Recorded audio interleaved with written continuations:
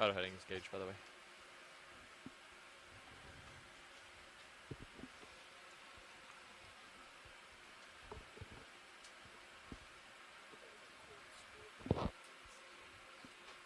Why don't you go ahead and rotate your camera all the way down? I'm at 90. I can go back. I'll go Yeah. back. Yep. Yep.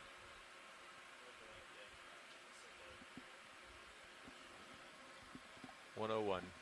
Okay. I'm at 20 meter delta. Auto depth is in. So I'm going to back to you. I'll turn to port. You turn to starboard. We'll line up at 180 and come down and acquire the slope. I was trying to find you in. Ready? Yes.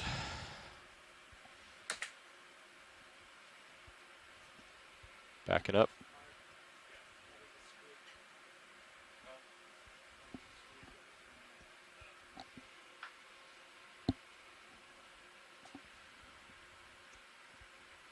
I've got the slope on my sonar. Off to port side as expected. Okay, I've got you in Titan, not in the... I see myself in fisheye. Got you in fisheye.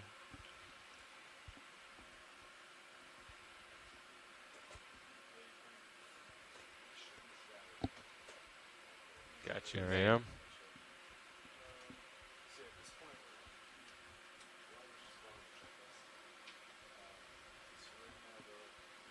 All right, so I'm going to turn to port. Why don't you turn to starboard? Turning to 180.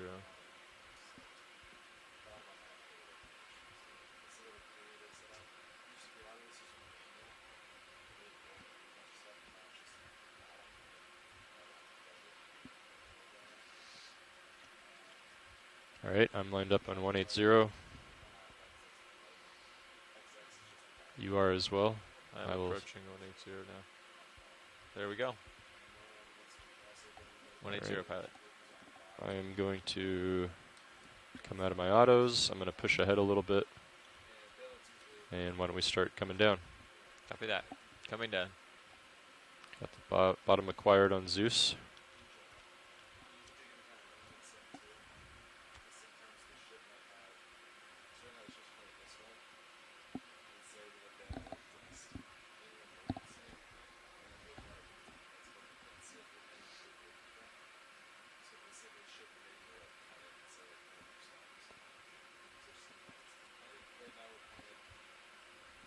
I have target and main cam. I mean, I have bottom there.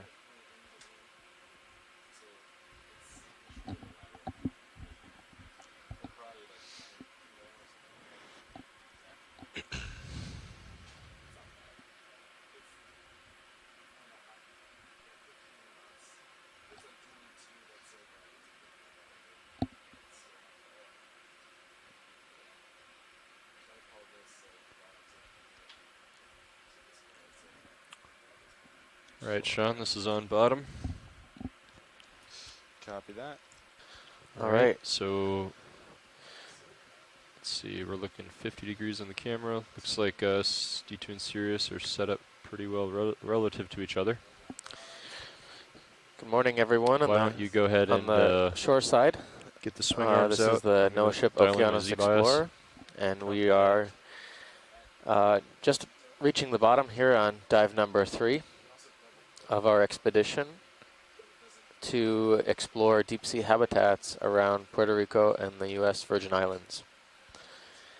So we'll briefly introduce ourselves. We'll be narrating the dive today. My name is Steve Oskovich. I'm one of the co-science leads on board the ship that will be exploring with you on the seafloor for the remainder of today. We're located at the Buck Island Reef National Monument. To my right, I have my co-science lead, Stacy Williams. Hi, I'm Stacy Williams. I'm the other co-science lead on this expedition. I am a coral reef ecologist. I'm a co-founder of a nonprofit institute called the Institute for Socio-Ecological Research, and also another company called Coastal Survey Solutions. All right. Start with 23%. So we're just touching down on bottom right now, and it'll take a few minutes to get situated with the vehicles. Today's dive, as I mentioned, is in the Buck Island Reef National Monument. We will be starting at a depth of around 1,850 meters, and our depth right now is a little bit shallower than that, at around just about 1,800 meters. Our dive today, the objectives are rather simple. We are conducting a rather deep dive, one of the deeper dives in the National Monument, and we're going to be exploring for deep water habitats that are relatively unknown in this area. Deep water habitats for fishes, corals, sponges, yes. It's done. associated organisms with those communities, from a depth right at about 1,800 meters up until about 1,500 meters. Takes us through the end of our dive track. Well, actually, this is Pilot. Hello, Pilot. Hi. We're just getting set up on the bottom. We've done our white balance. We've got our lighting arms set up. We are ready to proceed with the dive. Excellent. So I think the plan is just to proceed along the dive track as planned and Okay. upslope, and we'll keep an eye out for anything interesting at this point. Copy that. While we're serving, buenos días. Saludos a todos están escuchando, especialmente en el ecoexploratorio en San Juan. Saludos, buenos días. Sean? Y When do mi we nombre go ahead es and get a Stacy move, Williams y estoy con Steve Oskovich y within 30 estamos meters, ahora and it looks like it's gonna be- en el norte de Santa Cruz, Yeah, I think en 180 las is Islas about right. What do you think? Vírgenes. Vamos a bucear What do you en think, el Co-Pilot? Yeah. Monumento Yeah, Nacional, se llama the Buck Island Well, Reef. it's soft bottom. Es so una reserva, está protegida, getting any readings, though, huh?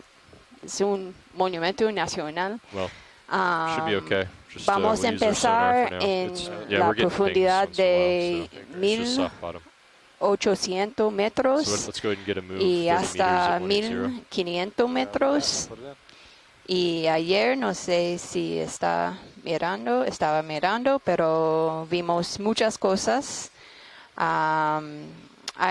Hubo un par de paredes empinadas llenas con esponjas de vidrio, y en áreas planos había muchos erizos, pepinos del mar y también Okay, I'm gonna push ahead a little bit. crinoides. Y hoy vamos a explorar el punto más profundo en el monumento Can you bump your y auto vamos heading over a a bit? caracterizar las comunidades Just de to organismos que viven en Because los it's tending to the fondos port como side, corales 5 y degrees. esponjas Yep. y All también over los the way. peces. Yep. Nav, can you, So, bienvenidos. Nav, So. can you change the gain? I'm not sure if it's up or down. I'd like to see a little bit more right now. Yeah, copy on On mine, Cirrus. just on mine, yeah. You want Other way. more? Yeah, no, less. Oh, you want less. Yeah, no, you were doing. We want to extend a special He wants to be welcome able to today see to the anyone bottom. watching Yeah, from yeah, St. that Croix. That looks good. That looks a lot better already. We have a large group at the Got it. National Park Let me know if who will you be want watching today, as well as numerous schools around the island tuning in. Okay, Also bouncing to our out science through party on 180 shore. now. Welcome to our exploration today. This will be the deepest dive we've conducted on this expedition so far. And Sean, can you range down my sonar to 30 meters? Generally, Yeah, our so track ranging is going to down take into us, sonar so to 30 meters. we're Thank you. about, we're north of Buck Island right now, almost due north exactly, just outside of the boundary of the park. And our dive today will take us up through the park boundary into the deepest point of the park. All right, we're at 5,000 pounds roughly. For future reference.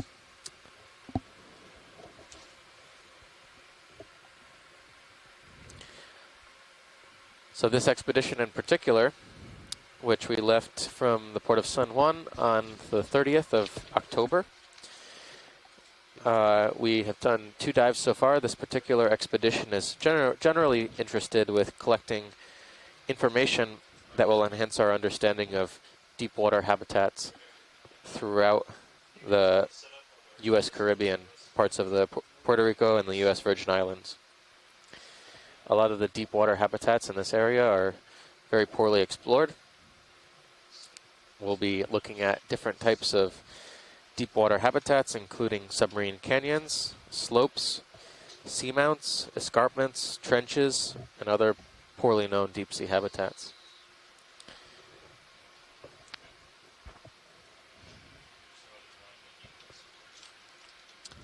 A lot of the data that we're going to be collecting over the next few weeks will go to support management and science priorities in the area. This includes understanding marine protected areas and the natural resources that they're protecting, as well as vulnerable marine habitats, commercially important fish habitats, and examining the geological underpinnings in the region for potential submarine hazards.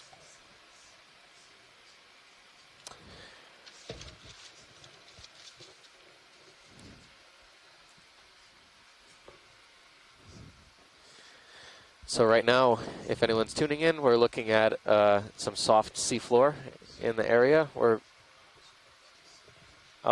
landed in a particularly soft patch here, even though the slope was predicted to be rather steep for the entirety of the dive. But nevertheless, we're still seeing some signs of life here, some bioturbation, some mounds formed by some potentially infauna. I also see some scars in the sediment left by spoonworms. These star-shaped patterns here. Oh, okay. Yeah. So that's a type of spoonworm or echiurin. They leave these very characteristic scars in a star-like pattern. Maybe we'll even see one. What do they look like? You won't see the body of the animal. You'll probably, if anything, see a little appendage that kind of looks like a spatula or a spoon, and they use that to scrape off the organic material from the top of the surface. Oh, okay. So you see, these star-like patterns here. Oh, this is interesting coming up here. Maybe a log. This looks like a woodfall. Yeah. Can we take a minute and zoom on this a little bit? So This is Nat probably said one of the had most substantial a woodfalls movement. we've seen Do I on this still move it? expedition so far. Yep, We were you're just 20 meters just in mentioning and yesterday 30 about meters due how south. woodfalls are thanks. rather unique deep water communities. Sometimes the organisms that grow and eat the wood in these environments are, and they live off the decomposition of the wood. They're rather unique.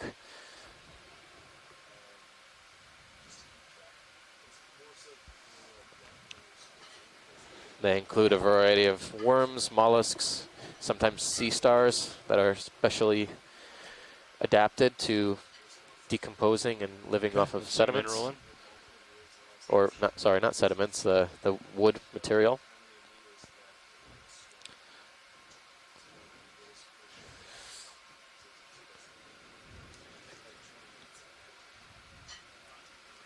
This looks kind of relatively new. Yeah, I would say so. Creatures on the left-hand side.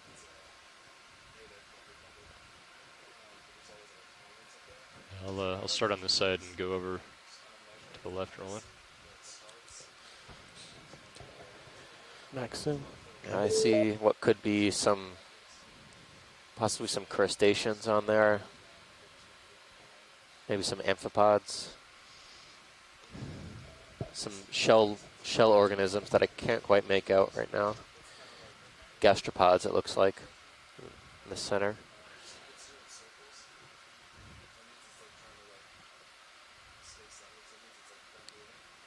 A couple polychaete worms, or those polychaetes, or they could be amphipods of some type. Here's some smaller things. It's the Yeah. same. Yeah. It looks like some crustacean. What? Yeah, there's definitely some very small critters on there. I think this over here looks like a pteropod shell that might have just fallen on there. Yeah. Let's come out a little bit, Roland. Just gonna see how far over. Yeah. It's always good to document these because there's not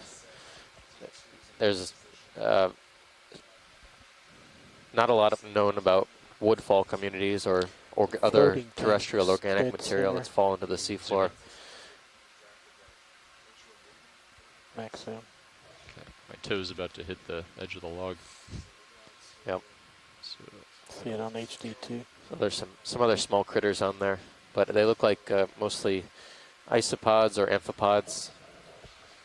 A couple of gastropod mollusks, Now I get a laser. snails, sure. marine Get snails lasers, of co-pilot. some type.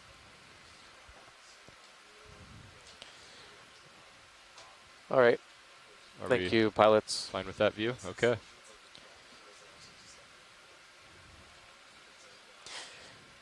Full I wide. didn't see any boreholes for any sort of worms that would be We could maybe worms or mollusks that would we could be take a quick boring look at this inside end here. the see wood, if there's but anything. something that also occurs.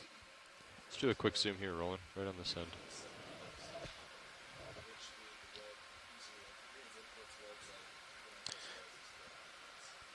Just as a reminder, again, to the shore side folks, there's our depth is around 1,800 meters right now.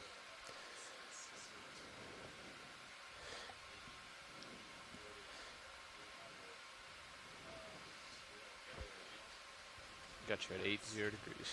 I think Yeah. there's It's all, like- all We of these should tiny just stop dots look now, like so very small gastropod should be good. I appear to still be moving mollusks right or now. marine snails. But I noticed that some small amphipods too that are bouncing around there. Oh, there's a larger polychaete or Ah, shrimp. there's a shrimp Yep, right that's at a the shrimp end. just on the tip there. Cool. All right, let's come out video.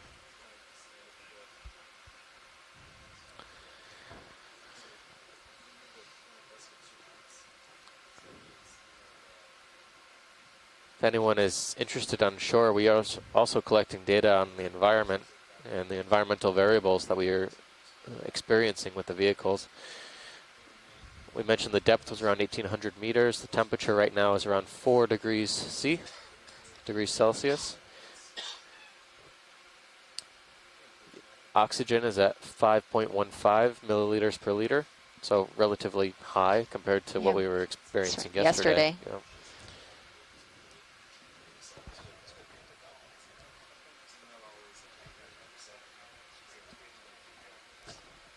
Okay.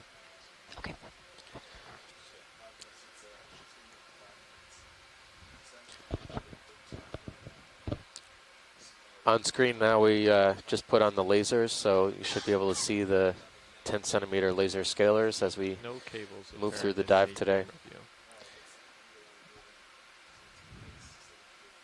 There's all these small little branching things. Ah, here's a something ahead. looks like a shrimp, maybe. Yeah. You can zoom past the skid video whenever you want.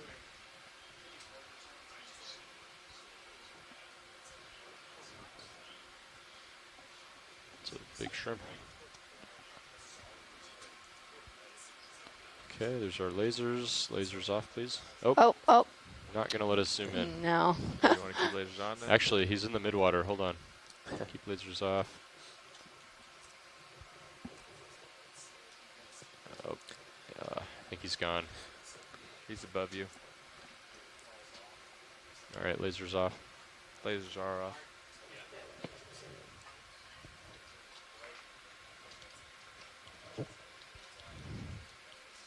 What? Lasers came back on?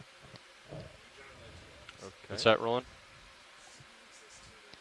So, para todos that. están escuchando, esta As a note, expedición doesn't appear incluye this button works either for lasers. muchos Try it again. objetivos de They turned ciencia, como vamos a colectar be los on now, datos And they did not y vamos a recopilando para apoyar So las necesidades científicas y de manejo en aguas profundas en Puerto Rico y en las Islas Vírgenes. Y vamos a explorar áreas de aguas profundas relevantes para la como recursos naturales y áreas de estar protegidas como hoy.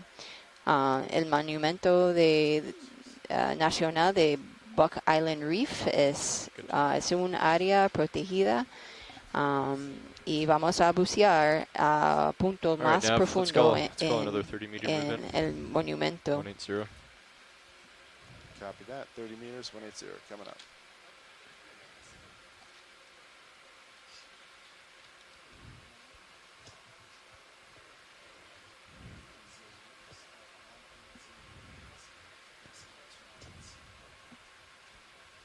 So for all of you that are listening, we are going to have a live feed. So live feed camera 3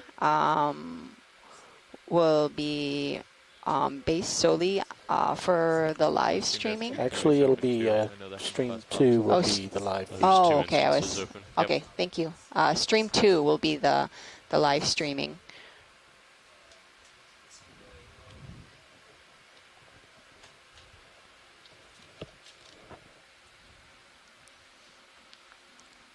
So Tony, so we are now slowly climbing. We're still close to 1,800 meters. Estamos en profundidad cerca de 1,800 metros. Ahora la salinidad es 34 PSUs. Temperatura es 4 grados Celsius.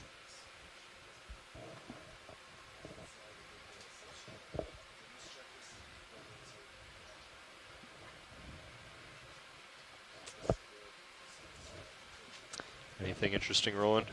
So the last shrimp that we guess I should saw say looks to be from our shoreside everything's interesting, side but scientist, any, a scarlet macro gamba organisms that prawn. we can zoom in on for the live event. He swam away pretty quickly. Oh, is that a holothurian up there? Check it out.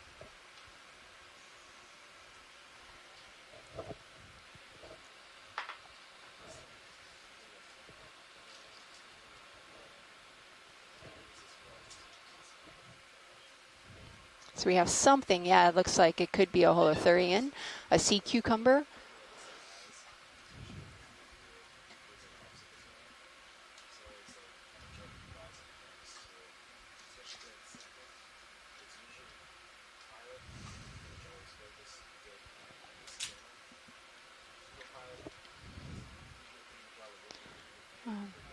Pilot, this is watch lead. Could you do a snapshot maybe of this? Sure. This looks possibly a different species to what we maybe saw yesterday. We saw quite a few holothurians yesterday on our dive. They like this really consolidated soft sediments because they are mostly deposit feeders, so they feed on detritus along the seabed. Really beautiful color. You could see its 2 feet kind of hanging out on the side. I see. So they're not watching this video, they're just watching it behind Dan. Thanks, pilot. You could. That's good. Okay.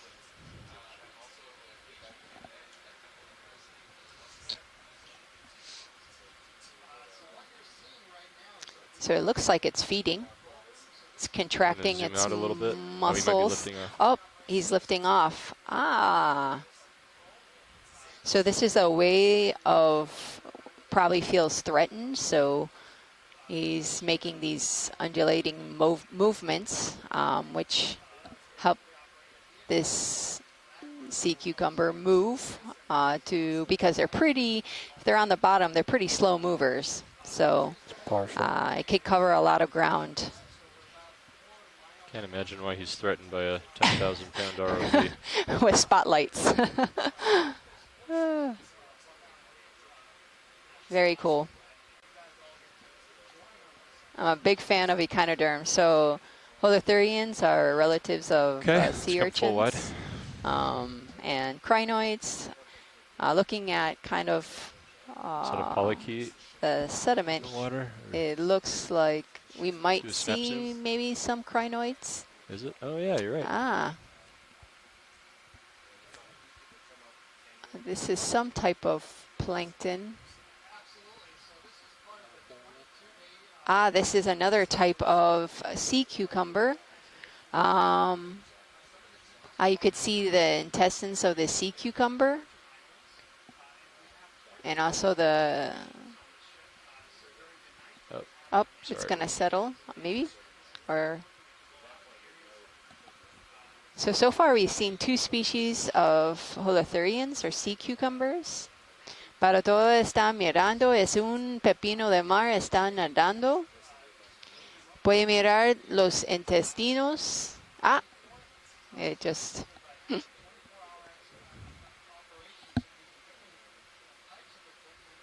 Just keep an eye on my tether, Andy. Copy that. Will do. Is that a ballast Looks good adjustment? right now.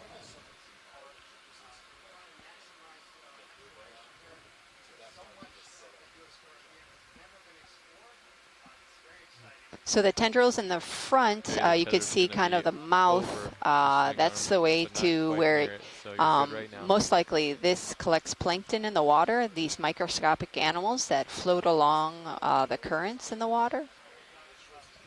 But it was doing kind of the same movement as Okay, let him the go. purple sea urchin.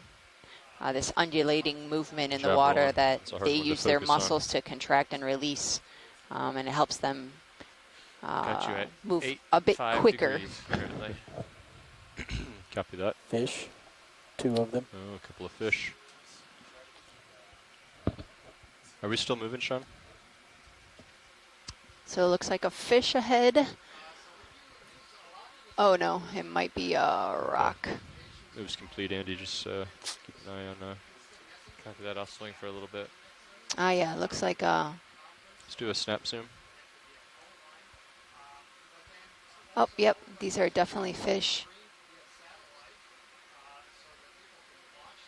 You You might need to. You should come up in altitude a bit. Copy that. Coming up now.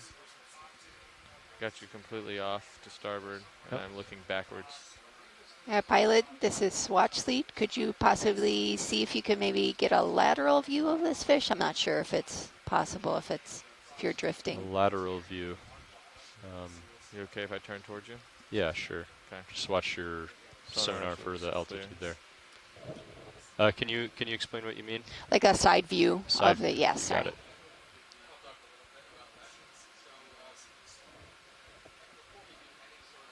Your camera's all the way back at 101 there, Andy. Yes, I realize. Thank you. So a lot of fish in the deep are silvery color. This helps them camouflage from predators. And also, you know, they're not pretty invisible to their prey, so it helps them also catch their prey.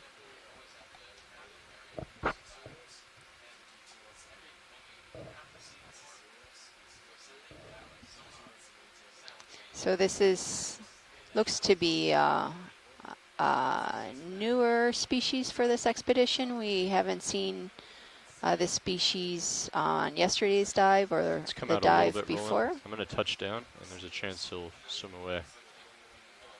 If I can do it without scaring him away, then maybe we can get a tight shot. If there are any shoreside scientists that possibly know this species or family of the species.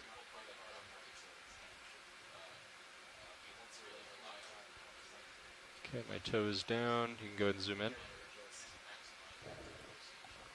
Okay. Ah, looks kind of like a snake.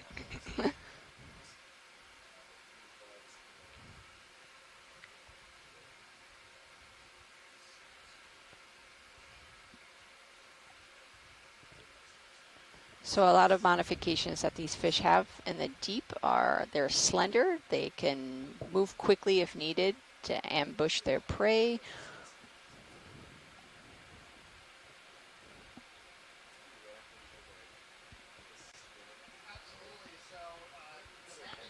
because the food down in this area is quite limited, mostly detritus or anything that is marine snow falling. Is that max zoom? Okay. So very cool. Stacy, Kevin Rademacher. He's Hi, Kevin. facing upslope. Good morning, so how are I you? don't think I'll be able to do that. Pretty good. I believe this is Bathiosaurus, one of the two deep sea lizard fishes. Ah, okay. It's got a very large Okay. mouth that you see there with a lot of teeth on it, Hold that. and it has an adipose dorsal fin backed by the caudal fin. Ah, okay. And we Thank can you, get Kevin. lasers on as once Roland is ready. All right, video. Let me know when you're ready for lasers. Lasers are on. There you go. Okay, let's come full wide.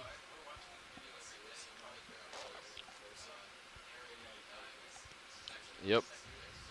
Are you I'm pretty much stationary. settled out? Yep. Okay. All That right. looks like there might be another species of fish. Yeah, right. Fish are the Yeah, to the top priority, right. so go ahead and take a look.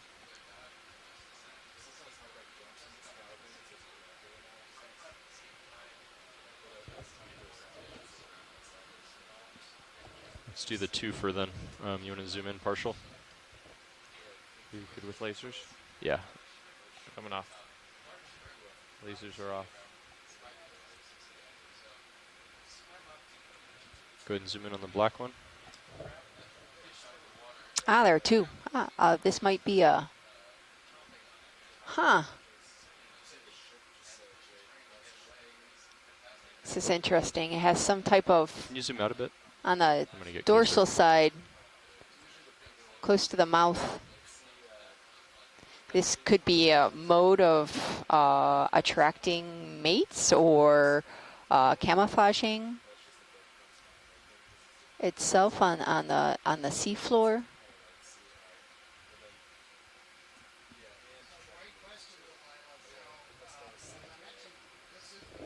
So the small slender fish is a halosaur that we saw earlier. This one, I am not too sure.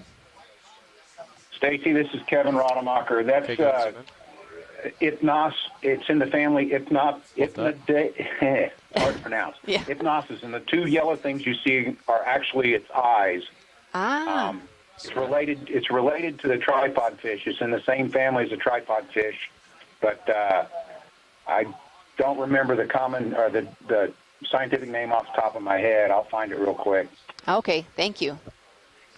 And do you know why their eyes are this bright, like so big and look this way? Is there any type of adaptation of this fish?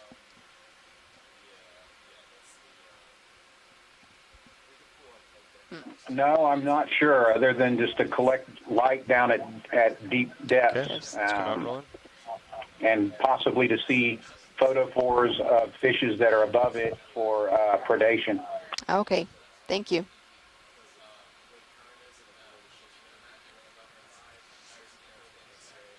And we can just do a quick zoom on this one. It sounds like you had already identified it. Yeah, this is a halosaur. We'll do a quick zoom, Roland, and then I need to... Stacy, the scientific name of that fish with the big eyes is Ipnops murray. Hypnops mirini. Okay.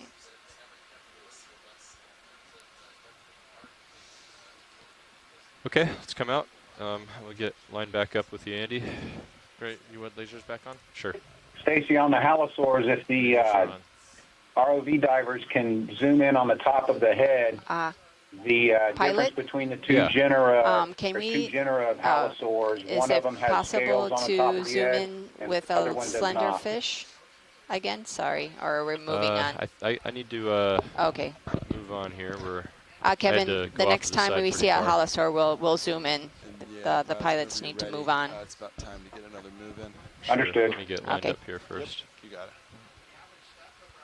So I'm coming back underneath you, Andy, and you got to turn your head back to 180. 180.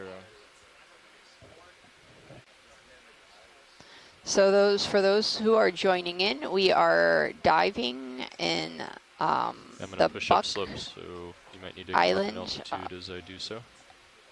Provide copies.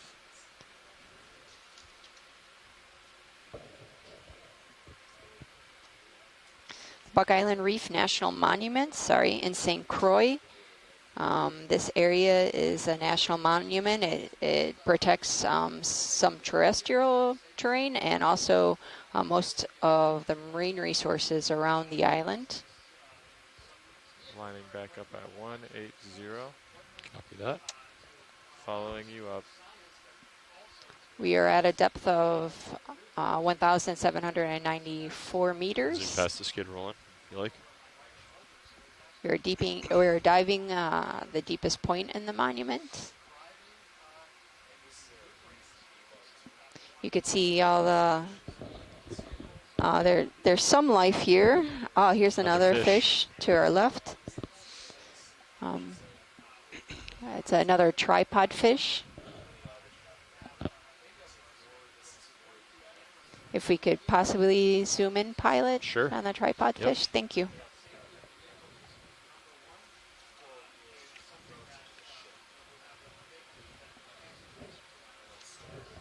Okay, I think we're clear for lasers. A little over 10 centimeters long. Lasers coming off.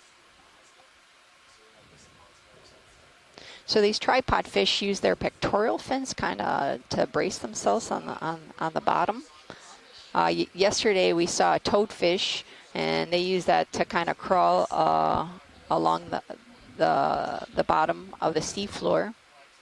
Hopefully we can get a close-up of this tripod fish. Looks like it has. Hold that. He's trying to turn his head to look at us. Oh. Oh, he just. I believe this has been identified in other expeditions, but new for this expedition. Oh.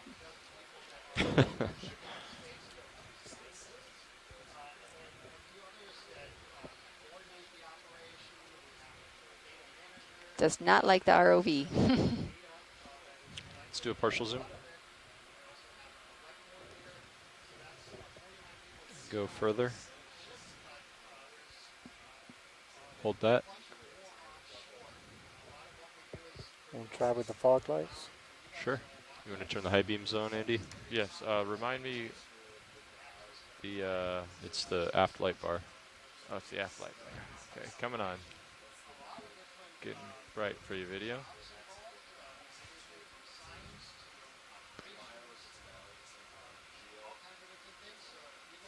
It was looking better for a second.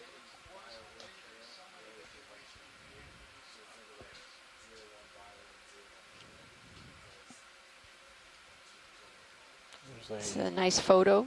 Thing on its left fin. Oh yeah. Looks like it might have an isopod on. It's one of its fins. The pectoral fin, it looks like. Drifting closer. Yep. Huh. Some people are, these isopods could be parasitic or could be commensals, depending. Going tighter. That's max zoom. Okay. And so far we have not seen isopods on the fish during this expedition, so this will be the first. You want to come out like partial to full specimen? Hold that. For the whiskers. You can come out more then. Yeah. I'll tilt up a little bit. How's that? Perfect.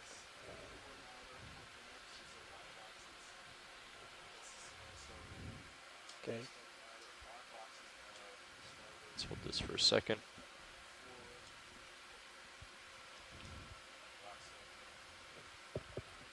Okay, let's get the high beams off. High beams coming off. Ooh. Big difference, huh? All right, rolling. Let's come full wide.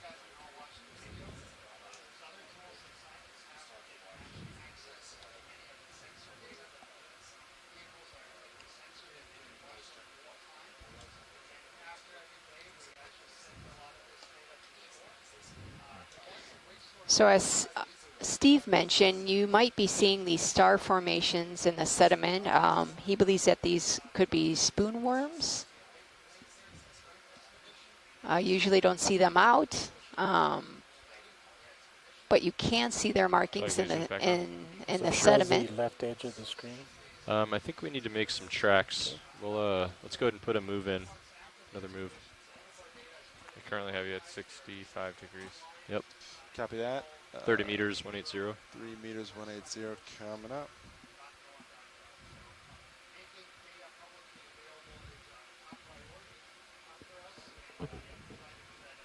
Si está escuchando, estamos en el Monumento Nacional de Buck Island Reef en Santa Cruz, en las Islas Vírgenes, y estamos buceando en un punto más profundo en el monumento. Y vimos muchos peces, un tripod fish, y pepinos, 2 especies de pepinos del mar.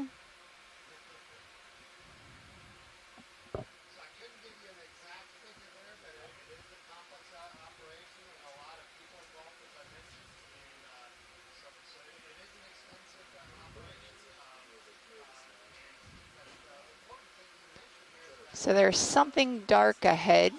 Pilot, do I think I you see see something? Yeah. We've got to move in that direction. I'm not sure I can get out there yet, but we will be there in a few minutes.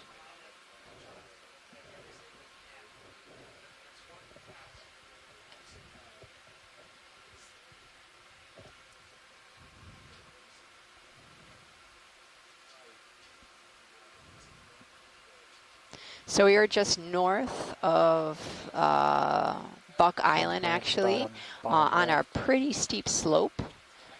I believe the degrees about 30 degrees.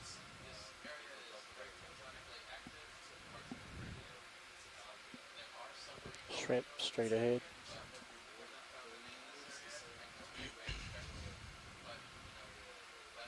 There are a couple small. What's that There's swimming up something. there? Yeah, that looks like some fish. You want to do a Ahead. partial zoom? Might be another halosaur. Oh, yeah. Yeah, it's another. And a shrimp to the left. It's kind of orangey. I'll give you what tether I can. Sí, ahora en el cámara es I won't get too un much pez, further se here. llama halosaur. So I know there's a request for a zoom on the Ah, head. yes. I can't. I'm stretched out as far as I can get right now, but the ship is moving toward D2. So if he sticks around, we'll be able to get you a better shot. Okay, But we can do a partial zoom here. thank you.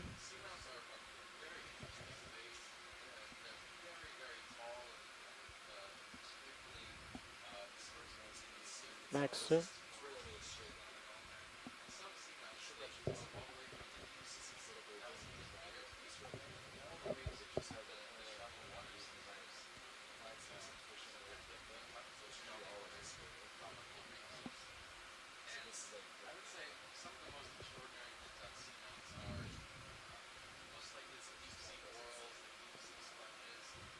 So these halosaurs are pretty common at these deep water habitats. We saw a couple halosaurs yesterday on yesterday's dive. Got a little more tether now. Could even come up a little bit, Andy. Okay. Coming up. Just a little bit. So what is it on the head that you're looking for? So I guess that's a way to ID between species of halosaurs. Laser's clear. Looking for the presence of scales. Sure. So if there are just scales gonna on the turn away top of the head, Yeah, okay.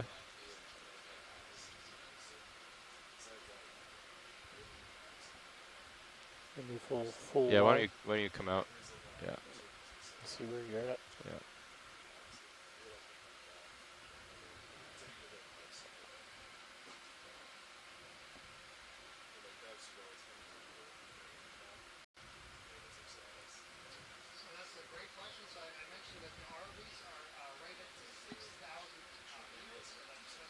So if there are scales, then it would be a halosaur. If there are no scales, it would be a Eldrovandia. Okay, go ahead And and that's zoom in. from our from Kevin, one of our shoreside scientists. Thank you, Kevin. Go tighter. So I do not see scales. So it could be Eldrovandia, Where would the scales be?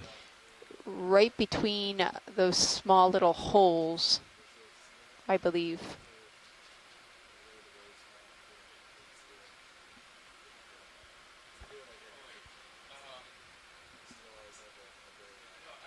So I think this is a good photo. I think we have some delay on from our shoreside side team and us.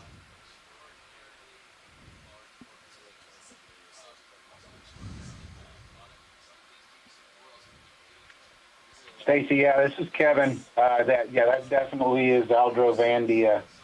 And Ken Sulak just joined the chat room, so he could probably get it down to partial. down to species level a lot faster than I can. Oh, okay.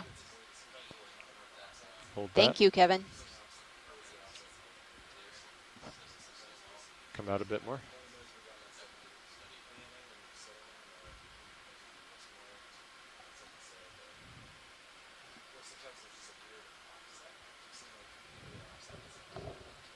Okay. We're Okay, clear. thank you.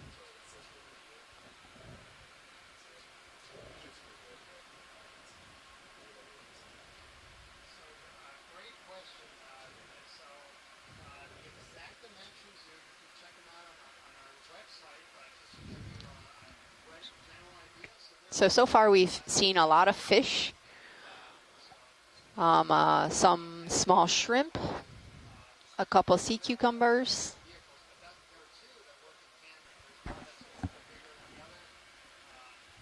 They're gently rising off of this steep slope.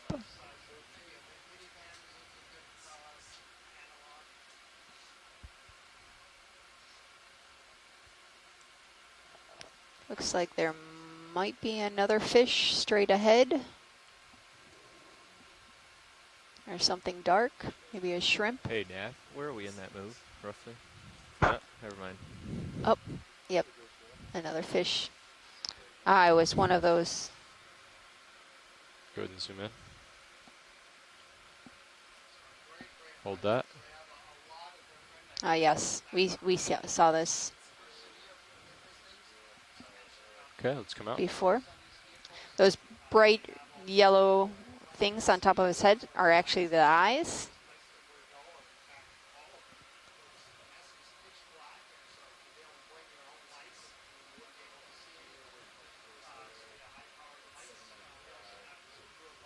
Here's another sea cucumber, a holothurian. We saw at the beginning of the dive.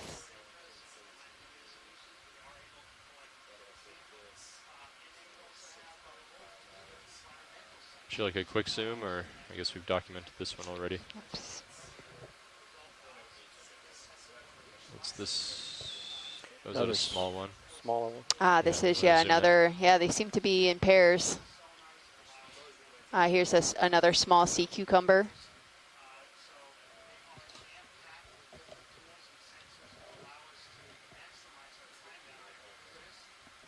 He's cruising. Yeah, he's going fast.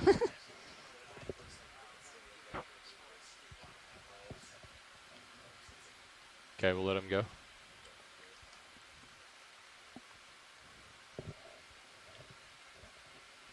Pushing ahead. There's something there. That's the creature we Yeah. saw from afar earlier. Might be a sea urchin, let's see. And another fish further up ahead left. Yeah. Ah, yeah, looks like possibly a sea urchin. A pancake urchin, looks like. We saw a sea urchin similar to this one yesterday, but it had a whitish color. Get it right between your skids. You can light it up really well. Okay. Go ahead and start off with the fog lights. So sea urchins are known like for the they're fog lights? called spiny let's hold on a skin, second. but Copy, let me really know. the spines are not attached to their skin. Let me know if you'd like to paint it with lasers too. They're attached to the skeleton, which is made up of these calcium carbonate fused plates.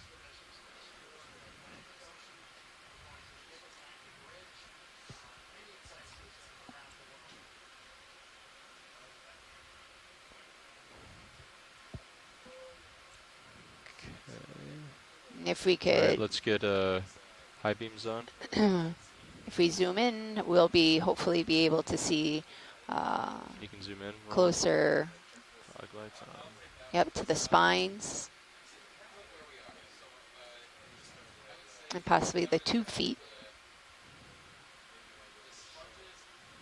So their mouth is actually on the underside of their body. So these guys usually, shallow water urchins feed on algae, but at this depth, since there's no light, you don't have algae. So these guys feed on detritus, anything dead on the seafloor. And you could kind of see these really small spines that have kind of look like a claw-like Pretty fast, isn't he? formation. Wow. Yeah. Ooh. These are Pittosalari. They help grab onto things. I believe this is also a new species for this expedition so far. I don't know if I've seen an urchin move that fast. No, yeah, they're pretty slow. All right, you can go in again, Roland. So like many other echinoderms, if a spine is broken off, or for a brittle star, if one of their arms, you know, if a predator is chasing it and it grabs one of its arms, it could break off its arm, and they can regenerate these arms. And it's the same case for these sea urchins. They could regenerate these spines. Got So you you could- at 8.5, but I think I'm done swinging. Yeah. So you can kind of see the tube Dust feet. coming in. These are like the smaller, clear Okay, let's come out. things kind of floating, waving in the Let's water. turn the high beams off. All right. That was cool. Would you like lasers back on? Sure. Lasers on. Here's a stock. Ah, here you go. This could be a black coral.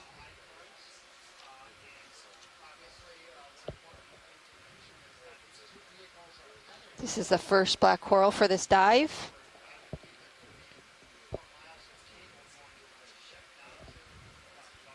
This could be a Stichopathes. If there's any shoreside scientist online that could possibly confirm this.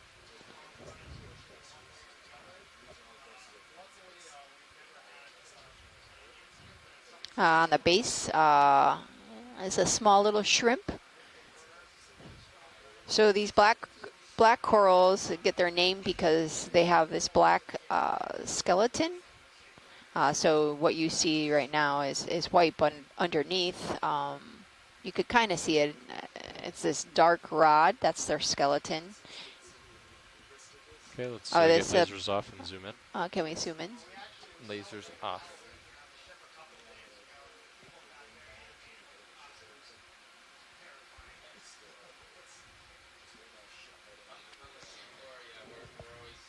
Go So tighter. black corals, the polyps, we'll have to see if That's cool. this. So this possibly. Go ahead and pan down to his This nodule. this might be an octocoral. Pan down, Roland. Yes, please. Yeah, because octocorals usually have on their polyps 8 tentacles.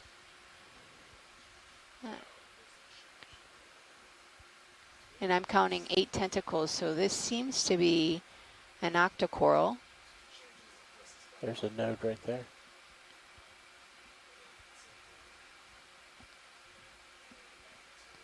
Octa corals are they do not have a calcium carbonate structure like that of sclerotinians. That's why they are called soft corals. This might be a bamboo coral, but I'm having a hard time seeing the nodes. Ah, yeah, I see the nodes right there. So this seems to be a, can any shore side scientist, I see a node right there, Oh, nice shot. right below. Can we pilot, this is Yeah. watch lead, could Yep. we maybe start at the base and Yep. then move up?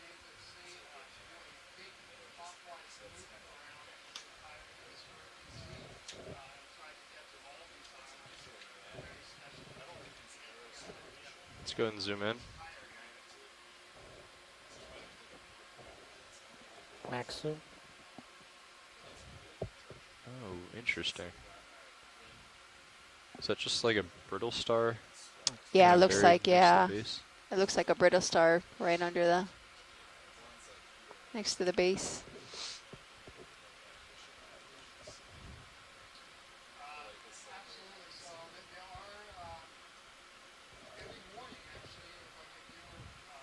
Go ahead and start panning. Okay. Yeah, so this tilting seems up. to be bamboo coral, which is an octa coral, because you could see the nodes, like in bamboo. Bamboo have nodes, so you could clearly now see the dark nodes along. I think we're zoomed in so far that branch. even a little bit of tilt is making it seem really fast. We're creeping in on it too. Right Yeah, now. you're So we right. saw Yeah, a bamboo nice. coral yesterday. Max It wide. had more branches to it. You could see this. See if we can get a better dark background.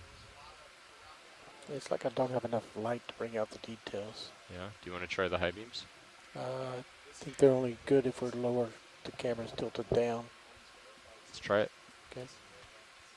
Copy that. Fog lights coming on. And on. Let's go ahead and zoom in. That really brings the color out. Yeah, that bottom's really soft, huh? So you could Back. see I'm turning. a shrimp in the screen also with this bamboo coral. Para todos están escuchando, está mirando un coral de bambú. Es un coral blando.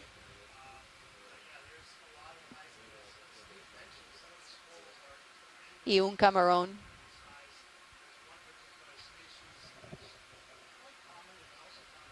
We are at a depth of 1,778 meters. Okay. Video's clear. Let's go ahead and come out. Let's get the high beams off. Hey pilots, we've been stationary for about 10 minutes now, so whenever next time you're set up, might be time to move on. Yeah, how about we swap now, Sean? And then Jeff can just leave me when they're done with the live event.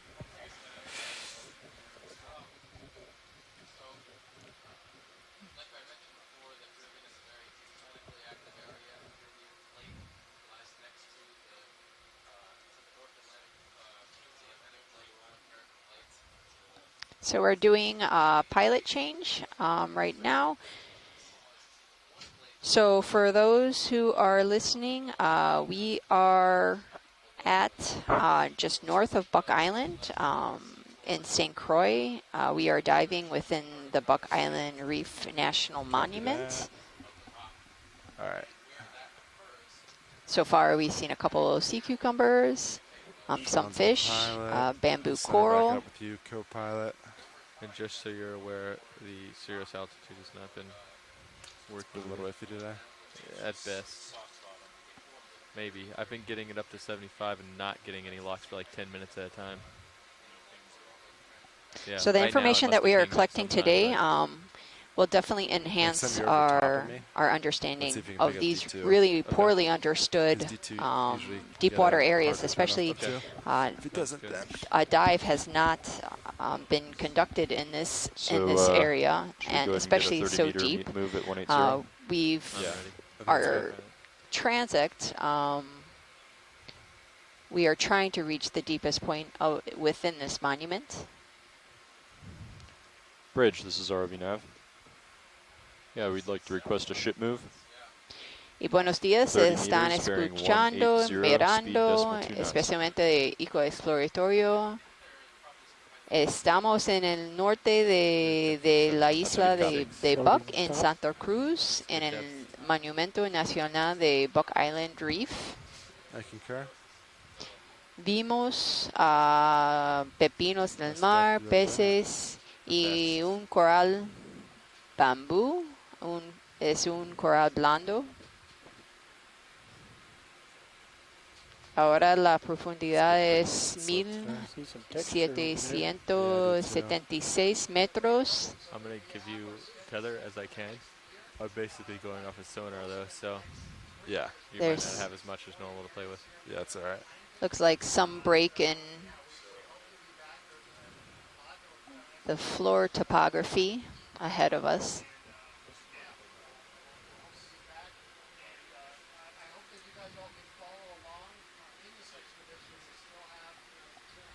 Almost looks like a pipe.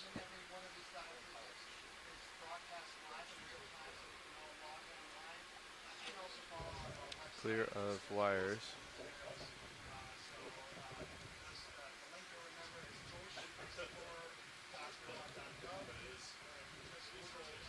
Got you at 25 degrees. Giving you a little bit more tether. Copy that. I'll stay put here. So what we've been noticing is that when we do have this break in seafloor topography, we seem to find quite a bit more, a higher diversity of organisms. Sometimes actually some more fish, given that these areas are pretty flat. They use these breaks in topography for protection. We're moving, yeah, pretty much due south the whole time, right? Yes.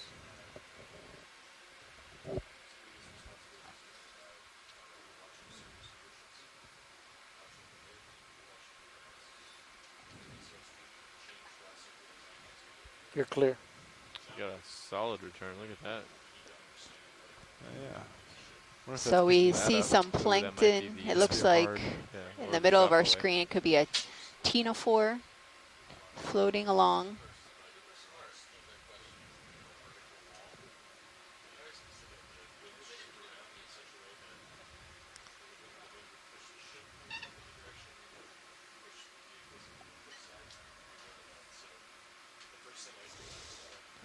So welcome to all of you who are listening in.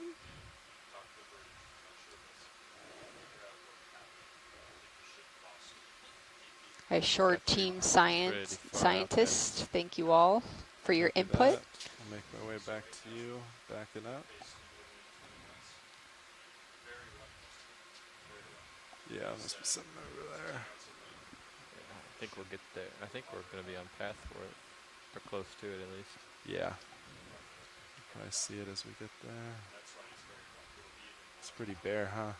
Yeah. Yep. There's some life because you could see the tracks Yeah. and those star formations. Steve mentioned could be spoon worms. So maybe there's a lot of animals that are living within the sediment that we can't see right now.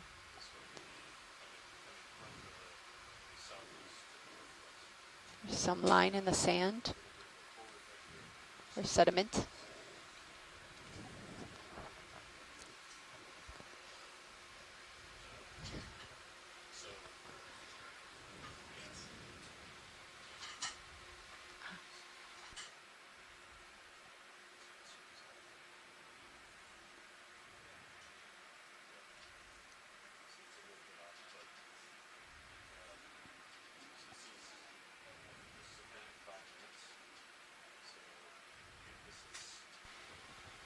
So there is some something to the far right, left. I'm sorry, No, far no. left, Far left, copy. other right. close to the shrimp Yeah, coming that we to see. It.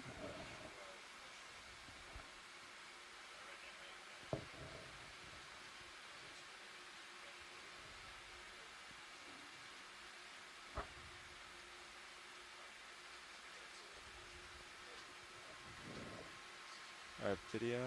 Looks like it might be a glass sponge. Come on in. And then Copilot, if you want to be in charge of my lasers. Would you like the muff? Yes, please. Copy Oh, that. sorry. Thank you. Centering. If you'd like fog lights or anything, let me know as well. Yeah, this seems to be a Copy. glass sponge. Coordinate with video. Copy If that. video wants fog lights, we can definitely bring them on. This looks very similar to one we saw yesterday, Let us doesn't it? know video, With okay? the Yeah, I think we actually were able to possibly get an ID.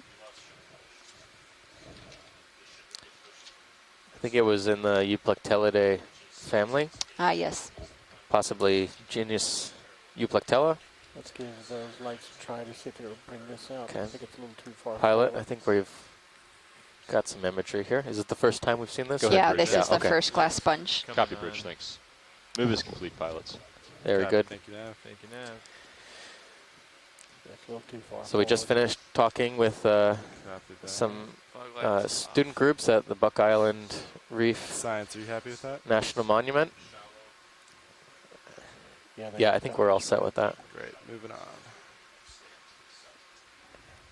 And we're heading upslope now to the south and over some softer sediment terrain. It's quite steep here, but we're still on the lookout for some hard bottom that might be poking out.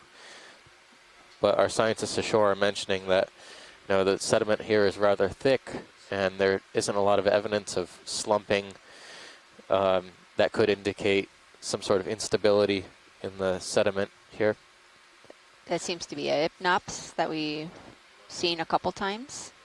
So I think this is a third observation.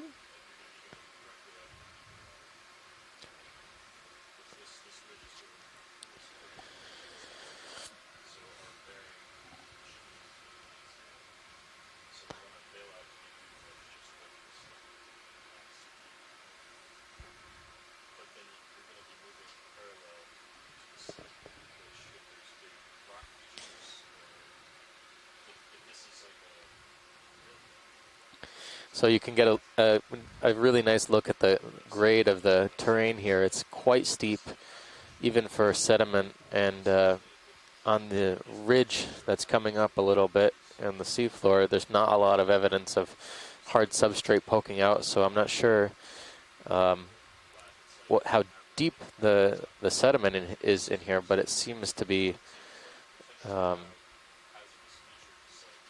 rather uniform in its layering. It's going to peek. I won't go any further, Copilot. Oh, Yeah, I you're think I fine. see some hard Something. substrate way out in the distance. No, I'm clear on my sonar. Copy.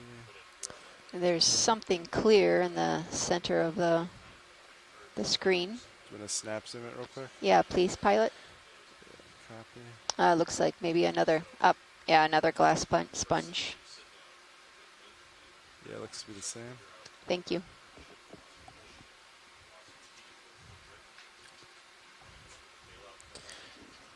Not a lot of attached fauna in this area.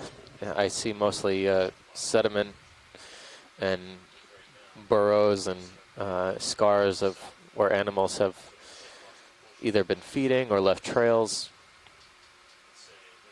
I think I've seen a number of star-shaped patterns in the sediment, which could indicate spoon worms or echierans. Although I haven't seen any. Have you seen any No, we haven't seen any. evidence of life? Oh, we have a couple animals ahead.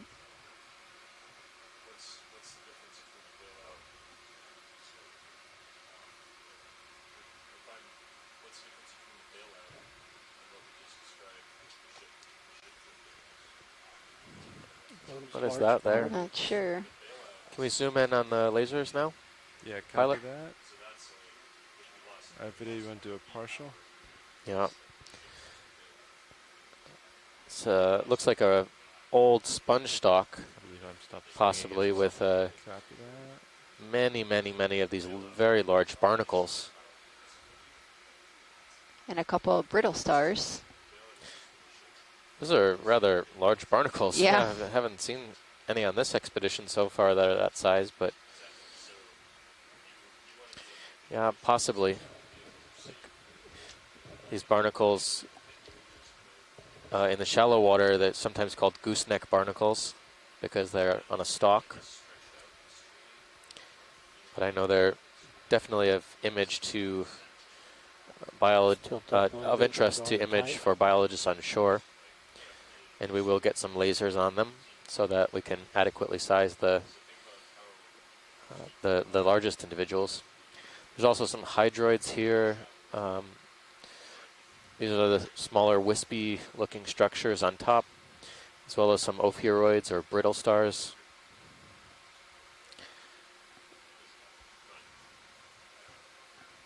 Yeah. The brittle star underneath looks like an ophiocanthid, very spiny. Going for full screen. Copy that.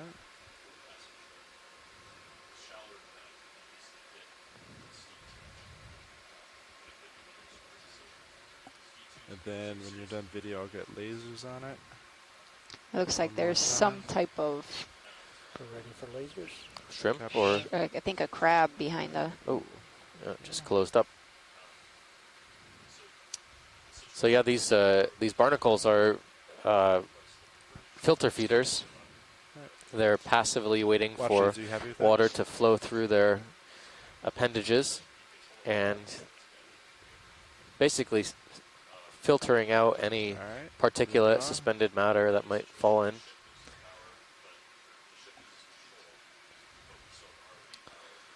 The video we saw Holothorian, right? yes, Copy. Thank I you. will pass him.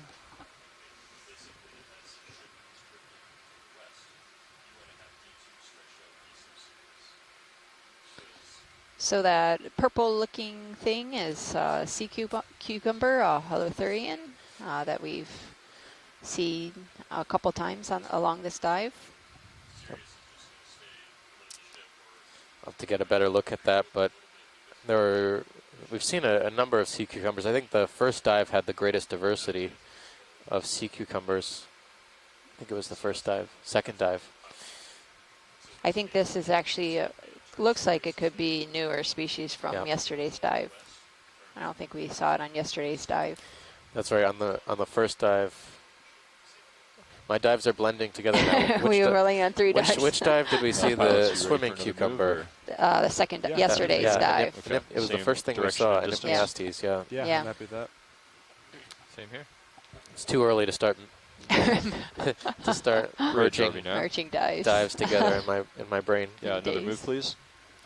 Another 30 meters. That's 30 meters, bearing 180, Tripod speed fish decimal ahead. 2 knots. Seen it a couple times. This red one we haven't. But Is the that a shrimp. shrimp or a quick snap it? Good copy. I think it's just a Up, yeah, it shrimp. looks like a shrimp. All right, but he can come out. He's moving pretty quick. And then, watch this. Do we There's- want another view of tripod fish? I think we're okay with the Yeah. tripod fish. Copy. We've I seen will a pass couple. it.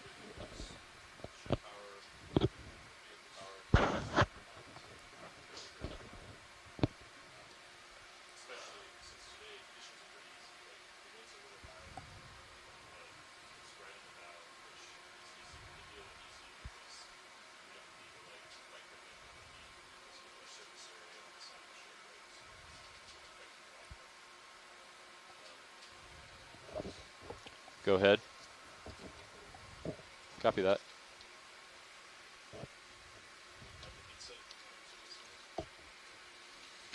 This is yours. Thank you.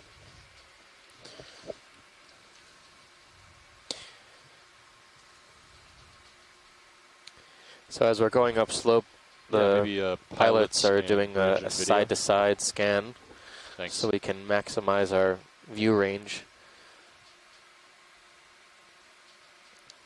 it seems that there is some hard substrate off to The snap zoom Yeah. floating object real quick. off to the other side of this ridge. Oh, that looks like some. Some debris, or It's is it an animal? probably some mucus of some type, perhaps a mucus house from a larvation. Yeah, thanks. Disappeared there. It didn't look occupied. No.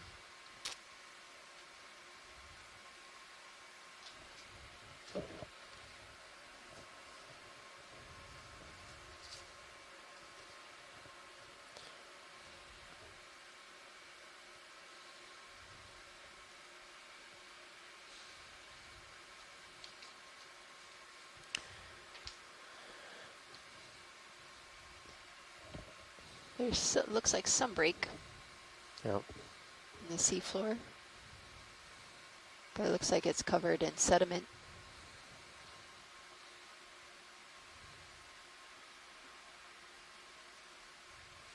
Pilot, this is Watch Lead. Hey, Washy, go ahead. If there's any way, I know you guys are on the lookout for hard substrate, but if there's any way to take a closer look at some of these hard bottom things you see, let us know. Yeah, we can do that. We can adjust maybe next move a little bit. Sure. Put us a little more over there. Be great. Also nice to get ROV out there and light it up for Sirius. Copy. So I'm looking 160. Do you want to... Y ahora center. la profundidad Sure, es we're- 1765 metros Yeah, just y you can temperatura turn es back. 4.17 grados. 170 is really all we need then. 165. Yeah, 165 would be great. Copy. We'll do that next one. Okay. And then, yeah, you can move back so you don't get confused. Video, you want to... So if you are watching the streams at home, always keep an eye on the other streams. If you're watching the main HD screen on D2, we have view from Sirius, who's Yeah, it's another the eye in the hologram. sky of sorts, above D2. That's showing some interesting changes in come back to topography that here. side. Some rather Next move. steep topography, hard bottom. All right, watch it. We're going to leave that side real quick, but we're going to put our next move, so we'll be over top of it, and then we'll check everything out. Thank you, pilot.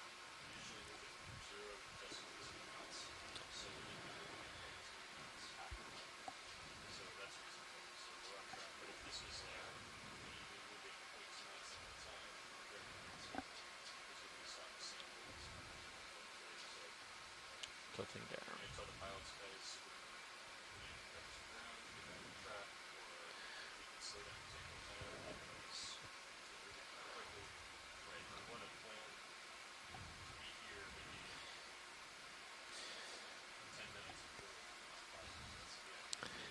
Right now, our depth is around 1,762 meters.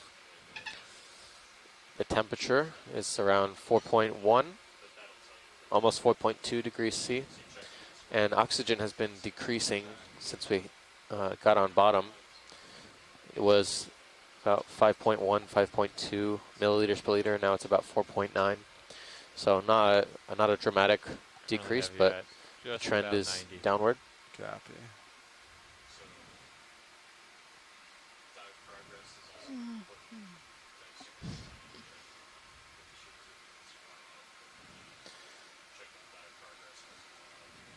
We get over that hard return, maybe we'll start seeing some altitude pings. Yeah, I'll be curious to check that out. Because we've been on soft bottom before, and I haven't seen those. Looks like it pinged again, but yeah, 64. Fuzzy on the left. Copy, fuzzy left. There is something in the lower left. Looks like. Pilot, this is Watch Lead. Could you maybe do a snapshot? Go ahead, Bridge. Yeah, copy that. Thanks, Bridge. Move is complete, pilots. Copy, thanks. Video, you want to snap this real quick? Ah, this looks like a crinoid. This is our first crinoid of today's dive. We saw a lot of crinoids yesterday. Very abundant, yes. Looks like it's attached to a glass sponge. That's the sonar. So this is D2 sonar. Sargassum as well. So a little piece of sargassum on the left-hand side. Crab on the lower And left. there's some crustacean behind the glass sponge, it looks like.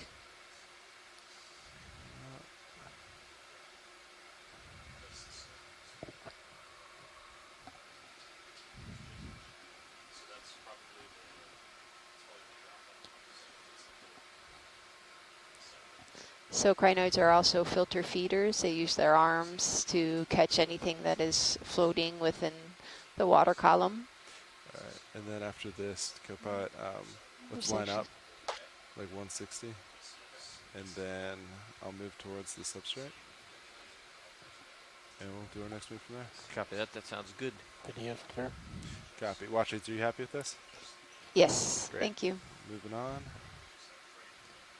All right, I'll actually start spinning over there so you can. Copy. I'll follow.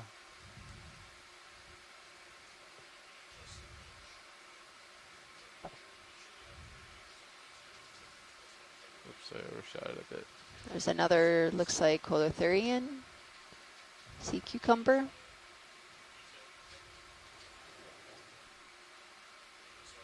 Okay, that's at 1. Do you want 160 or 165? Start at 160. 160. Oh, perfect. 160. And then you can just kind of fine tune it as we Okay. get closer. Just snap on a fish real quick. Is this one we saw already today? Yeah, that is possibly, well, we don't know if it's a halosar or a aldrovandia, But we did but see it looks like a aldrovandia. Can we zoom on the head? Yeah. Yeah. Give me one sec. The head has scales that can be used for Okay, do you wanna come identification of this. Partial, and then we get a little family. closer. Oh. You gonna kill lasers, co-pilot? Yes, lasers coming off. Just getting closer, watch leads. Where are you now? Oh, I was at least for a little bit. All right, we'll see if we get him later. If it's difficult to chase down, I think we'll. He's in the direction we're moving. Oh, so excellent. If he stays put, we'll zoom back in. We can take a look at the substrate. So this is some interesting Get topography lasers back here. on. It's a cool view from Sirius. Yeah, I like that. This is what I would Lasers back expect on, from you a said? slope Yeah, of this okay. grade. Yes, sir.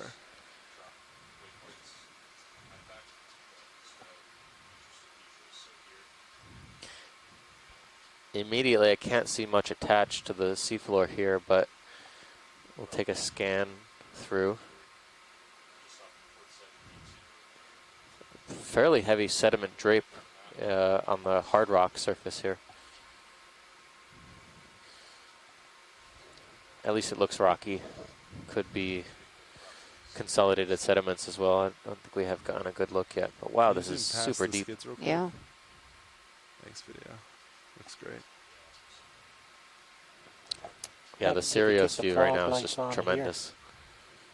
You Wanna can try see it? how deep this Sure. gorge Feel is. See if it penetrates very Fog far. lights coming on. It does not. Yep, just reflects. There's something there. Kick it back off. Something, looks like, maybe not, maybe it's a shadow. I'm gonna line up a little bit more on you, okay? Yeah, sounds good. Careful about lines here. Be a good place for them to drape. I agree with co-pilot.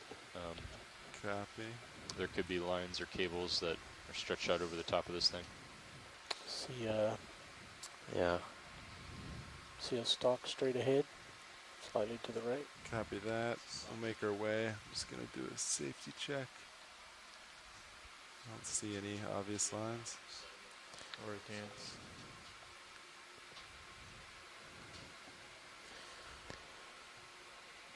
For safety.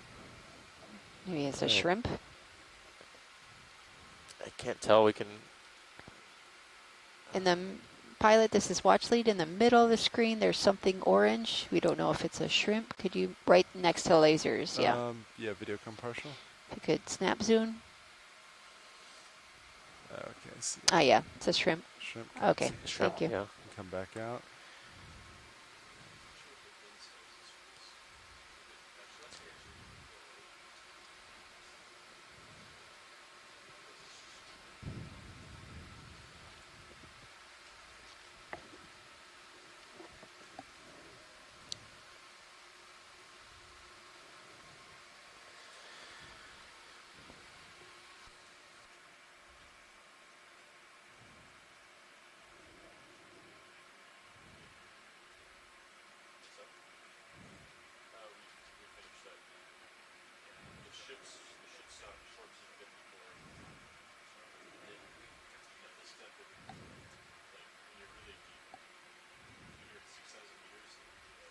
Just gonna take a look up real quick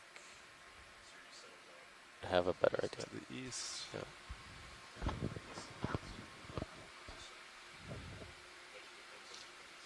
I'm not getting any good returns still. Yeah, copy. Do you want to move me in that direction?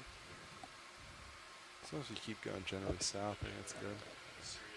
Let me move a little bit ahead.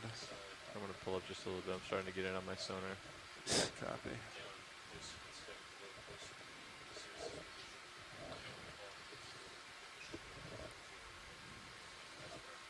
Looks like that crevice ends here.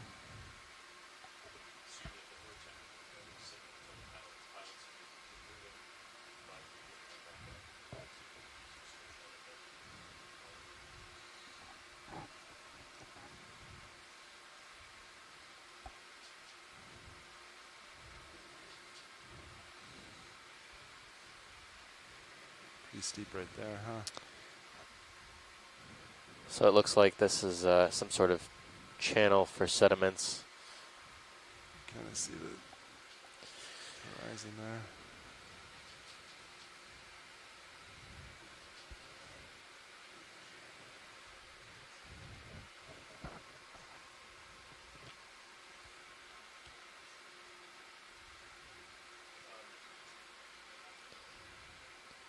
Y buenos días y saludos a todos que están escuchando. Y hoy estamos buceando en el punto más profundo en el Monumento Nacional de horizon Buck there. Island Reef. Y ahora estamos mirando It's south.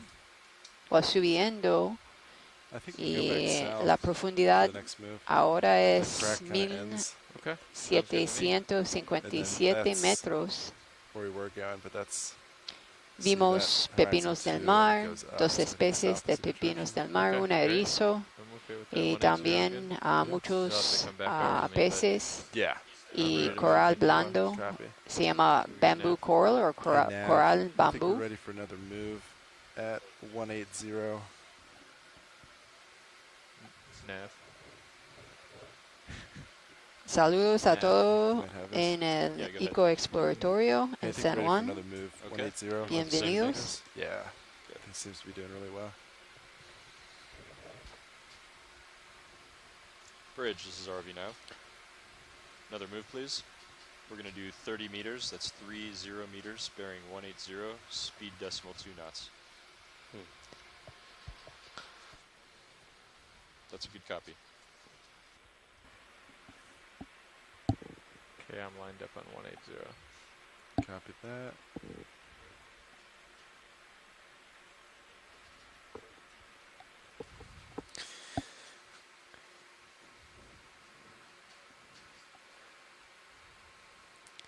So far this dive, we've Drop seen off a good. few sponges, glass sponges in the family Euplectellidae.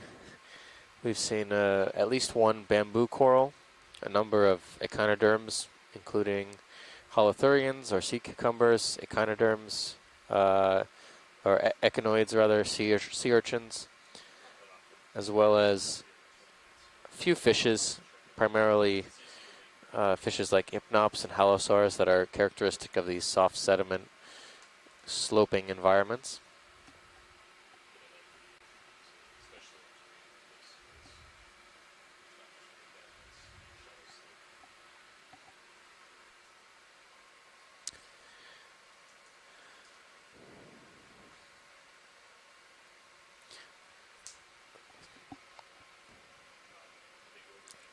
Stacy and I today are also joined by a number of scientists that are on shore, both in a chat room we have set up to talk about scientific observations, but also on a conference line that they can call in, and you might hear their voice now and again chime in to give us some information about particularly interesting observations we're making. If you're just joining us, today we're at Buck Island Reef National Monument, just to the northeast of St. Croix in the Caribbean Sea. I'm going to give you a little bit more tether. I feel safe. We're exploring the deepest point of that particular park. Look at that weird path. Yeah. Pilot, could we snap zoom on that question mark looking feature on the seafloor? Yeah, you got it. The mounds, yeah. Looks odd. All right, video. You want to come partial? Gives us something to look at in the meanwhile while we move. Oh. Very odd kind of star-shaped or scoured marks in the seafloor. Doesn't look as dramatic up close, but definitely looked odd. Yeah, you can take from above. anything if you want. Yeah. Let me know if you'd like lasers back on too. Yeah. Copy. They almost look like some sort of burrow, perhaps, but they're arranged in a track-like way.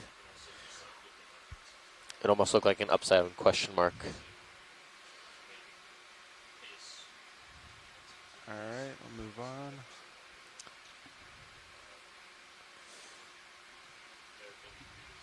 It looks like there might be some more up top.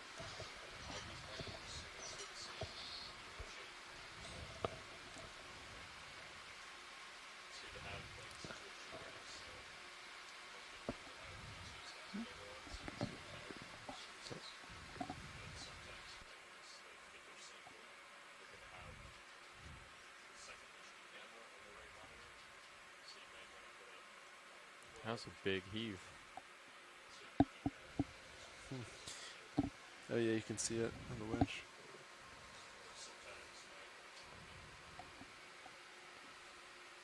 I was told the wind might be picking up sometime today. Sorry, what's up, co-pilot? Another thing, I heard wind might Minute. pick up later. I just had a big heave. So and I was Jason just Shader, curious. one of our Yeah, our we're still scientists on Cool. land, and also a geologist, said that in this area the geology is quite complex, given that there is an impact of active structures, large offset of normal faults. And what we saw before, you could see some of these really extreme vertical reliefs that it creates from just a couple, I guess, minutes ago, it seems like. So like for St. Croix, the Virgin Islands, and Puerto Rico, Copy. these are cored by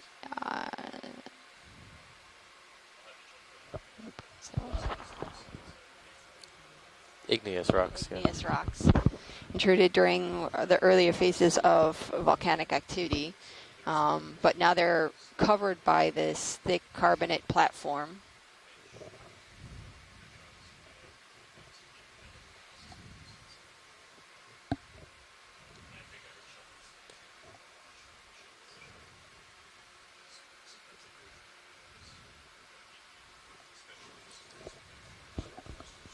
Seems like the most, I guess, abundant organism that we've seen so far are these sea cucumbers.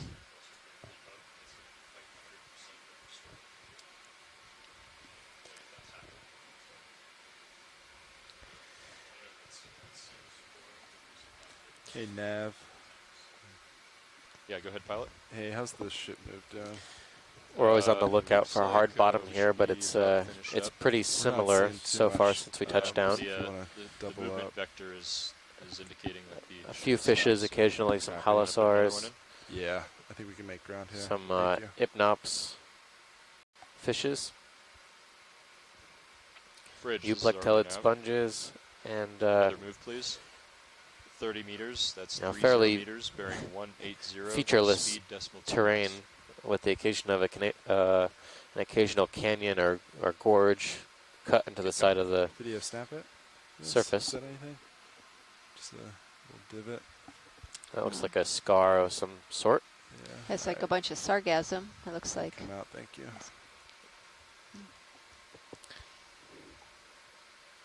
So, I'm gonna have Tony Unclear what jump could in, have but I'll made that be deep on of a the scar, headset. but it's something that You I've got it. seen before, and I don't think we have a good idea about what kinds of organisms might make them. Some of them look rather fresh, and some of them are rather old. That one looks more old.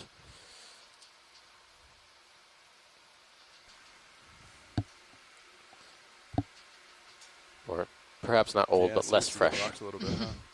Yep. I'm gonna come up a little bit. Copy. There we go.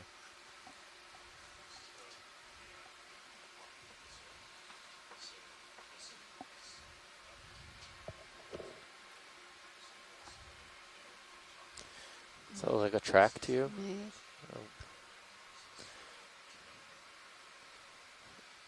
We have time, we can scan back and forth and zoom on anything that looks odd or out of place.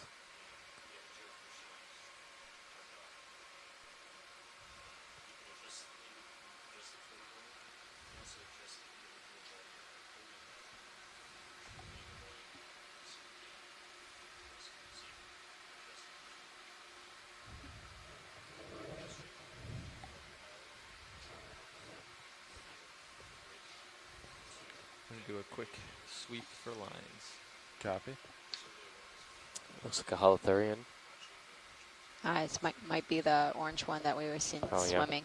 I see Light sponge coming next to lasers on the right. no lines. Copy that. You want to go partial? A lot of different types of tracks in the sediment. That's the No. same one, right? Same style. Looks Yeah, like got a- view of the crab. Another euplectillid sponge with a crustacean, perhaps it looks like a crab. Some type on the underside.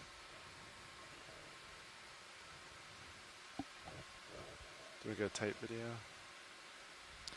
Try to keep We were this discussing just a few moments ago the scar in the sediment that we observed that had sargassum filled inside of it, back. this phytodetritus. And it's been thought that throughout this area there could be beaked whales that dive down this deep. It's really, really deep. They Find us dive one of down those deep pilot- and they either interact with the bottom Is that it? somehow, which Find isn't us a quite whale. clear, Yeah. That's what they're talking about. whether is they there could be whales dive down foraging here, or hit the bottom. How deep do they go? some Video's Said he could clear. hit some the bottom activity. here. Really? Yeah, Huh. with its beak. So it's definitely what's causing all this crime.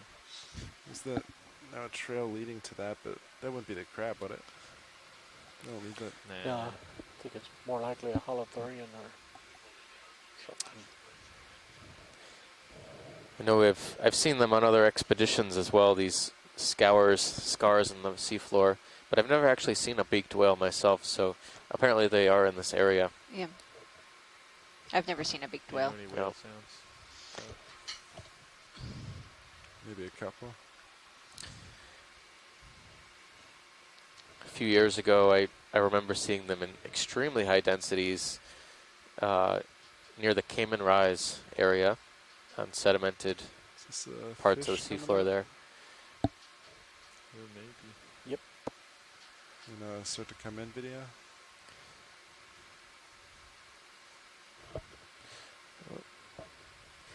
Pilots, can we get a close-up of the head while we're have a good angle on this? Yeah, copy that. Alright, video, you can take what you want. Maxim. Copy. Looks like. Oh no, Is that a fin or a parrot? I think it's a fin. it's a fin. No scales on the head. Like yesterday, we're always on the lookout for potential parasites that could be attached Yeah, to some you of know these where we are fishes. We did see a parasite Oh, on yeah? the one fish. Yeah, we zoomed in.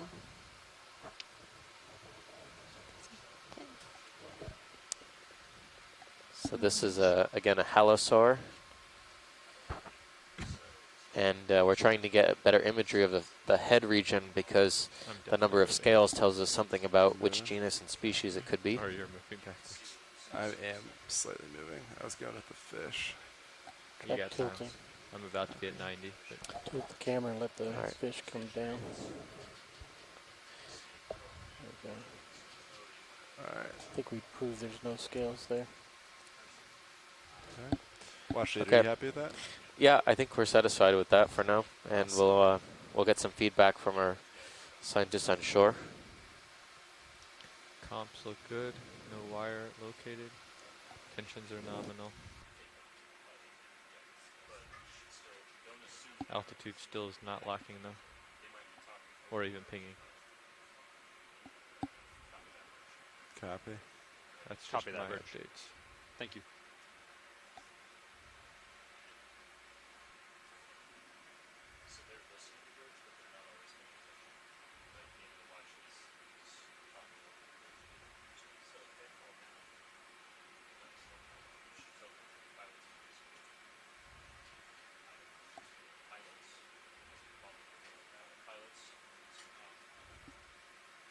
Looks like we're approaching a little local high. I'm gonna pull up a little bit. Copy. Yeah, I do have you at 90 and I'm still swinging just a little bit more.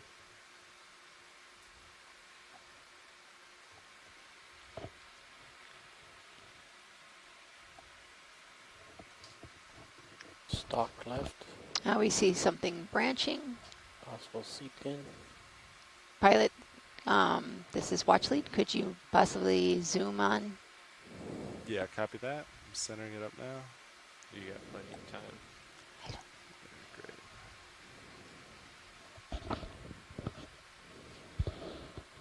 Alright, video. Can start to come in partial.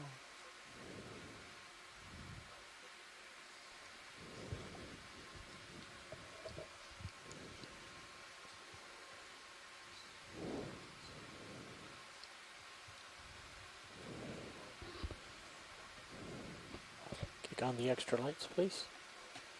Fog lights coming on. 3, 2, 1. This is gonna be a good one for This it. looks like it might be on a soft coral It's a real thick coral. to get closer to see the. Slight tilt up. Look at how long this. Were you trying to center the shrimp video? Yeah. Yeah, copy.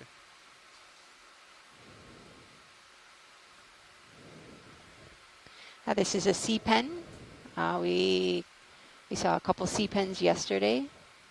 It's And if gonna you could tilt look at the slowly up to mysid shrimp, top. it looks actually like it might have some eggs right underneath the legs. You could see like a little pouch.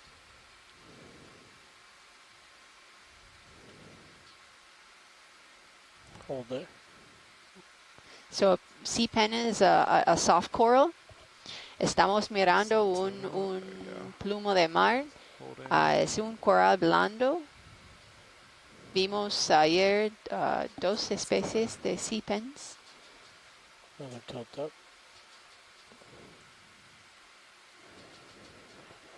Sorry, it's flowing up and down.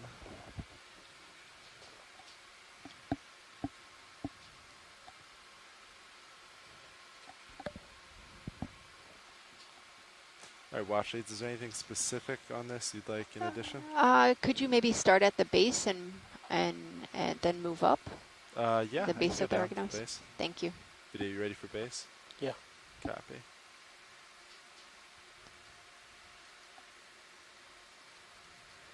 So yesterday on the dive, we were able to collect a sea pen.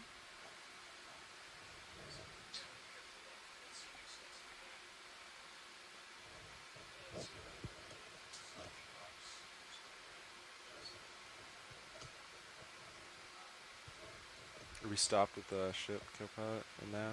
Yeah, I'm stopped swinging as well.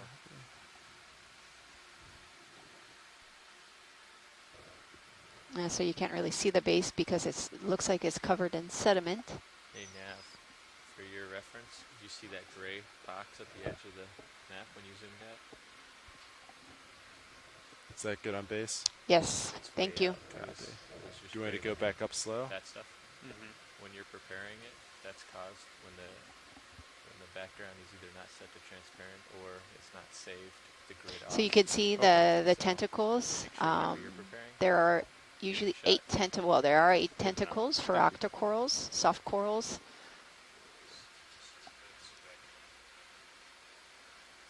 All right, watch this. I'll just kind of pan up one more time, and then if there's anything else on it you want, just let me know. Okay. Looks like there's some kind of mucus hanging off of some of the tentacles, and a shrimp swimming in front. Oops, sorry, video. I was moving away as you focus shrimp. Going up.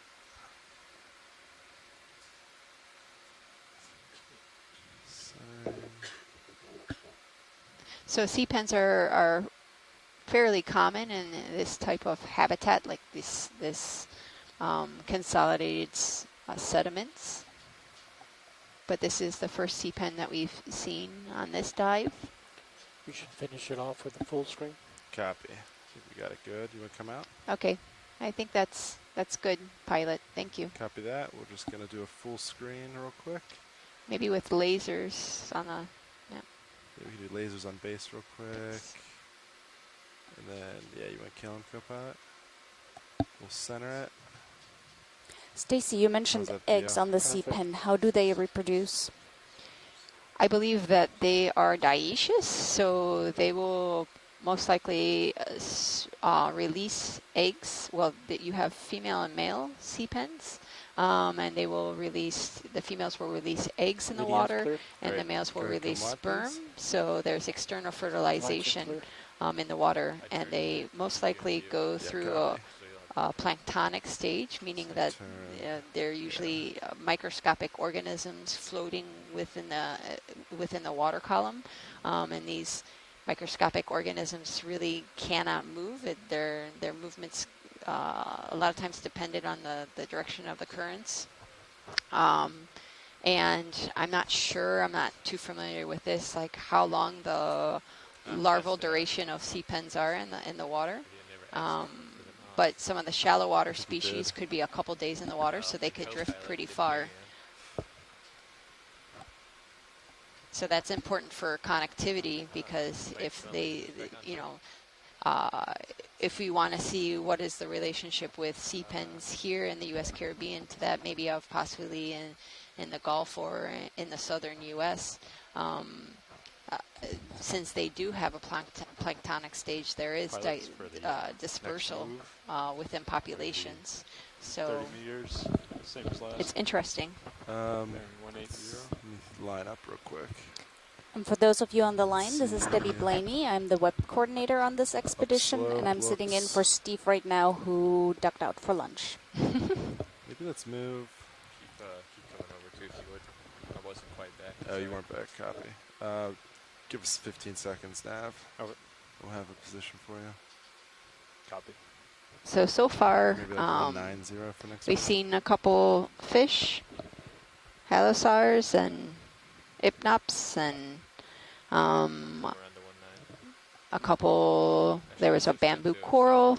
Yeah, We 185. just Yeah. saw a sea pen, Yeah, why don't we do, some crinoids, 30 brittle meters, 185? stars. Nav? Copy that. 30 meters, 185. I think that'd be great. And decimal 2 knots works. And we're still below perfect. Thank you. 1,600. We're right now at a depth of 1,735 Yeah, meters. Oh, wait.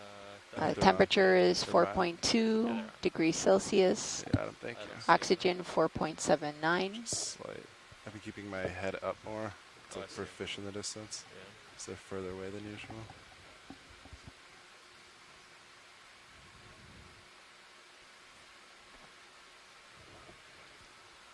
Bridge, this is ROV nav. Like to request a ship move. So we're going up a 30 pretty steep meters, slope. bearing As you can see, 185, it's relatively speed flat decimal 2 with knots. consolidated sediment.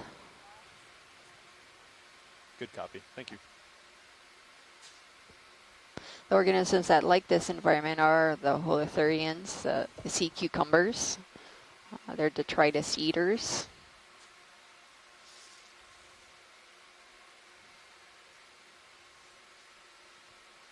But there is some life because we're seeing a lot of scars and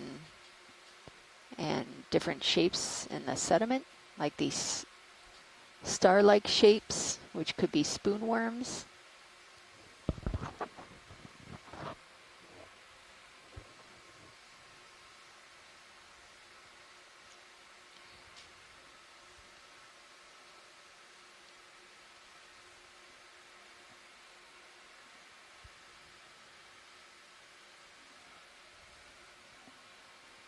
Looks like another glass sponge to our bottom left.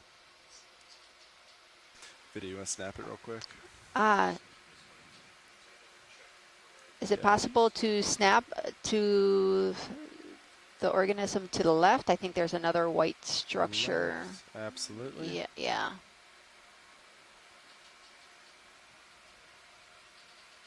Do you mean dead center?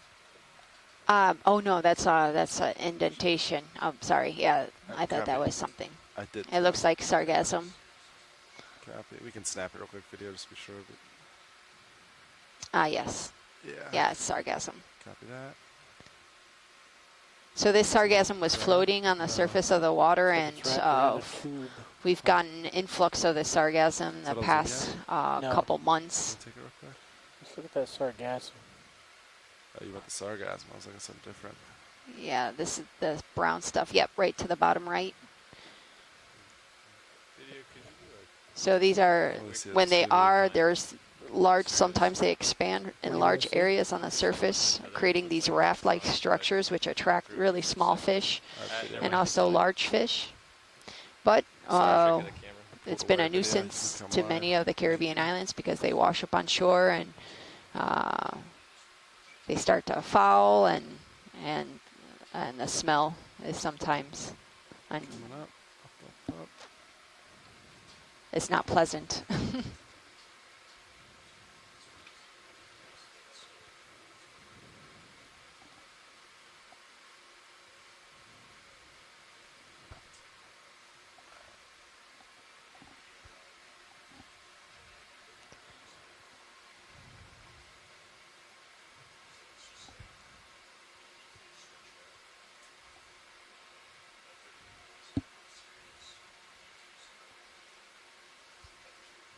Substantial drop off, huh? So Yeah, está it's sonar, it's pretty good. bienvenidos, buenas tardes a This, todos. I guess.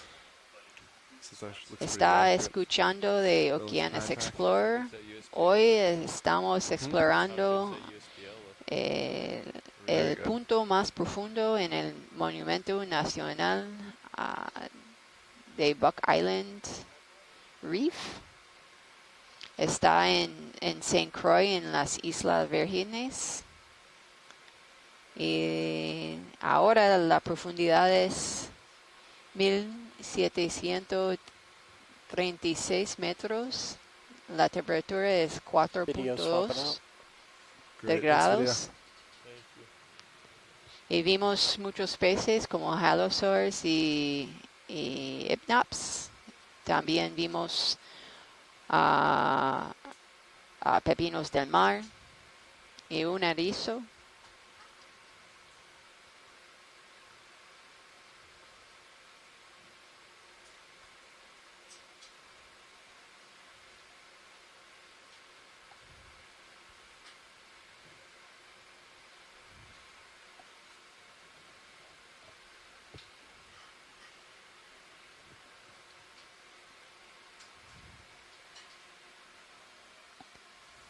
So he looks like another little sea cucumber kind of floating, swimming in the water.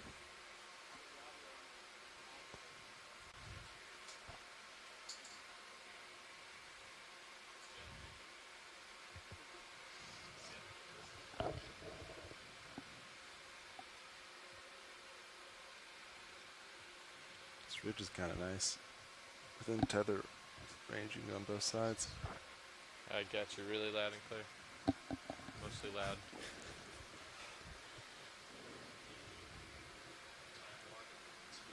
Uh-huh.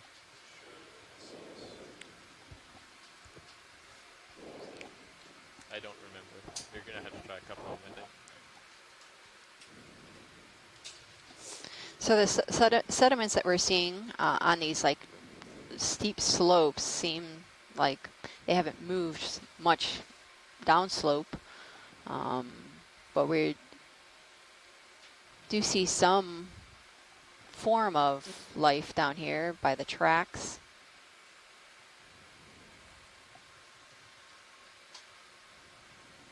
You can hand it off when it gets real exciting.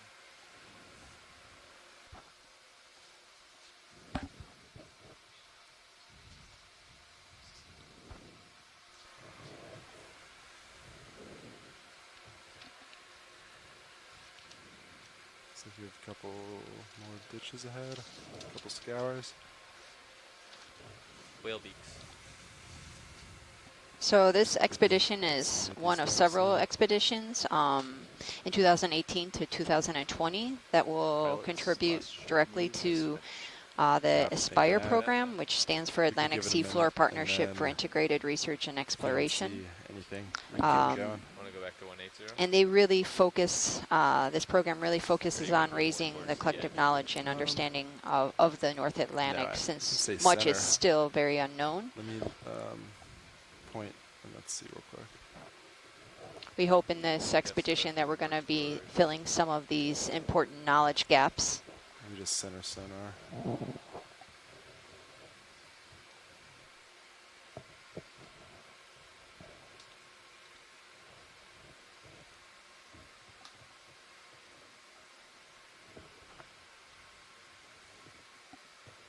I think we can do another move 180. I think that's still pretty good.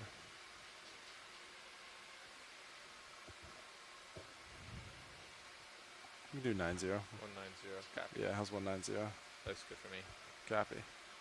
All right, Nav, we're good with maybe a 190 30-meter move. Copy that.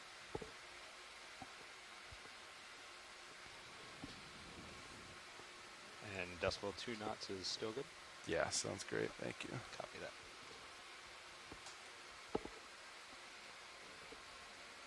Bridge, this is ROV nav. We'd like to request a ship move, if you're ready. Range 30 meters, bearing 190, speed decimal 2 knots.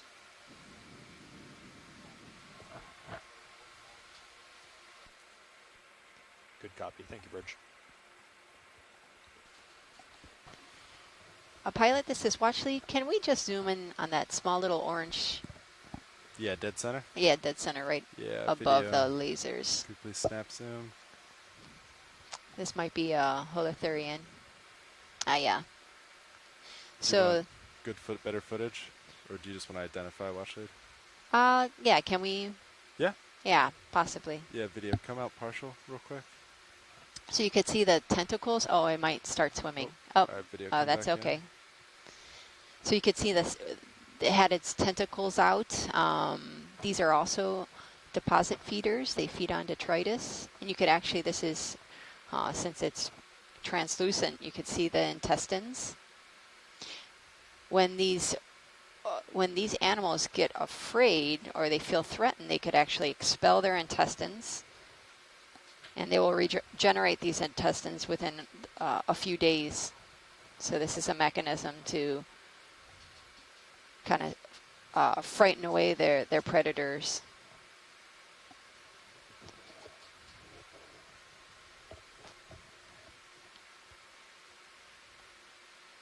So they're using their muscles to contract and release, helping them move in the water column.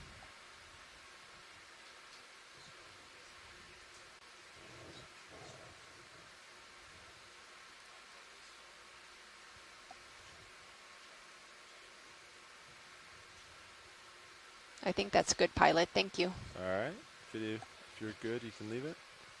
Come wide, we'll keep going. So sea cucumbers are close relatives to those of the sea urchins, crinoids, brittle stars. They're known to have this spiny skin, even though you can't really see it on that holothurian.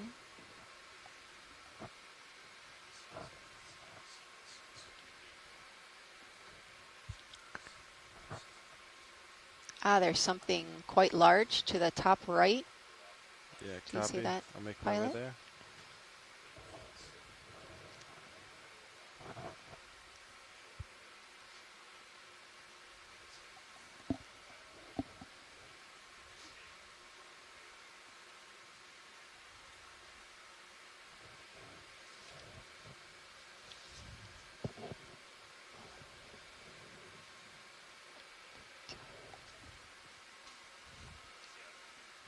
This looks like it could be one of those stalked glass sponges. This is new. For this dive, we saw a couple on our last dive yesterday.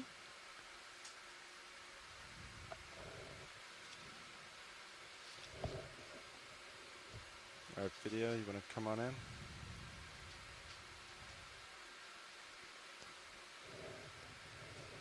You want to kill lasers, co-pilot? You can see on the stalk there's quite a bit of zoanthids.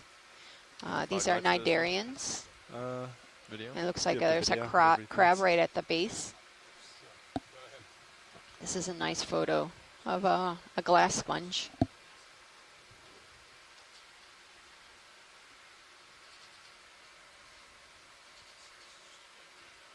Is there any specific part you want me to focus on, Watchley? Oh, nope, this is good. Thank you. Copy that. So glass sponges are made of silica. They differ from demo sponges. All right, video, if you want anything specific, let's go for it.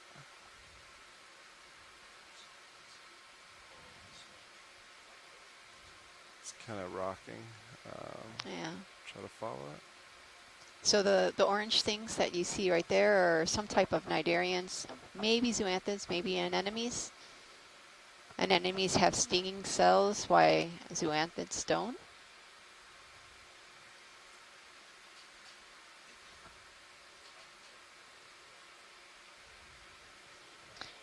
There's a, can you zoom in maybe on the squat lobster at the base? If Yeah. that's a possibility. I know the sponge is kind of in the Move way. video. Copy. I think it's just, do you try to snap zoom squat lobster as it moves out of the way? Right there. Oh. As we zoom in, it kind of blocks us. It's all right. Come partial video. It's gonna move away again right now. I'm just gonna, all right, video, let's snap squat lobster. Yep. There we go. So here's a squat lobster.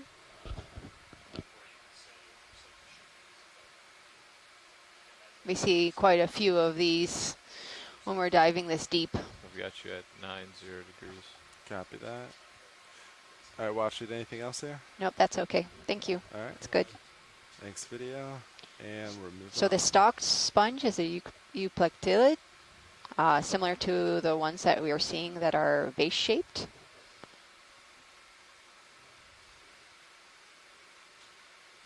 I want to get my lasers back on, co-pilot.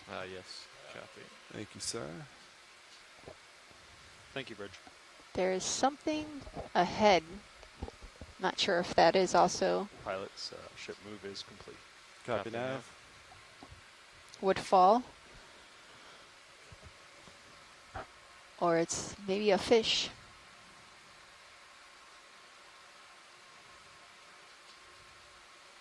This looks like a fish. Oh no, it's woodfall. Snap it, please, video. Yeah, please.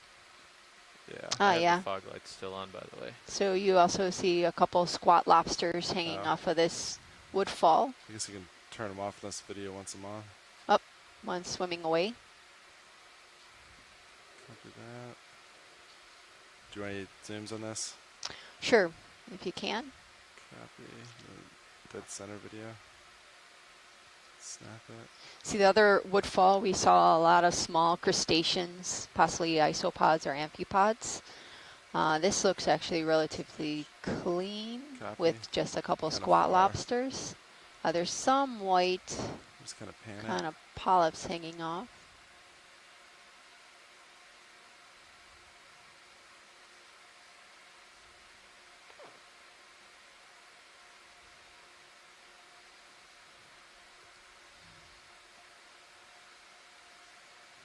Yeah, this looks relatively cleaner than what we saw in the beginning of our dive.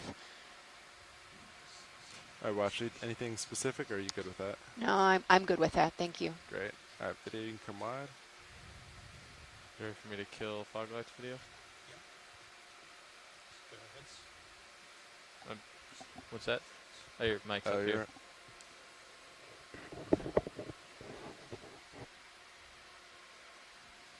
Yeah, go ahead and kill the fog lights. Copy.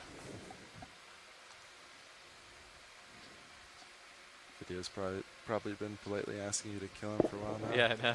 Yeah. But Stacy, I keep seeing these star-like indentations in the seafloor. What would cause that? Steve mentioned that it could be caused from a spoon worm that has a spatula-like appendage that can scoop. Many times they're in their burrows and we don't see them out in the open.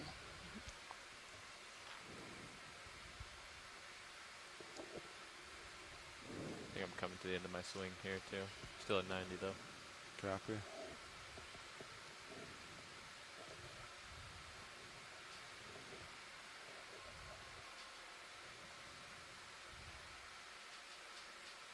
Well, I'm right over you, and I'm getting pings at 96. Looks like a lot of sargassum debris.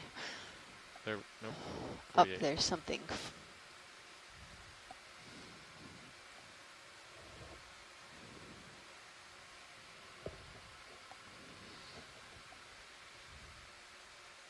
What would it take to cycle it properly? Just the relay, or? I tried the relay a couple times. Yeah.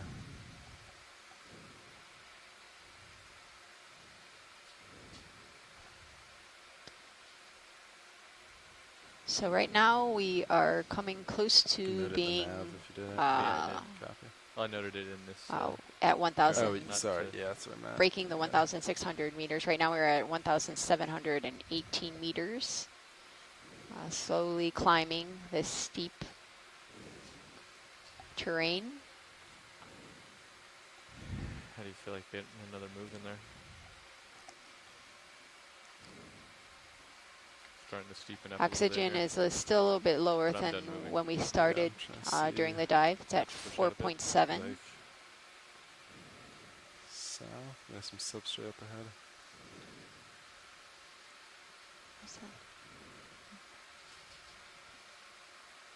Looks like there might be some form of a Video, can you indent or lighten it real cannon. quick? I just want to make sure there's no obstructions off. Yeah, that's good. You can bring it back to normal. Looks like we're in a little saddle here. Yeah, be careful. Yeah, Again, we'll just travel kind of on the highs next to it. Okay.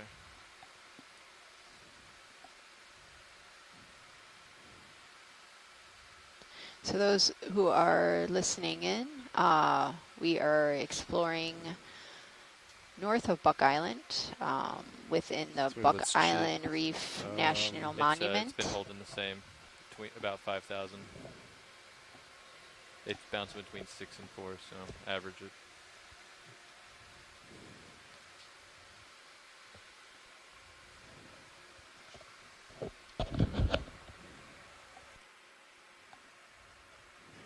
Yeah, you're getting far enough out there for a move now. Yeah. Do you want to cheat? One, like 200? Like 200? Yeah, it feels a bit, well, actually maybe even a little bit more. Let me see what it is. Let's see.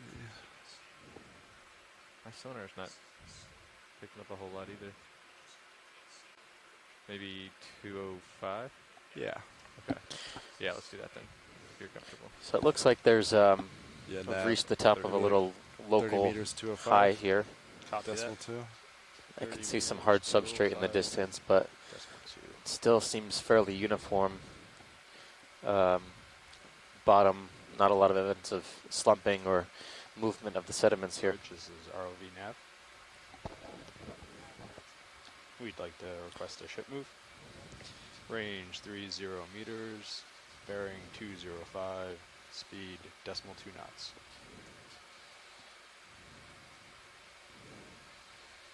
Good copy. Thank you, Bridge. So for the next, oh, looks like a swimming sea cucumber there. Just swam through the screen.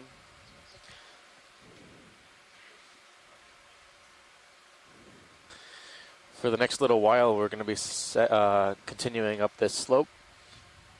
We started out today at a depth of about 1,800 meters, and we're right now at 1,712 meters.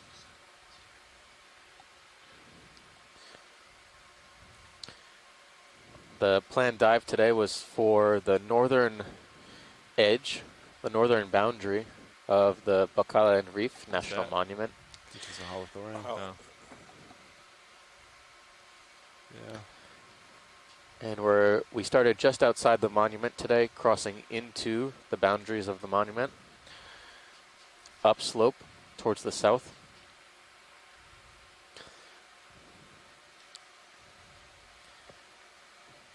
And if any of the science party ashore is watching, we are about halfway, maybe a third of the way past waypoint 2 towards waypoint 3.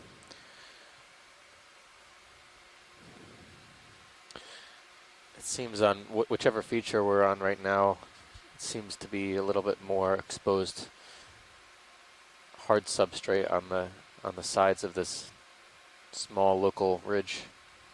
See anything, video? Not really. Anything noteworthy? In the seafloor, we see plenty of evidence of life, tracks and burrows. The occasional sea cucumber or sea urchin.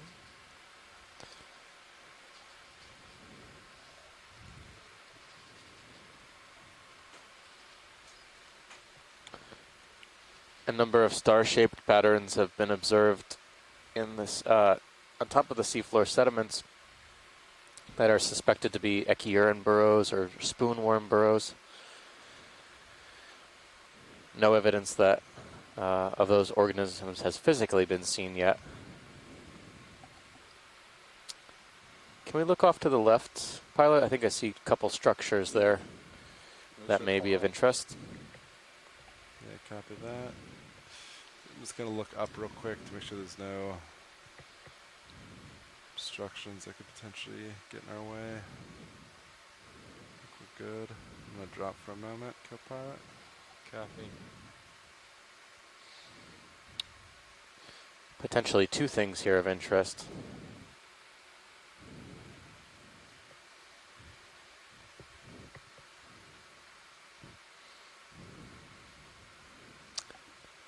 Interesting. So I can see two corals here on this very limited hard substrate, possibly a sponge. So three things of interest. On the right-hand side of the screen, pilots, I'll let you choose whichever one you want to image first. Copy that. Just do the closest. All right, video. Go ahead, come in. So, looks like what we're looking at right now is a black coral colony.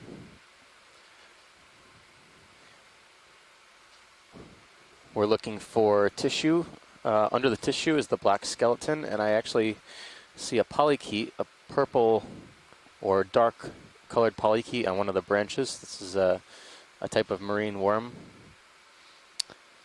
And this coral appears to be in the genus Bathiosaurus, which is characteristic of deep sea environments at this depth. Any better imagery on the worm there, pilot? Yeah, we can center on it. All right, video All center. And then you take what you want. If we have more zoom. That's max zoom. Copy that. I can get closer. You want to come partial?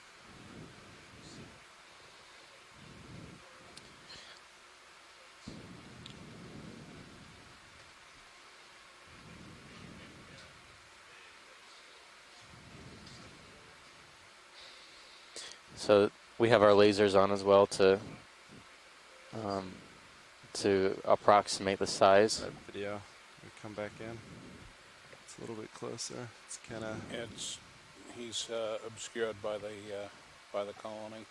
Copy. The best shot is to the right. To the right. Yeah, I can't. There's a hill there. Can't quite. Do you want to snap it real quick? Might come out. No.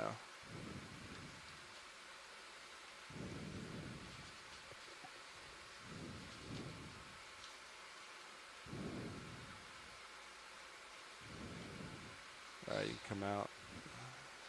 If it's not possible. Yeah, he's just kind of hidden in there. Okay. We'll get some images of the colony and then proceed to the other. Copy. Video. What more do you want on subject? Copy. Thank you, Bridge. Why don't we lose the lasers? Copy. Copy. We'll go for a whole colony shot. Ship move is complete. Copy. Great. Next nav. So we do have some scientists ashore that are able to help us and provide some extra information about this black coral, possibly even identifying it to a species level, but we'll give them some time. All right, we'll let them going in for an ID. Copy that.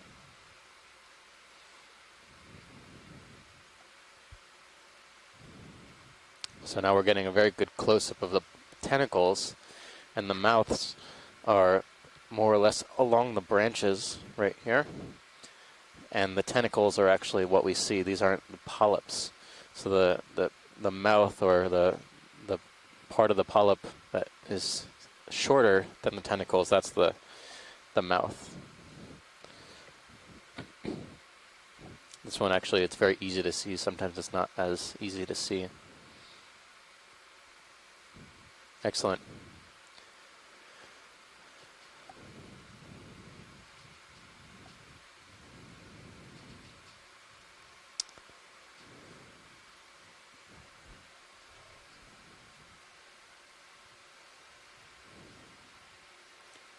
All right, pilot. All right. Coming out. All right, watch it. Are you ready for us to move to the next one? Yeah, let's move to the left. Copy There's that. another type of black coral, I suspect. We got lasers back on. Just gonna shimmy over. Down. So we have a twofer here, right on this rock. Obviously these corals really like this hard substrate. It's preferable. We don't see them on the soft sediment, so any hard substrate, and we're going to have we're going to have some colonization here. See it come in. So I do know this one. Lasers, Copilot. This is heteropathes.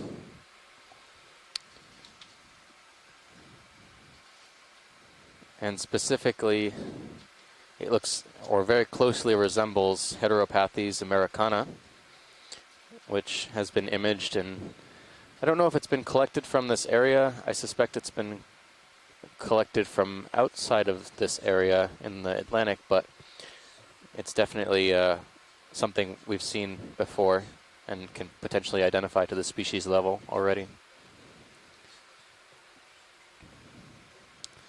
But it is another type of black coral. Again, you can see the black skeleton fairly well through the tissue. The arrangement of the branches is a little bit different here.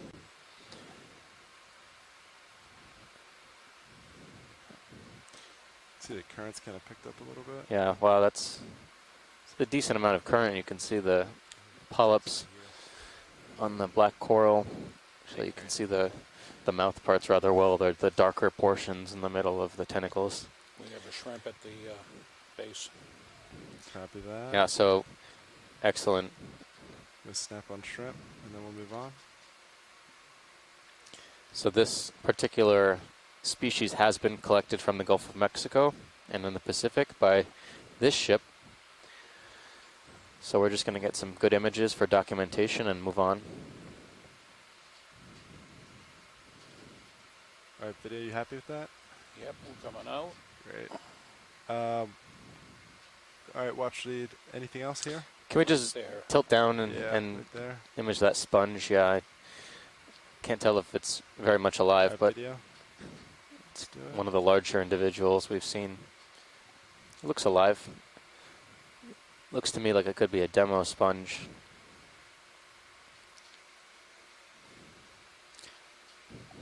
Possibly Geodia. Thanks to our scientists ashore. And then let's get lasers on it after this. Copy that.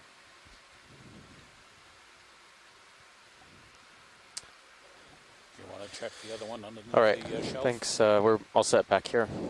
Sure, we'll snap it real quick, and then we'll get lasers, and we'll move on. Looks like there might be another type of glass sponge in there, a very tiny one.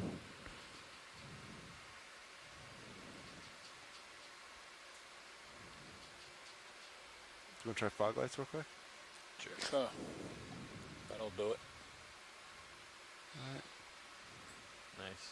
That does it. Looks like there might be some,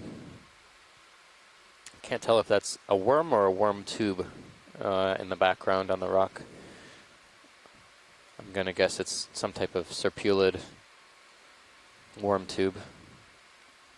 It doesn't look to be connected to the sponge, but the one on the right Okay. I'm looks coming very out. similar. Great. Get the Laser. lasers. Yep. Got Run it. fog lights off. Yeah, you can kill him. Lasers on it. All right, come wide video. And we're moving on.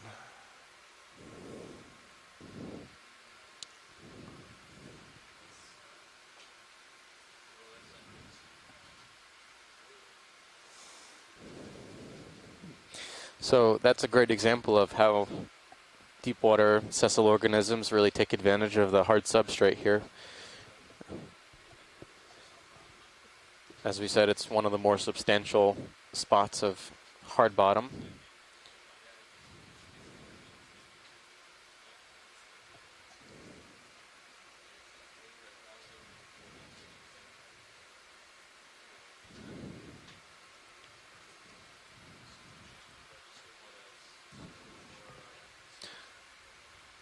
Something appears to be on a stalk up ahead, possibly a sponge. We might want to get a snap zoom on that.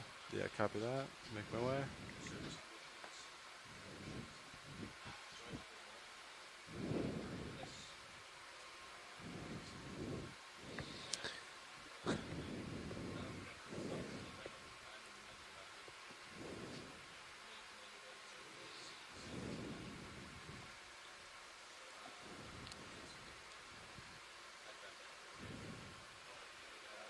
Just gonna swing my butt out real quick video so I don't hit behind me.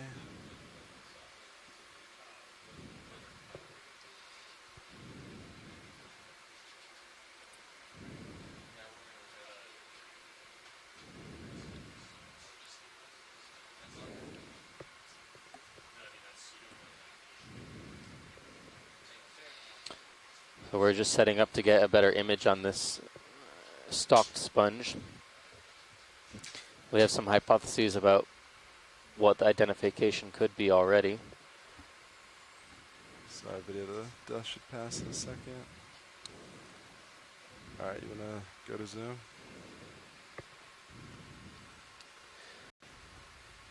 Interestingly, you usually see these sponges with the zoanthids or anemones on the stalk, but this one for sure looks like a glass sponge. Sorry, video. Can you partial real quick? You can see at least one polychaete worm associate on the inside of it, but very tiny. Perhaps only a centimeter or two. I'll give you one more second. So this could be either a euplectellid sponge or a hyalinomatid. Hyalinomatid. Video, you can go back in.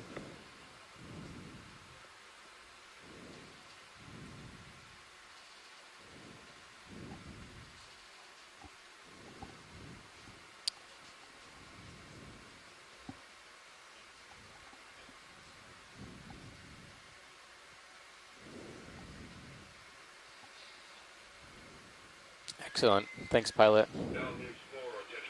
All right, you happy with that, Watcher?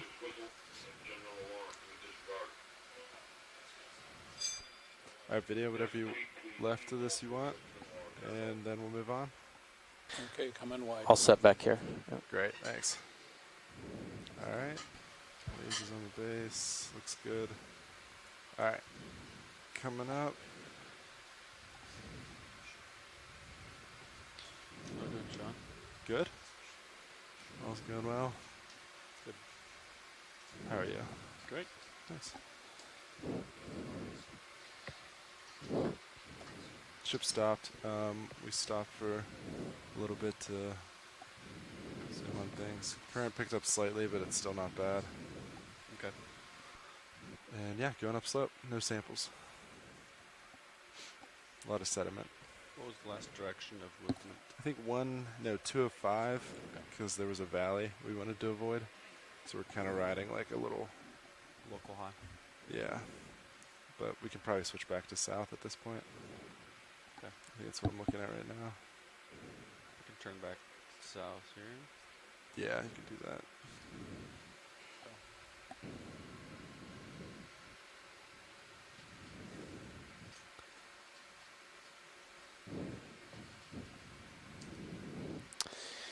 So we're just approaching the 1,700 meter isobath here.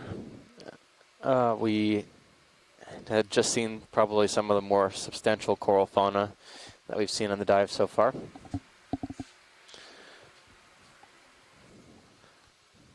Temperature right at this isobath is around 4.25 degrees C. Oxygen around 4.7 milliliters per liter.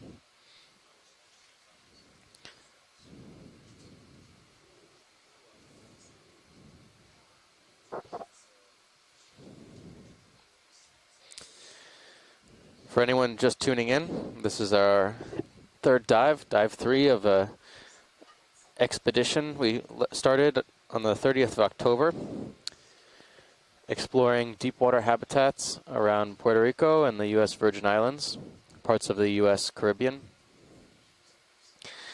We're specifically interested in identifying, generally, deep sea habitats, including deep sea coral habitats, sponges, habitats that are utilized by deep water fishes, both for commercial and other purposes.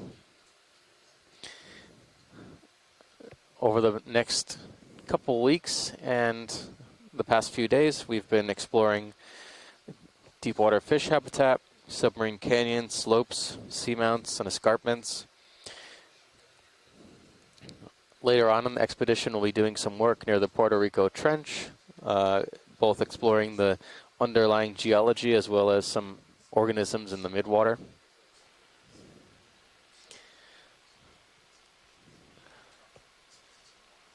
Over the course of this expedition, we'll be collecting a lot of data, from environmental data to video and photographic data, as well as potentially sample collections of rare or representative fauna from every area we visit. A lot of the data we're going to collect will support management and science priorities for this area, as a lot of deep water habitats in this part of the Caribbean and Atlantic are very, very poorly explored. Today we're specifically at Buck Island Reef National Monument, which is on the northeast corner of St. Croix. So there's a little current from the starboard, I hear. This is a protected area. Sonars look pretty clear. And we will be conducting some of the first deep water surveys in this protected area. Likely to be among the deepest as well.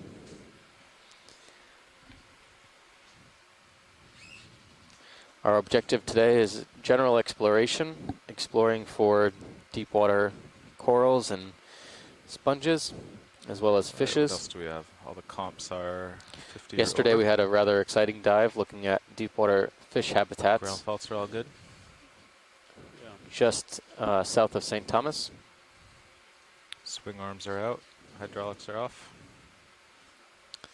Over the next couple days, we'll be in this general vicinity around St. Croix and Saba Bank, looking at deep water habitats at a variety of depths. My laser button doesn't work good. Yeah, I didn't think it worked yesterday, and people kept telling me it worked.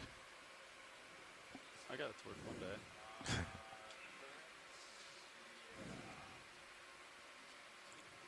Huh. So we are continuing our upslope track. We've made about So 100 and Sirius is a little bit stopped, over I believe, 100 right? meters now of vertical distance. Maybe we should get a move. Horizontally, we've made quite a bit more. Come down to the bottom and see if there's anything interesting.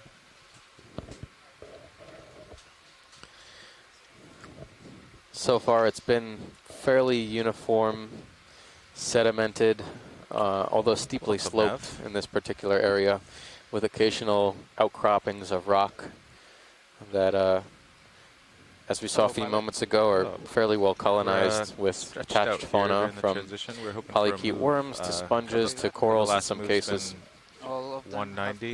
have been around, the last one was 205, one before that was 190, 30 meters every single one. Are you comfortable with maybe 30 meters at 200? Or Let's go 180. 180?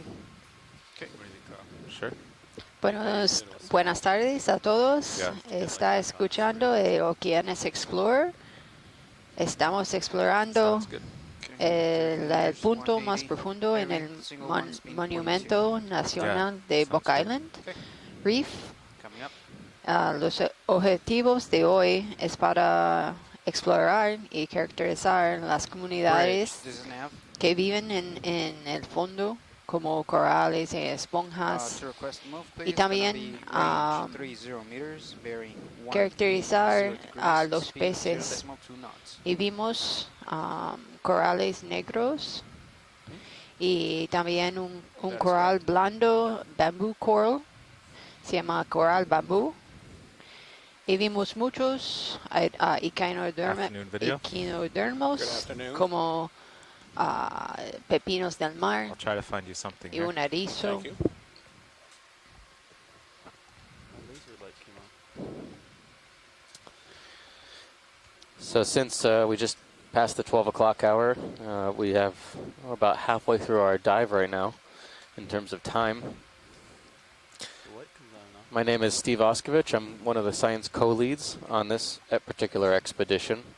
Levi, you were sitting here. I'm a PhD candidate at Temple University in the Department of Biology, and I study deep water corals and their ecology and their biogeography. Next to me, I have... Hi, I'm Stacy Williams. I'm the other science co-lead. I'm a coral reef ecologist.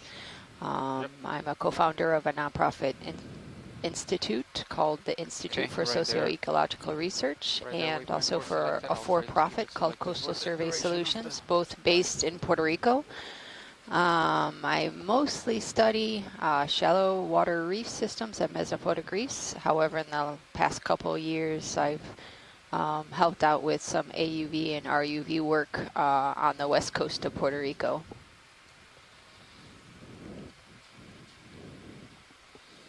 Pilot, this is Watch Lead.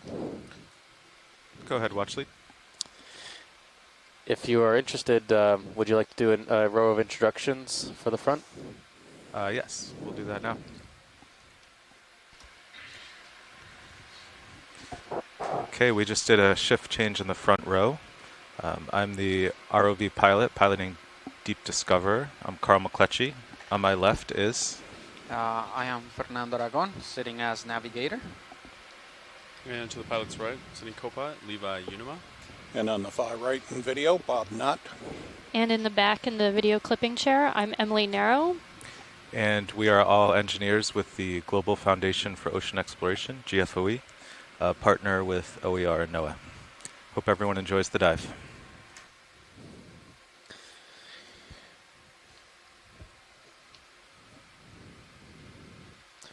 So we've had a great couple series of dives so far. We're on dive 3 of this expedition where we expect to accomplish at least 20 dives. So Nav, what do we think the delay will be? A couple minutes at this depth? Yeah, I don't have any notes, so I'll just try to keep track, but yeah. Okay. I imagine. Yeah, we're not too deep. But 1700. The general plan for this expedition will take us generally around Puerto Rico in a clockwise fashion. We left the port of San Juan on the 30th of October. We're now in the U.S. Virgin Islands for at least the next 2 or 3 days. We'll then proceed along the south coast of Puerto Rico, working and mapping, filling in gaps with our multi-beam sonar map, and diving a few particularly interesting locations that were identified by our scientific community. yeah, let's try this. Then proceeding through the Mona Passage, spending about a week working on deep water fish habitats in the Mona Passage, potentially some deep water coral habitats as well. And then proceeding along the north coast of the island back towards San Juan, where we'll be working on the boundaries of the Puerto Rico Trench, doing some work on the geological underpinnings of the region, as well as some work on midwater organisms. Speaking of midwater organisms, seems to have a shrimp. Bouncy. Fairly high up off the bottom here. Okay, let's let him go.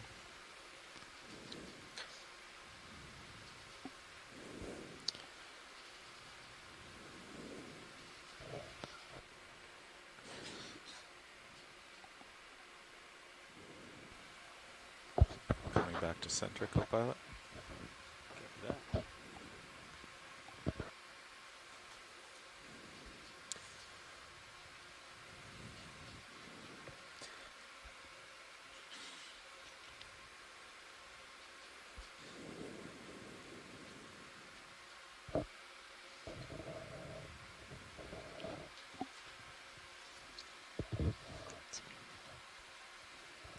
How's the shilling look for the drawer? Looks pretty clear.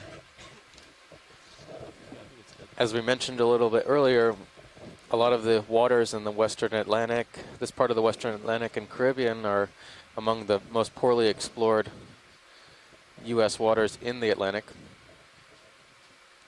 In this particular area, only a handful of dives How long has that moved in the past half century or so have occurred It's been in about this area, 4 minutes. We've and covered, very few of them 27 proceeding out of below the 30 300 meters. meters. I see it's still Almost done. going. Yep. Yep, should be almost done. Gotcha. So Sears should have a couple more minutes of movement. The ability to bring resources like So the you- Okeanos since Explorer we're and not Deep seeing Discovery anything, to do this you area just want me to call it greatly right after the other greatly one, or influences let's we see? the rate of scientific discovery, as well as Do you wanna give a little, maybe 1 minute pause, observations one of and a half pause between unknown calls? habitats and I think a pause unknown is good so you don't build up. deep water geology in the area. All right. It seems like we're well on our way to waypoint 4, right? Copy bridge, thank you. All right, I'll call another move in about a minute.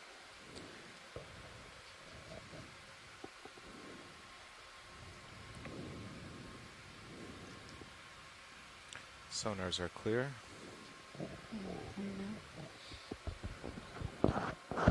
I think some of these things we're seeing start to be turning into mirages, and I think we see something, but it's just Video more going on sand. shrimp. It's moving fast. Co-pilot, we got lasers. It also looks like a mysid shrimp. Oh, we lost him. Okay, can go what? Un camarón.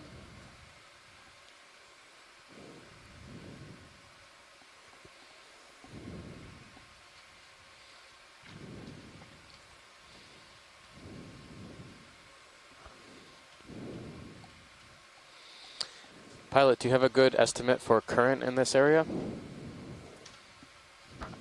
Yes, it's coming from starboard to port, so west to east, and you can feel it, but it's light. I would just say, I don't know, 0.2 knots, 0.3 knots. Excellent, Thank you. thank you. If you've noticed, all the shrimp pass by me going right to left. Right, yeah. Okay, co-pilot, do you feel good for another move? Yeah. Yep. 180. Yeah. Bridge this nav. Let's repeat that last move. 30 meters, bearing 180, speed 0.2.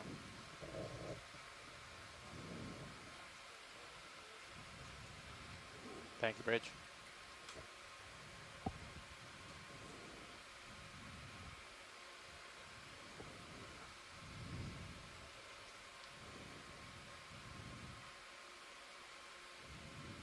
So did we change anything to get the Sirius heading back in? Was it just Not that I restarting know high of. pack? Yeah, it must have just been restarting high pack, I think, because all I did was... Just turned it on? Yeah. Yeah, I looked at the settings, hardware settings this morning, and it was all normal. So I didn't do anything. Or last night, I mean, when I set it up. Okay. Oh, maybe it has to do with what you did to the Moxa last night? Because it comes out of there, I think. Yeah, I mean, we just power cycled the Maxa yesterday. That fixed it?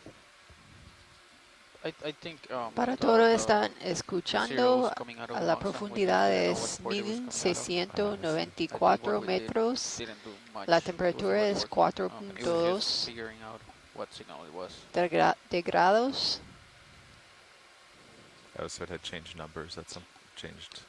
No, I think what ports. happened is that so port 2 out of the Moxa is supposed to go into the buffer box, but for some reason it's not getting there. So maybe a cable got disconnected, maybe a cable went bad in dry dock, something happened. But yeah, so. So you just ran a new one? Yep, pretty much. Well, we're running it straight into the computer that we're logging things on. So as many of you've been seeing, there's many shapes in the sediment, and some of these look star-like. These could be spoonworms. Others could be tracks from sea urchins or holothurians, sea cucumbers.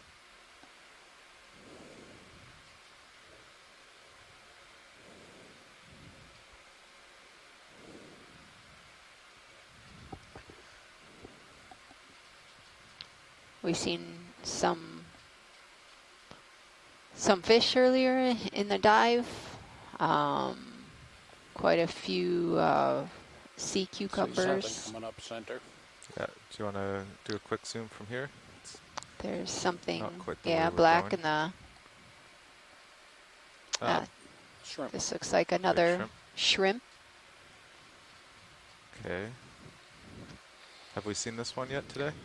I think we did briefly at the beginning of the dive.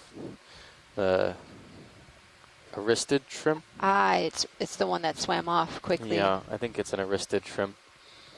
Okay, you can go wide video. Once you have your shot, I know I'm really far away.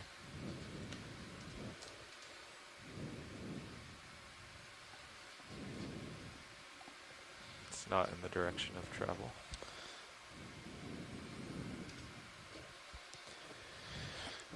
Yeah, some fresher looking echiurine traces I noticed in this area. We would expect that as we move shallower that we would see more life. So Dan said this morning that auto heading is working fine, but I don't see it lit on the joy box, or is it? It only lights if you're using it. Oh, you're not using it? Oh, okay. Yeah. Oh, okay. Yeah, I don't like to use it because then you overshoot, I feel like. But then it lights up, I can't see it. Yeah. Okay. Yeah, an auto, what is it, depth and then altitude. Yeah, that one worked too. Okay, so it's just jelly lock.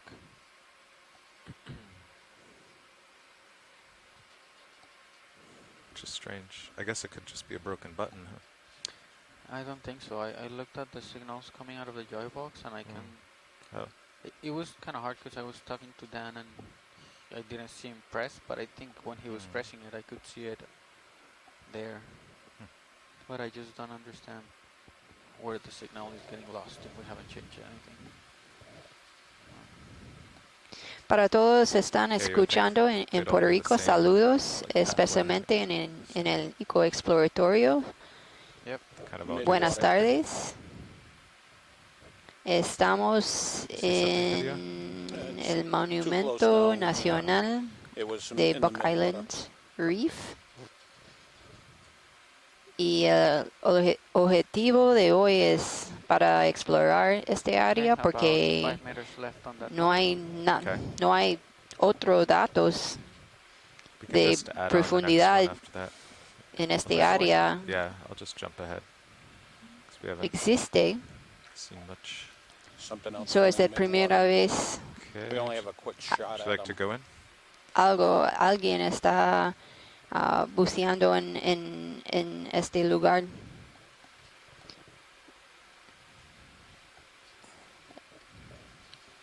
Libation house. I think this might be some Something. detritus of some type, possibly Yeah. a larvation housing. Yep. I don't see anything living in there, so No. it doesn't look to be Okay, occupied. pilot. Okay, go ahead. The larvaceans are a type of non-vertebrate chordate organism that lives in the midwater. They secrete a bubble of mucus, a house, sometimes it's called,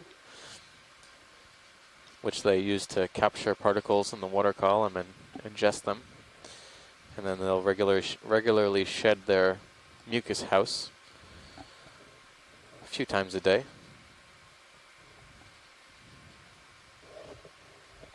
Another one. Something else. Oh yeah, you Polychaete. can go in. Oh, here's another sea Polytherian. cucumber. Yeah. Polytherian. So Very the- fast. Yeah. We've seen a lot of those on our dive. Fue un pepino de mar. Video, are you wide? Yes. I just went in a little bit to lose the skid. Oh, okay. Gotcha. Looks good.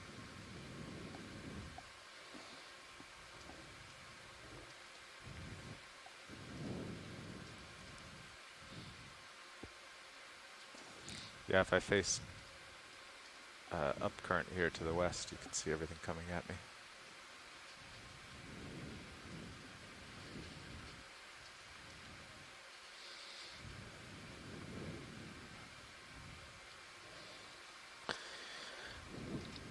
So this dive, when we planned it yesterday, it looked quite steep the entire way, and it is quite steep, but the entirety of it seems very heavily sedimented. You can see a lot of suspended material on the water column as well. There's something. There's Can we go in on something, that video? yeah, right to the. Looks like an isopod. I forgot the name of them, but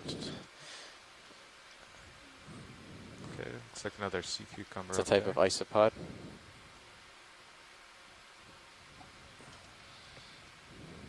Oh, Oh, Jelly. no. Jelly. Nice. This It's is like a jelly. Medusa. Yeah. Coming down with it.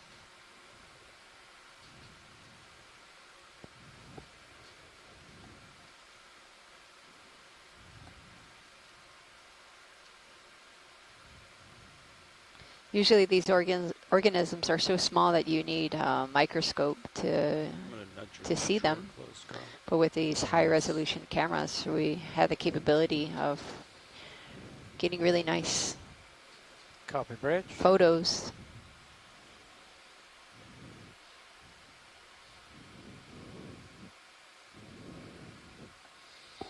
Oh, very interesting. I've never seen a Medusa like that with so many tentacles before. Yeah. And they seem to be projecting from all directions Okay. on the lower edge of the bell. A little more time if you want to zoom. I wonder if this falls into the category of the Narcomedusae. A small midwater medusa.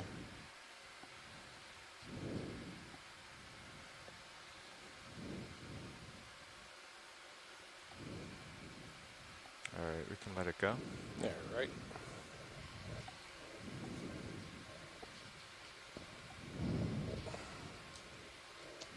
Okay, gonna call the next move in. Yeah. Ready? Yep. Bridge this nav.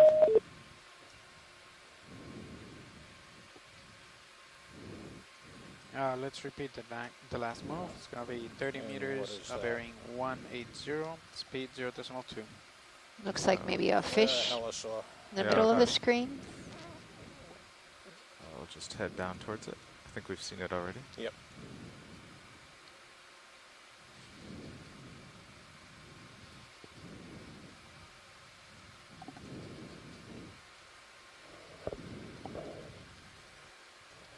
Molly, keep just above it.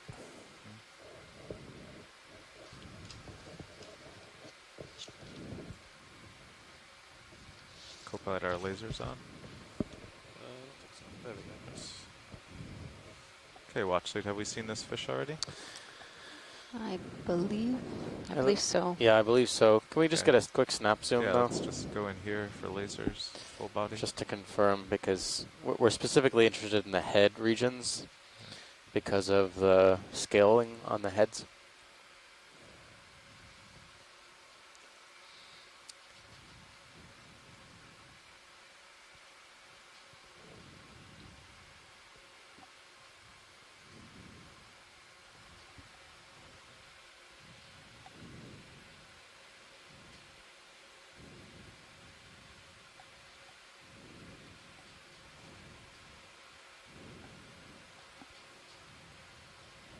Okay, was that enough for an ID? Yeah, I think that'll suffice. Thank you. Okay. I saw something back. What's that right to the right? Ah, here's something. Well, if we want to look at this, Oh, I wow. should go in Okay. closer. This was just a quick zoom. Yeah, that's fine. I think we can generally identify it. Okay. It's a sea pen. Let's go wide video. A sea pen in the genus Umbellula. And it's fairly common on sedimented Will areas. you pause, zoomed out for In the deep the sea. video so I can adjust the camera? Thank you. Just my only reference. All It's right. been a while since All clear. we haven't seen any on this expedition, but I thought I would have seen more on this margin, perhaps. We saw one earlier, a Okay. sea pen, yeah. But we haven't seen as many as I would think, Oh. given the...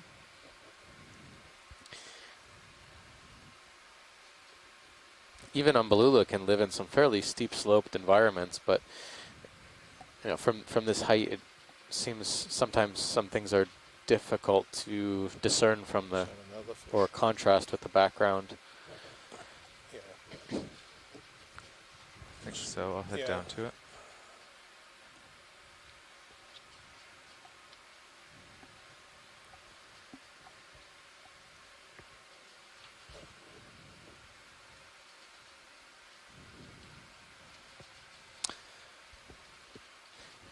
We've gotten a number of images of the tripod fish already. Okay. Keep going.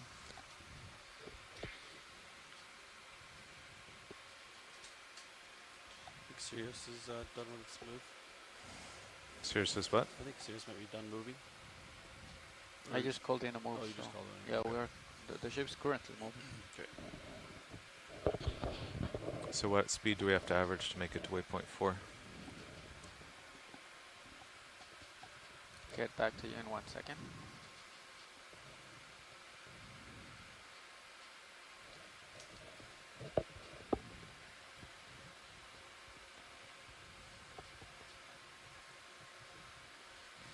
So this is heading 180. Uphill is definitely more. Yeah. The sea's better. Oh yeah. Try to back away. All right. So you this can is zoom that. Zoom if you can get him into That focus. mid-water isopod I was mentioning earlier. Huh. It's not a, like, doesn't have a body form as a normal isopod. Pretty fast. Yeah, that's right. 0.09. Oh, really? That fast? Yeah. We're about 500 meters away. Oh, okay. Wow. But then, Yeah, I've seen these quite a bit. They have extremely long appendages. Okay, we'll let It him looks like go. it's maybe feeding on something or foraging on Yeah. something. Okay, full wide video.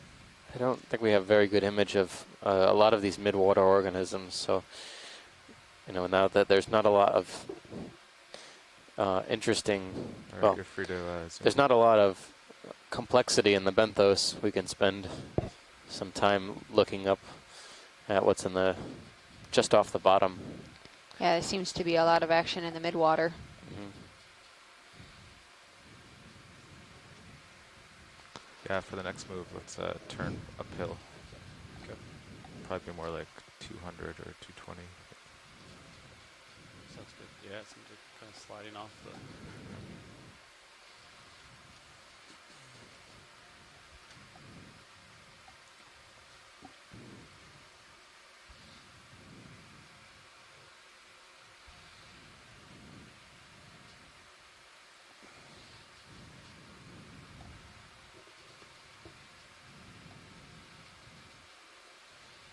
Looks like maybe another Quick sea zoom here. cucumber. Yep, you can see the intestines of the sea Okay. cucumber, and their tentacles.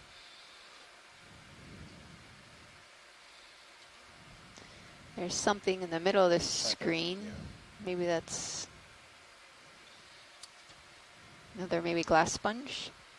I think it might be they all seem to be about the same size, this euplectellid Yes. sponge. I know they can grow much taller, but these seem stunted in some way.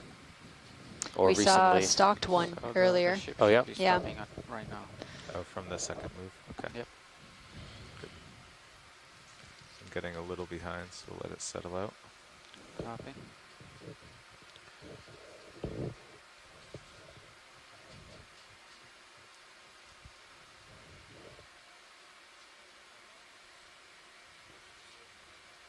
So we could add like 15, maybe, or 10, even 10. I don't know, because 10 minutes late isn't that big a deal, I guess. So this is another glass sponge that we've been seeing. You can double check with It's Chris. pretty common during this dive. Okay, video, free to zoom. With Pilot, a will you shrimp. get lasers off? Edges off. Thank you. Coming back to port. Normally the shrimp are inside the sponge. Have you seen any with the shrimp? No, inside? actually, no. They've always kind of been on the base, at the base during this dive. And we're seeing quite a few, shrimp on this dive. Yeah. More so than maybe yesterday. Yeah, I wonder if that has anything to do with the lack of predators in this area. Yeah. Okay, we can come out to the whole specimen. So yeah, this species, or this family at least, has some representatives where shrimps can live inside the sponge. Mm-hmm. And if we look at the top of the sponge, sometimes they have a mesh over the top that effectively traps the shrimps Tilt up for there. life inside the sponge. Ah.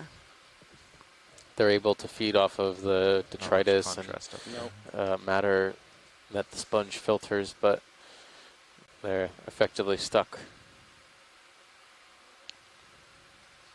Think I'm done moving. Are there any predators of glass sponges that you know of, or? Not certain, but I know the sedarid urchins we've seen It looks like have there's a been mesh up observed on type glass sponges like Sponges. this. Okay, are you happy, video? Yes. So Copy, whether Brent. they're Thank you. feeding or something else. Go wide. I'm ready turn Could be uphill. multiple Coral. reasons why they use that habitat. Yeah, let's pick a more uphill direction.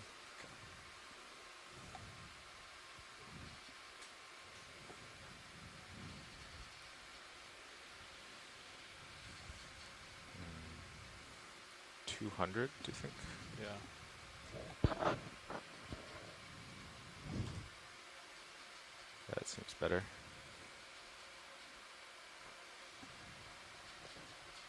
You could see the track of something.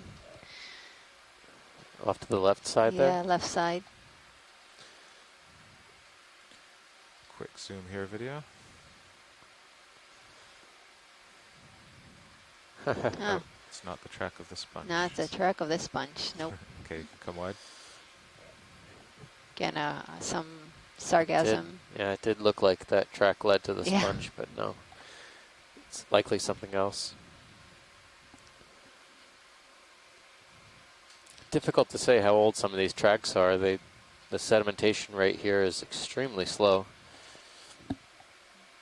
as is typical from low latitude seas far from the continent. Looks dead center, possible coral. Okay. Oh, it looks similar to what we saw before. Right.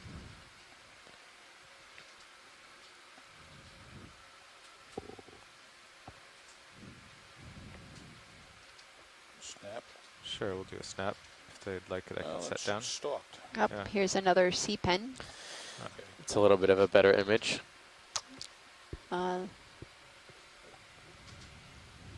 that a hermit crab? But I can't tell if it's even living. Yeah. It's dead.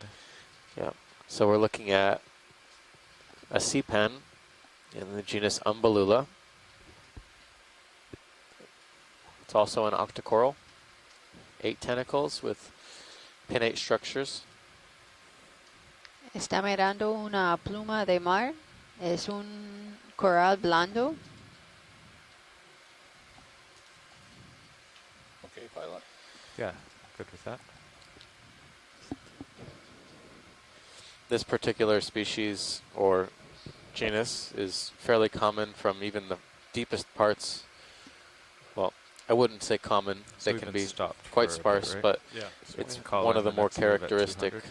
Yep. genera that Already you ready. find Yeah, in let's do it. very deep water. They've been observed down to several thousand meters. Bridge, there's a nav. How shallow can you find them? I might have that information for you.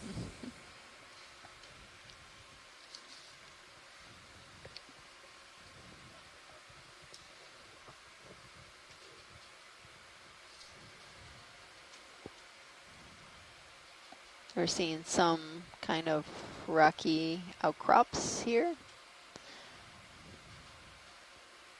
They go in a line. Kind of due south. So far it's been this smooth type sediment during our dive. Early in the dive we've seen some deep outcrops.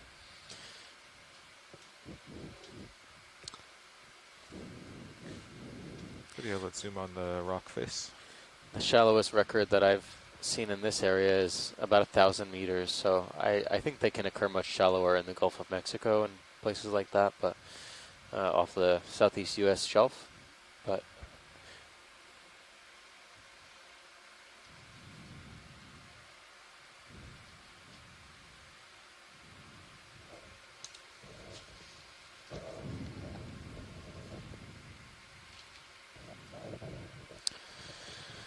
so we've come across some little bit of exposed rocky hard bottom here.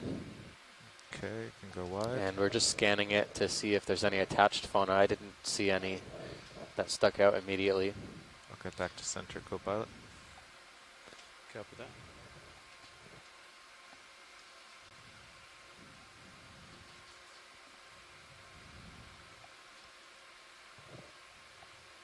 It is a bit steeper here. Looks like there might be a fish in the distance and maybe a sponge.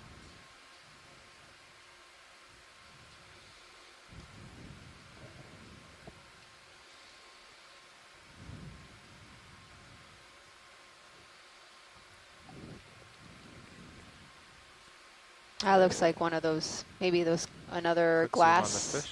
a stock glass sponge. Coming up to it.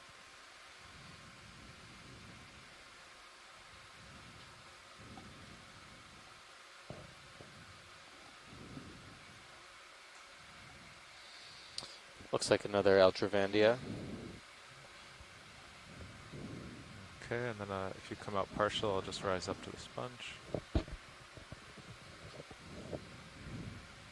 Do you know why most of these fish have kind of like a slender like eel formation down here? Is it to ambush predators or to camouflage? I'm not exactly certain, but I've always thought that it had to do with energetic balance, trying to streamline their Okay, co-pilot, you can take lasers off. become streamlined in the current so that they don't have to expend as much energy to hold station or move I'm creeping in here through the water. This might be the euplectillid that we saw, Okay, but it's a stocked formation. Yeah. We've been seeing mostly vase-like structures. Looks very similar to one we saw just before lunch or so.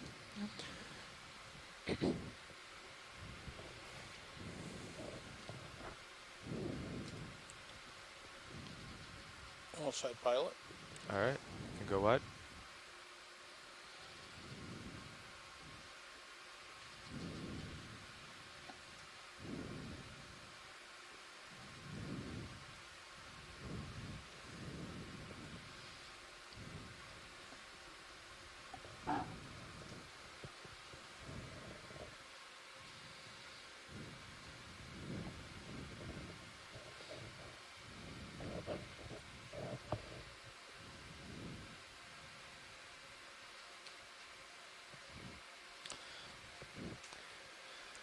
So for everyone's shore side, we've now passing about 1,666 meters.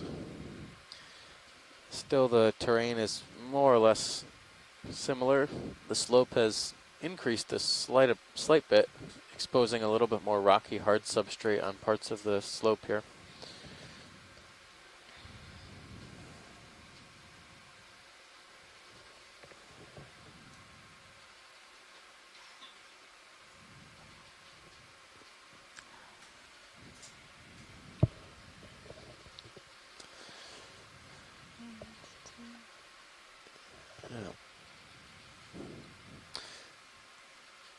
How's that move progressing, Nev? I think that's just Still sponge underway? debris on the right-hand side. I thought it was much bigger, but Yeah. it doesn't. It was Yep, looks we like have it was just about a 5 shadow. minutes left for the ship. Yeah, it's really hard to see some of these because it looks like. I think we're eagerly awaiting Waiting. something to come out. We're starting to see things. Are we calling like every 100 meters? Yeah, there might be I think something there with instead a shadow. This is a straight line, but they dropped 4 waypoints so that we can call maybe waypoints. another C-pen. Okay. C-pen, show or it could just be a progress. sponge stock I without believe the that's sponge. how it will work. Those are fairly common. So in a minute you can call waypoint 3. Okay.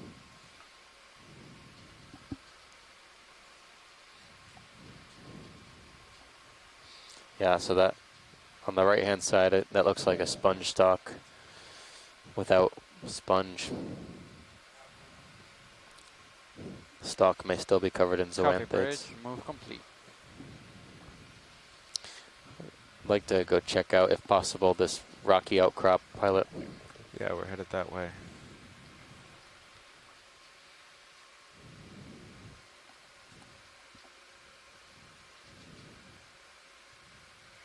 So once Sirius stops, maybe we can move Sirius to this outcrop and then hope to follow it. Sounds good to me. Watch lead, this is Nav. Hello, Nav. Just wanted to let you know that ROV just reached waypoint 3. Thank you for that.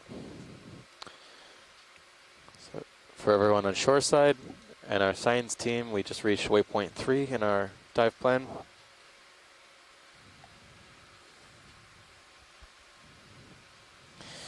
depth of waypoint 3 is about 1660 meters.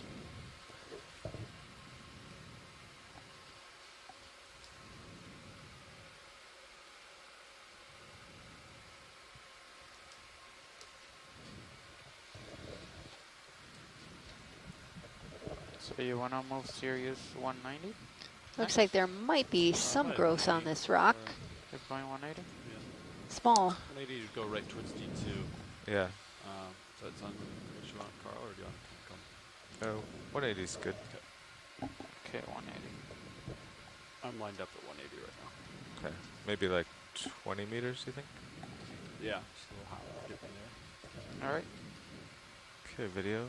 Can go in partial on this face. See if there's anything. Do you wanna move right now? Yeah, I think so. Copy. Okay. Oh yeah. So we see some small coral, maybe a stylaster. We'll see. Can we zoom in on the above the lasers, right in the middle of that rock face? Go in video. I suspect it's probably not that exciting as a stylasterid. I think it might actually be a bryozoan, but we can zoom in at least. X. Okay. Should get in closer. Tough to tell Yeah. right now. Yeah, if you come out, I can. This is the way we're headed anyway. Just get in there.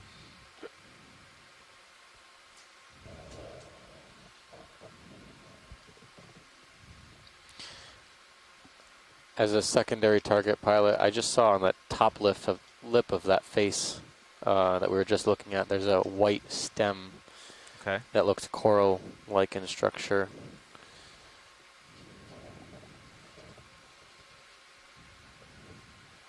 And for that matter, I see something else too on the top center above the outcrop.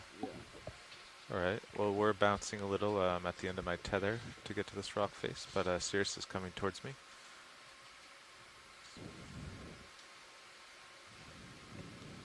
Video, should we try the headlights for this, or the high beams? Sure.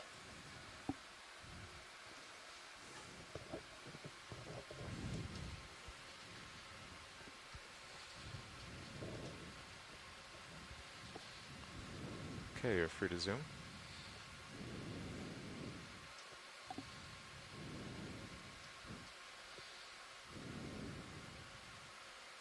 So I did see what looked like a dead cup coral.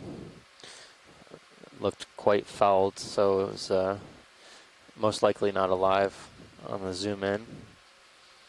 Coming back up.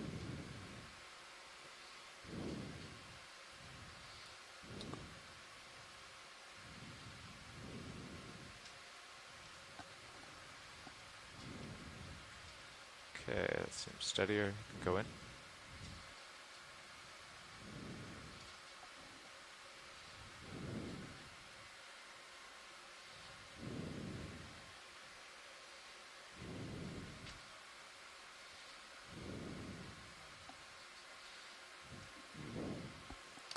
It's very tough to tell at this distance, but we'll pipe that. Looks like there's some polyps hanging. Yeah, there's at least a couple of deep sea bryozoans that look like that as well. So I'll pipe that to our shore side to see if they have any input. Right on the top in the sediment. Higher. On the the stalk on the top right, so below and to the right in the right hand corner on the on the top lip, there's a white a white structure, but we'll get a good image on these two. Okay. Well, I'm headed to the white one. Yep. So. Take your time. Okay, I see 2 white colonies there. Is that a sponge? I think that might be a demo sponge. Very nice blending into the rock there.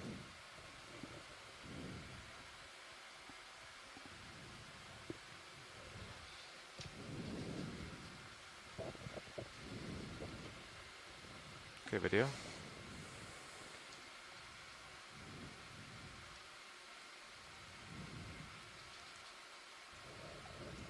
Here's a couple sponges, looks like, or one sponge. Yeah, so this to me looks like a stellastrid as well.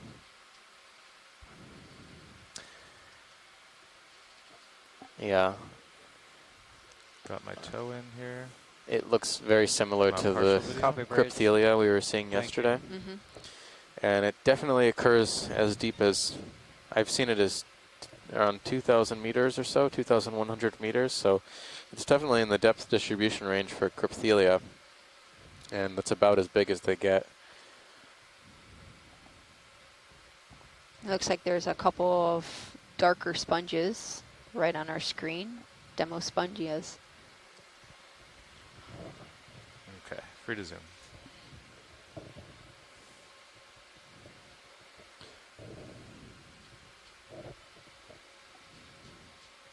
So that's excellent imagery.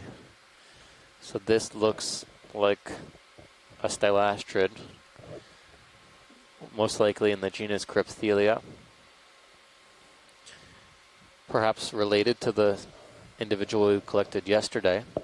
Looks a little bit different though, but it's very difficult to identify these to the species level, especially from video. So we'll get some images and move on to the corals to the upper left when video has satisfied with the imagery.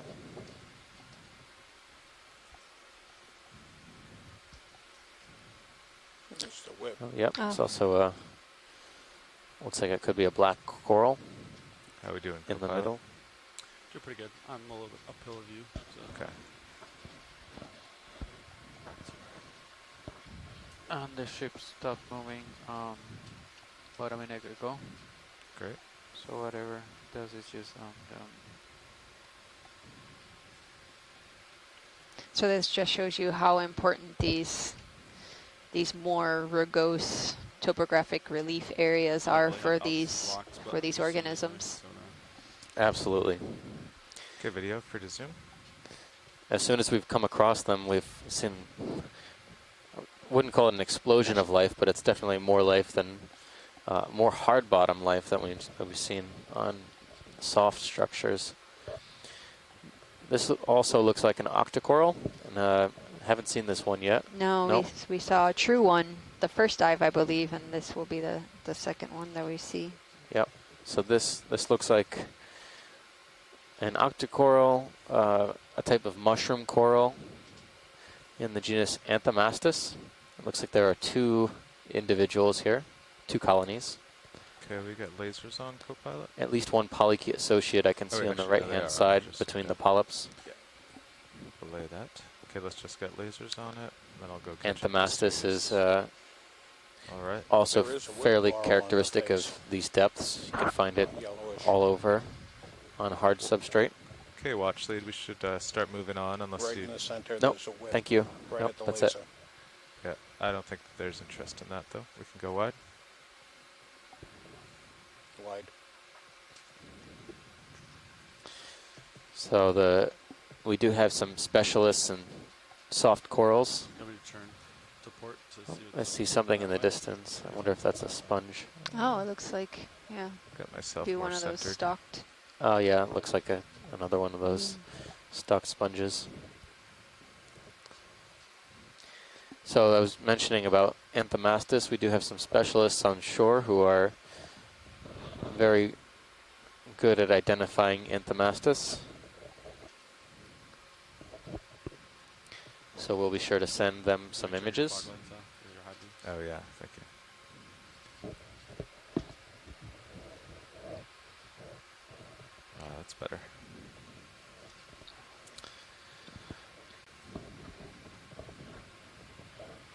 Alright, we're back in formation here.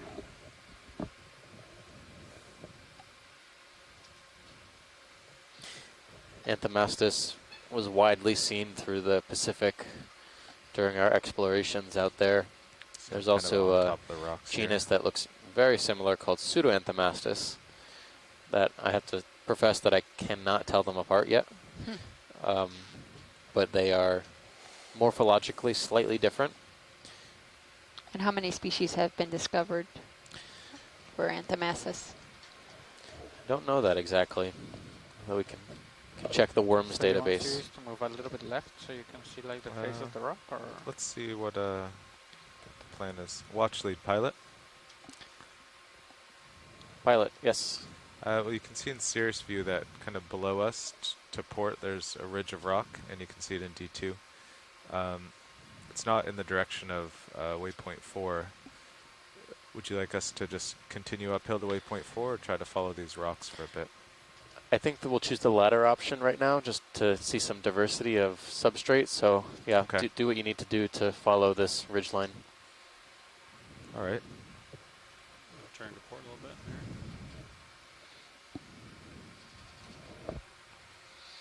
So if we get serious on the move, I don't know. 160. I was thinking like 135 or something. Then you could turn and face, come around and face me. Yeah, sounds good. One. Like 30 meters, 135. 30 meters? 20 meters. I don't know. We can start with 20. Yeah. Okay. 135 is good. Yeah. Okay, gonna call it up. Bridge this nav. And I'll just, I'll turn my head to keep you in view. Next move's gonna be 20 meters range, bearing 135 degrees, speed 0.2.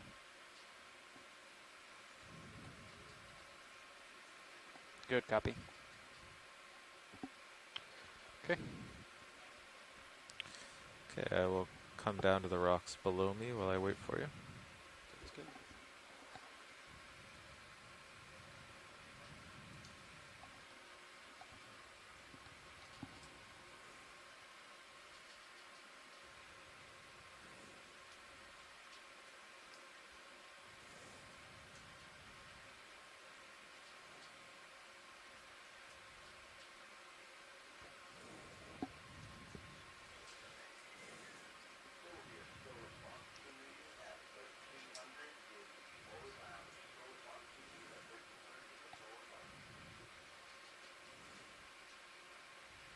I'll let tether left.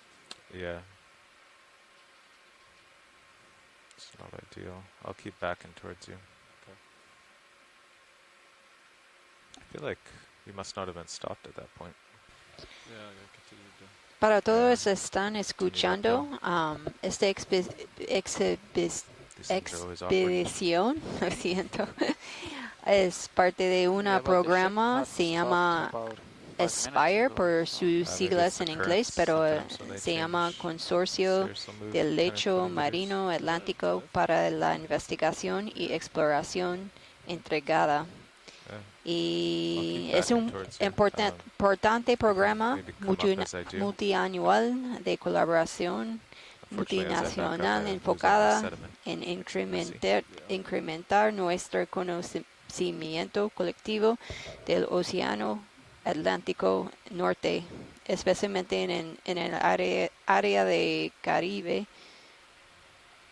Hoy estamos explorando un parte del Monumento Nacional. Está en Santa Cruz, en las Islas Vírgenes. Es de Buck Island Reef.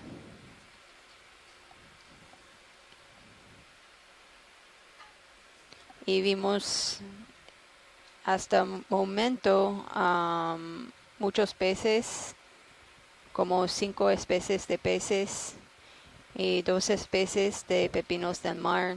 También vimos crinoides Okay, there are some rocks off my starboard side. y corales.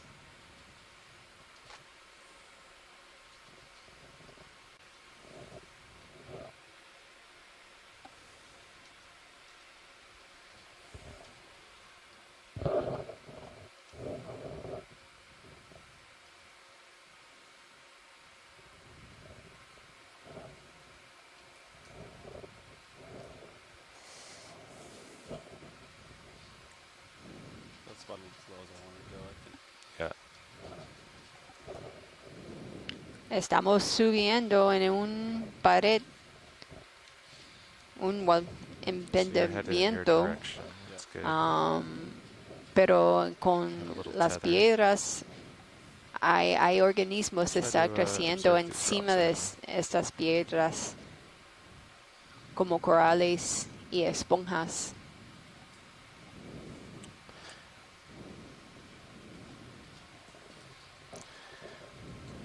Yeah, this is definitely some of the more dramatic topography we've seen so far in terms of vertical relief.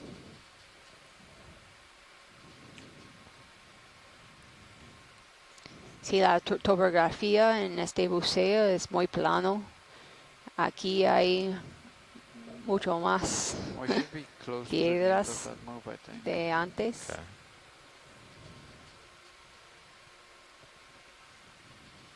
Copy bridge, thank you. Called it right on time. Amazing. Well, let's let Sirius swing for a few minutes. Still isn't really an ideal setup. This is very interesting kind of angular rocks. Very broken kind of rock face. Yeah, Watchley, do you see anything on here? I don't see anything from here.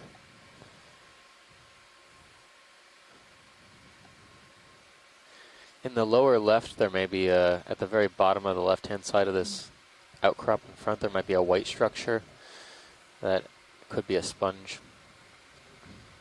The sponge on the right-hand side was one that we had imaged when we saw the two black corals.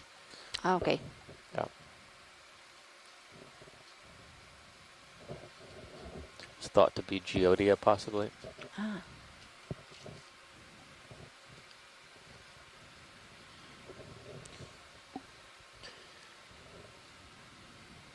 Okay, video, we can go in on the sponge.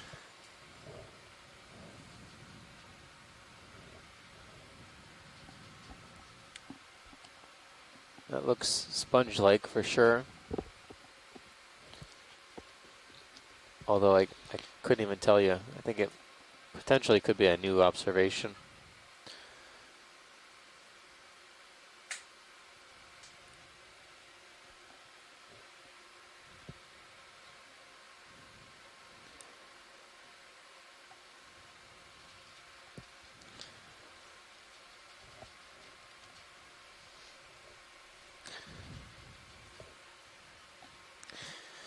We'll get the best imagery we can and then we'll move on from this sponge.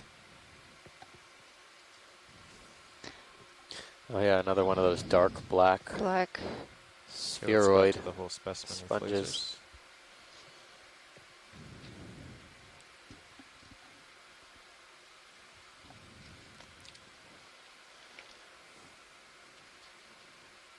Okay, and wide. A couple of, I just noticed them, some Stichopathes or black coral whips, possibly in genus Stichopathes or resembling them. So you want Sirius to move a little bit. I think that's just more debris. off of the cliff face of the rock. Yeah, face? definitely. Yeah, right now it's, you know. I think we can kind of turn out of it, right? I mean, Yeah. Let's just reorient ourselves more 180 uphill and kind of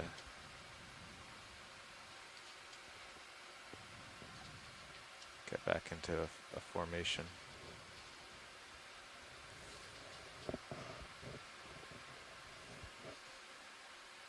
So right now our turns are 0.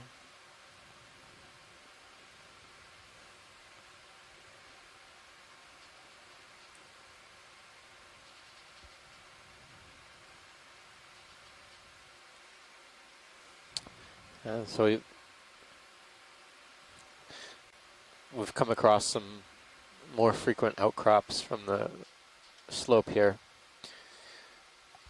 They're not heavily covered with encrusting sessile organisms or attached organisms, but we're keeping an eye out. Everything seems more or less fairly small sponges, a couple of black corals here and there. Maybe we can go towards that. Straight ahead of me, you mean? Yeah. Yeah. Yeah, that'd be better. 150. I'm at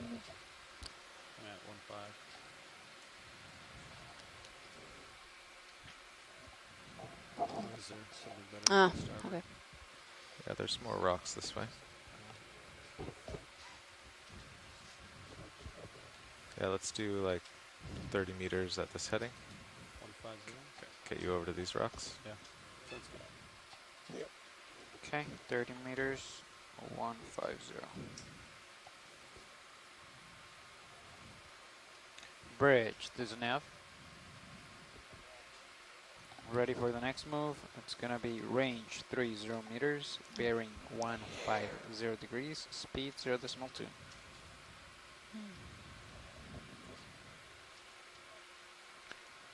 Good copy. So we are right now at a depth of 1,653 meters. The oxygen is slowly rising at 4.9. Yeah, it's coming back up. Yep.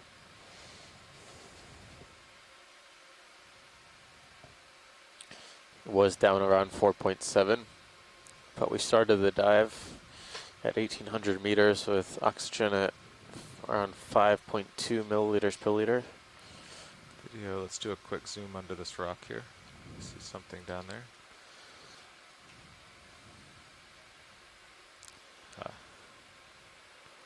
Just some You want those tube worms, or Looks like there could have there was been a something couple in of the worm front? tubes in something the down in past. the sediment. Yeah, in some the worm front tubes one, underneath the rock and like a dead a sponge. Oh yeah. Looks like a I see sponge, that. yeah. I thought that's what you're Might going be for. difficult I was to going for image. the tube worms. Yeah. Yep. Yeah, I didn't see if they were occupied. To go back in. Sure. I didn't. Whoop.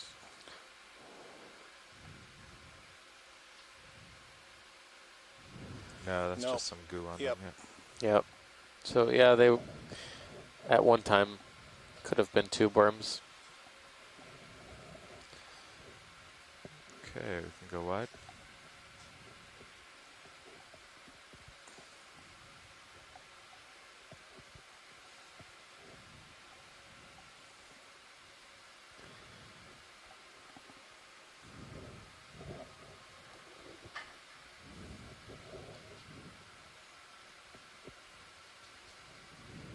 The rock here seems pretty well fractured.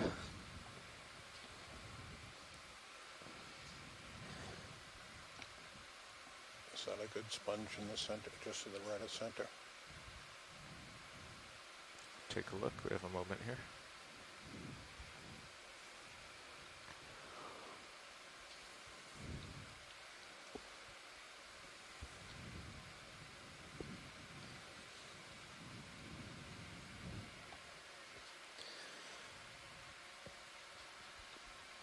Looks like there might be something growing on the rock.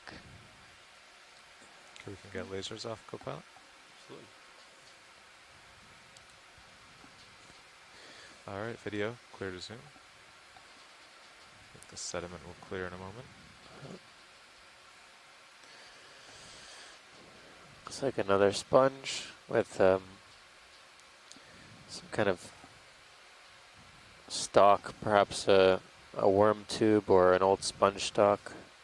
There's like some small hydroids on it. Yep, hydroids. And then to the left, there's a squat lobster. Oh yeah, hiding. Pilot want to Trying try the high beams? actively not to get imaged, but he sounds like he looks like he's in a pretty good safe spot. Is that better? No, he isn't.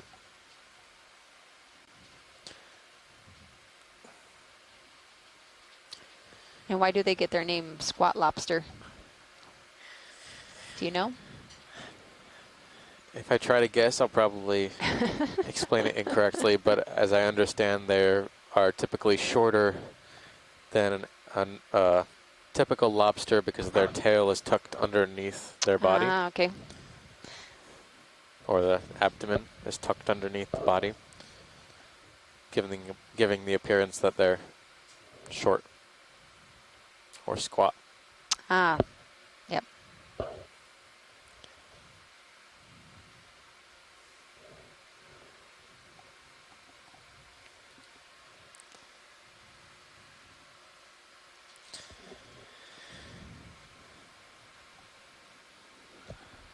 We're ready back here whenever front row is. All right. That's full wide. Thank you, video.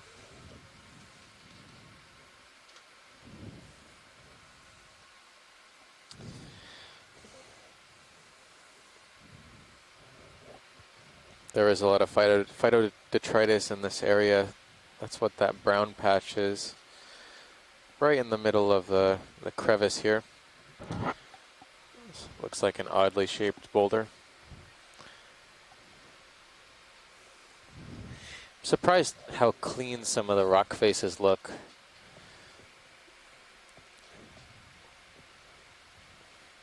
There are quite a few encrusting serpulid worm tubes and sponges, but some of the very vertical rock faces are very much clean and just with a coating of iron manganese crust.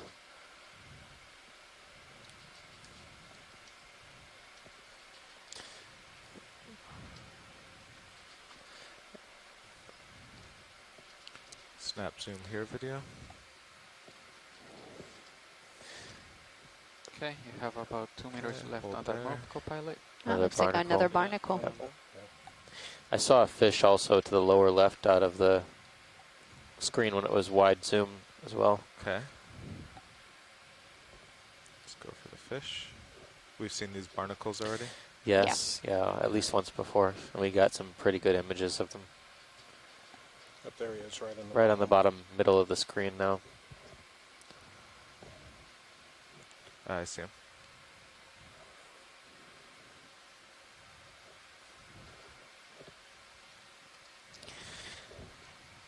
We're just moving over another one of these gorge-like cuts into the rock, into the slope.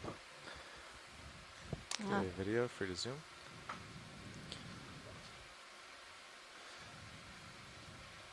This might be another lizard fish. Yep. Yep. I think Halosaurus. No, I think it's Bathiosaurus. Bathiosaurus. Bathiosaurus. I knew it was something saurus. There's a lot of sauruses. I'm trying to recall. Yeah, I haven't seen one of these in ages. But the eyes look extremely reduced on this particular individual. Yeah. Usually the eyes on this species are rather large. They definitely do look like a lizard.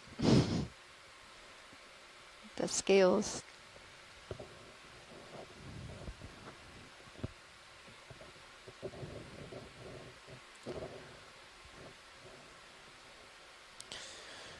Excellent. Okay, whenever you're clear, video. Coming out.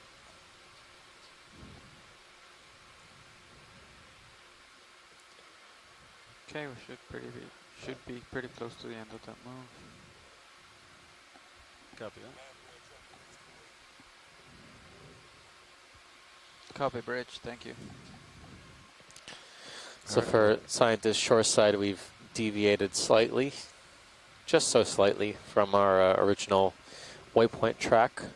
I'll look around just this, slightly after, canyon. Wow, seriously. to the south of waypoint 3, we deviated to follow this Oh, I'll get a toe in here and take a look. rocky outcrop substrate, Little brittle star. which has brought us a little bit to the east of our intended track. Oh, what is this here? Something really extended into the water here. Do you see the Yeah, the coral structure, pilot? Yes. Yep. That is an incredibly long Okay, video, stalk for free to such zoom. a small coral. It's very odd looking too. It's the first one of these we've seen on this expedition as well as this dive. And I think this could be a Chrysogorgia in the genus Metallogorgia, but it does look really odd Set my toe here. because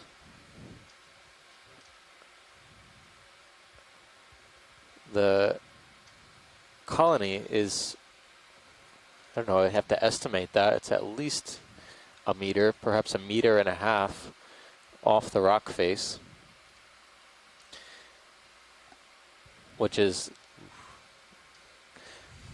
extremely long. Usually they're typically no more than a meter, but this particular individual seems to have branches that indicated that it might be more juvenile, which we'll try and get a better image of. Yeah, we'll go back to that in a moment. Thank you. Pretty light sediment. Yeah, it's very, I think the current has basically died here, so it just hovers.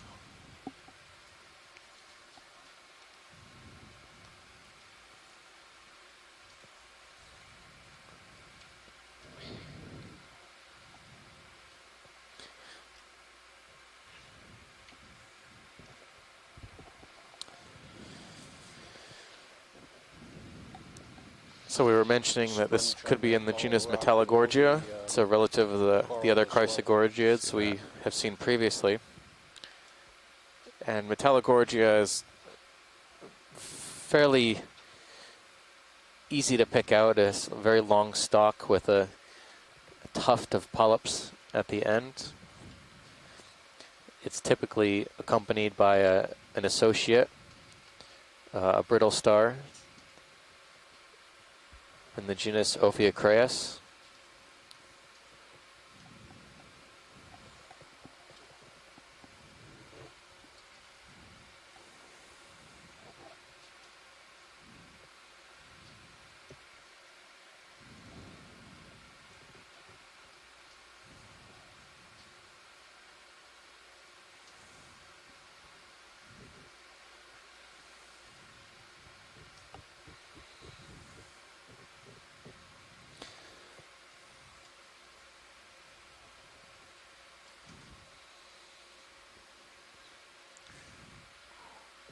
Snap zoom here video.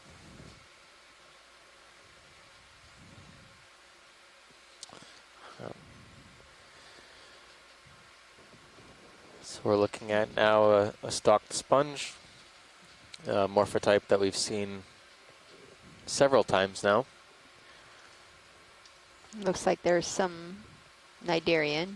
Yeah, possibly a zoanthid or anemone. Yeah.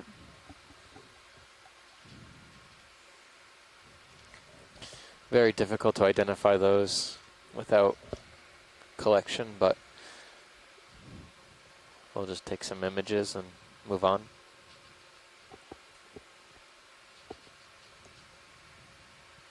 So I've probably settled out here. Alright, can come wide video. Could come back that guy down here maybe, and then go up there. Or we could keep going along these. Got options. Yeah. So we're not going uphill now, we're just proceeding kind of along this. Okay.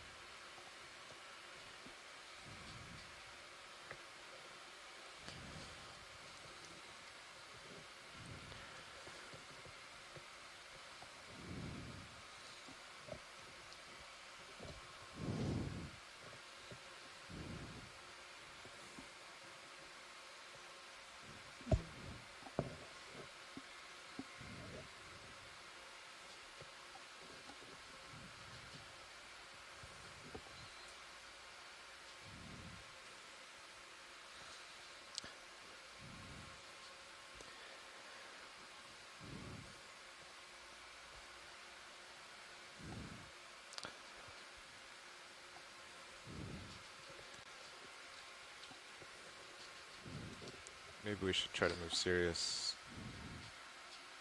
towards me, but a little to port to keep off this. Go 135 again or something? Yeah.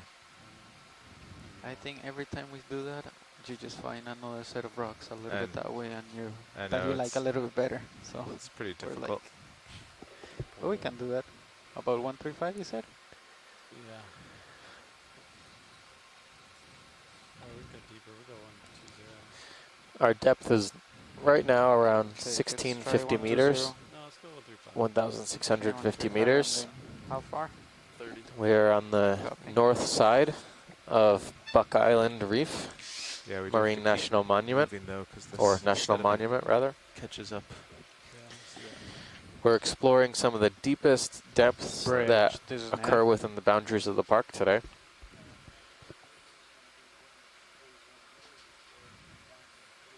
So far we've seen a primarily soft bottom habitat.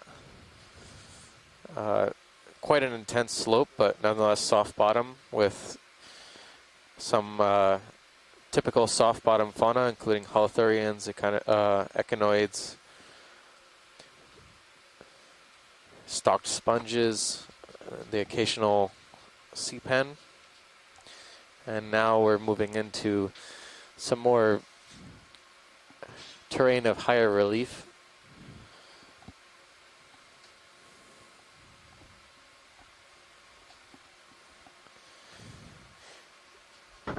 We're seeing the occasional attached deep water coral. Alright, We've I'll seen have a to wait number here of for a moment. black corals so far, as well as a few octa corals, notably mushroom corals, and we just saw a few moments ago a chrysogorgiid What is that? Right octa center? coral in the genus Metallogorgia. The round. Yep. Yeah. Let's check it out.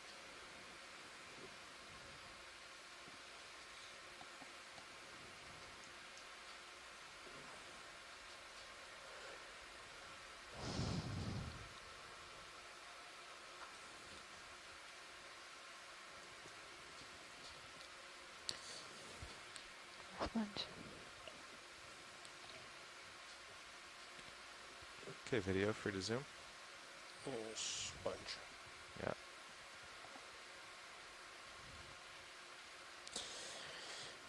Of all the sponges we've seen so far, this sponge species we're taking a brief look at now are probably among the more common ones, although they seem to be all around the same size, 15 centimeters or so, in the genus Euplectella.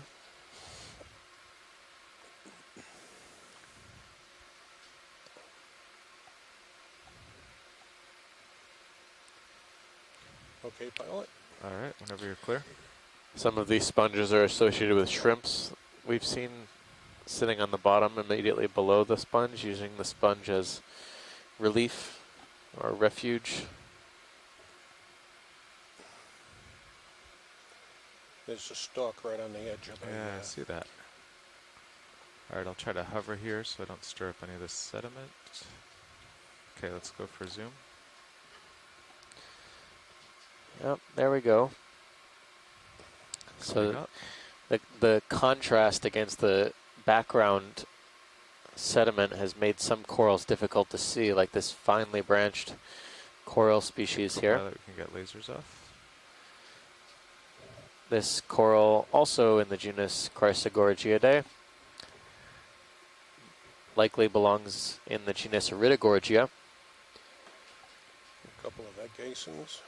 Yeah. And we're looking at now, right at the center of the colony, two could be egg sacs of some type that seem to have split open sometime in the past, as well as a shrimp associate. And you can see a couple of mysid shrimps as well swimming around the colony. Okay, coming back up. These octocorals can grow extremely large, sometimes being on the order of meters off the rock face. This one not so much, but still probably one of the largest coral species we've seen so far. For my chair.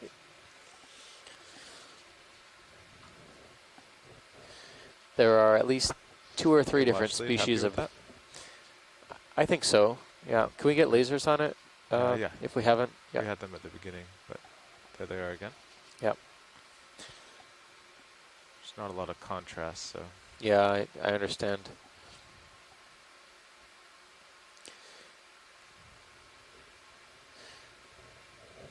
try and get an estimate for measurement here, but we're looking at, again, an Iridogorgia. There are at least video. 2 or 3 species of Iridogorgia in this area that are known.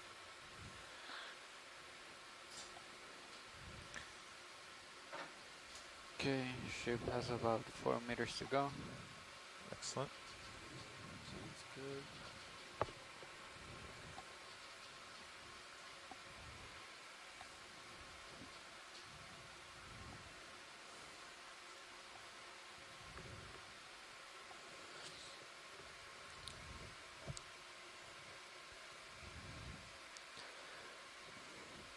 So as we are moving across this hard bottom,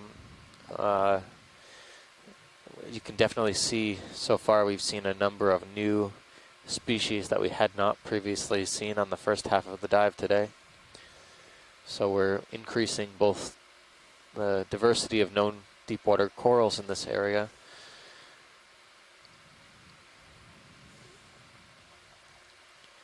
covering both soft bottom communities and hard bottom communities. Copy bridge, thank you.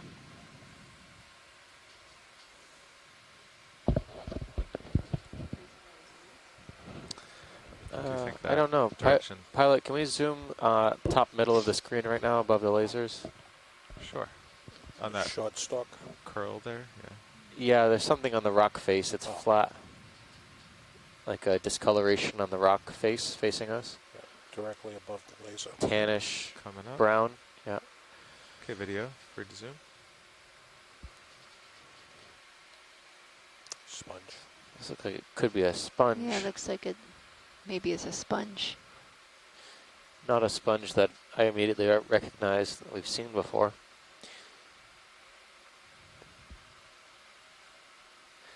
I have no reason to believe that it's not alive. I think it's most probably alive.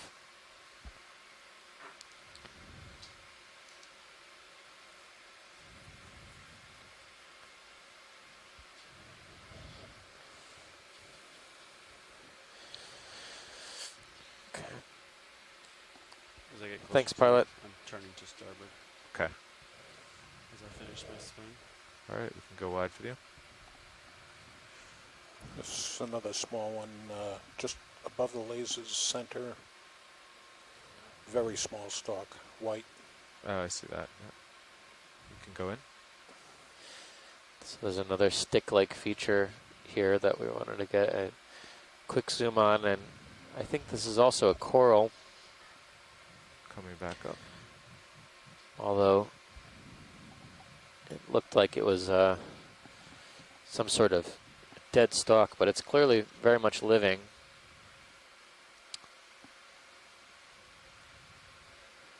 I can get a close-up if I go in and set down. Sure. Yeah, we Alright, can go we, wide we have video. time, right? Yeah, we have some time. Actually, there's to the bottom left, there's another one, same kind of feature, but this one's polyps are open. Oh, I see that, yeah.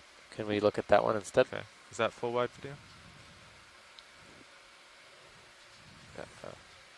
Yeah, looks better.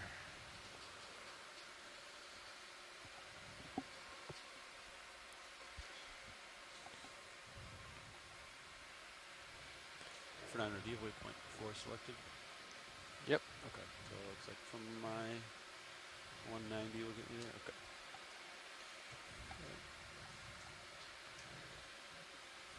I've lost the coral with open polyps here. Should be right there in the middle. I think it's right on the lasers right now. Yeah. That's what I thought. Just nobody can see it, huh? All right. I'll set down and we can zoom in there.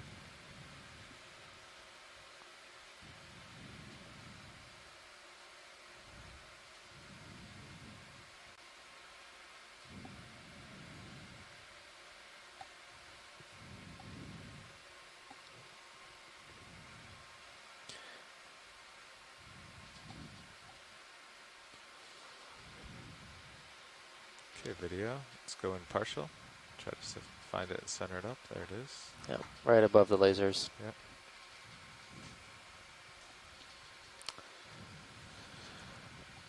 So we just saw 2 stalks that were like this, maybe 10 centimeters maximum in height.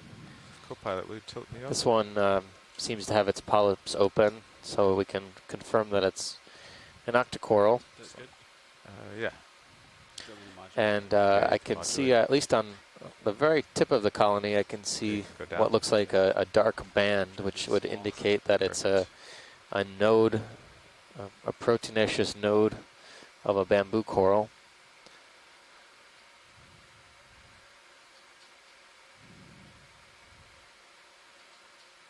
We've seen one bamboo coral so far, yeah. And yesterday another bamboo coral. That's right. Yeah. So the whip-like or unbranched morphologies of bamboo coral seem to be the dominant ones here. Can you use these nodes to age these bamboo corals? Are they like growth? For bamboo corals, the linear growth rate may not be a good indicator of age, but they do they can be aged through cross-sectioning. Okay. Yeah. The bases in particular.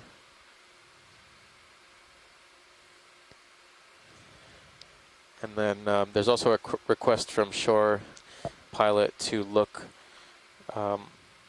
behind the bamboo coral to the left, and there's a mucus mucus funnel, or some sort of funnel that is covered in mucus. Okay, let's go out to it. Is it that one that's right on the rock face? Or?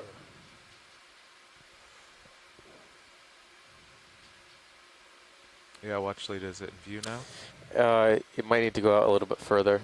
Okay. Okay. Ah, there it is. Left. Yeah, yeah, on the rock there to the top left.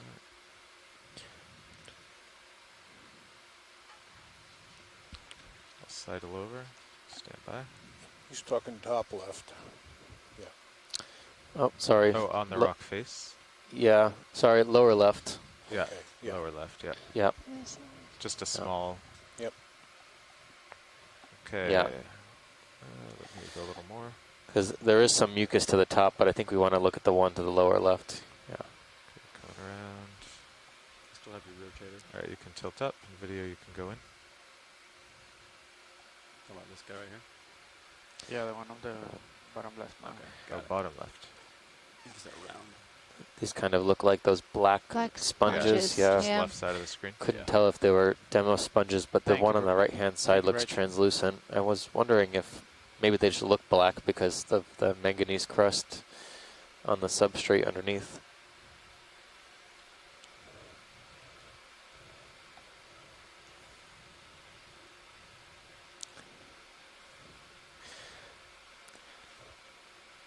I think that's it. I think these are done. Yeah. Okay. I think we're satisfied with that. Alright. You can go wide video. You got your rotator back? Thank you, co-pilot. A few more on the rock on the left. Lower left. You can see it on the rock face. Small sponges. Yep. Yeah. I'll kind of fly by and see if anyone says anything.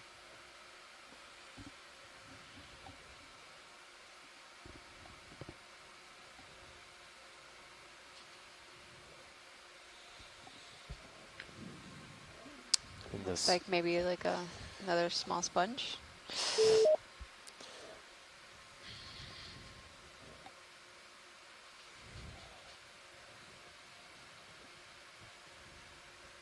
Okay, I'm lined up at like 190, which is directly towards the waypoint. I'm not sure which direction we want to go. I guess we can Follow keep these. moving along, yeah. Follow these. Yeah, great pilot. Thanks.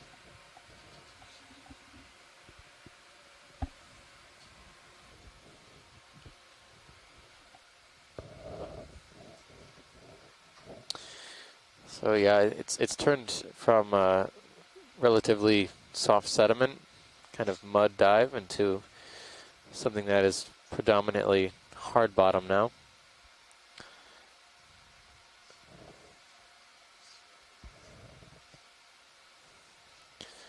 The rock here looks rather fragmented and jagged in places, but nevertheless we're finding some moderate-sized attached corals.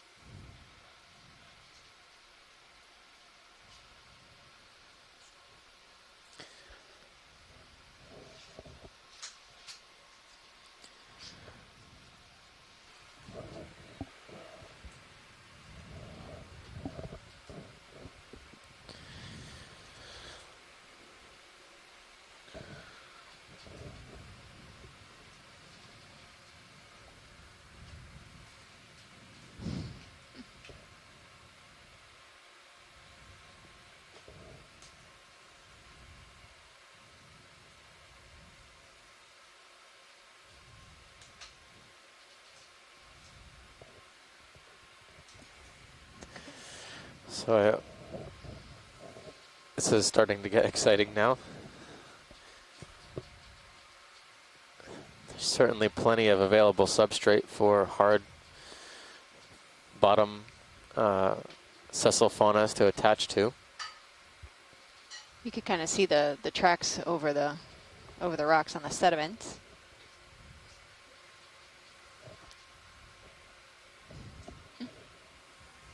Again, this is going to be direction of movement. Kind of cut it. Yeah, because that if we had to do south, they're probably, you know. I'd slip off it, kind of. Yeah. Yeah, this seems pretty good. It's a little. You can awkward see in the going kinda distance a sideways, few but rather it's large, cheap. stalks of something. Not clear if they're inhabited or what produced them at the moment, but we'll migrate that way. What was the last move we did? It was 30 meters, bearing 130. Oh, so that got us, yeah, more to my starboard. For the science party on shore, we've deviated slightly from our intended track to follow a rocky ridge feature, which now shows us that we might have made a good decision to see some more hard bottom, and it seems to be what we're seeing. But we're not that far off track, maybe 30 or 40 meters or so between the lines, between waypoint 3 and 4. Well, I'm facing 200, so maybe instead of going straight, we'll go like 180 or 190, so I just keep staying. I was thinking the same thing. All right. Should we do 180 or set? Yeah, So let's try 180. We're looking at pilot 30 on meters the still good?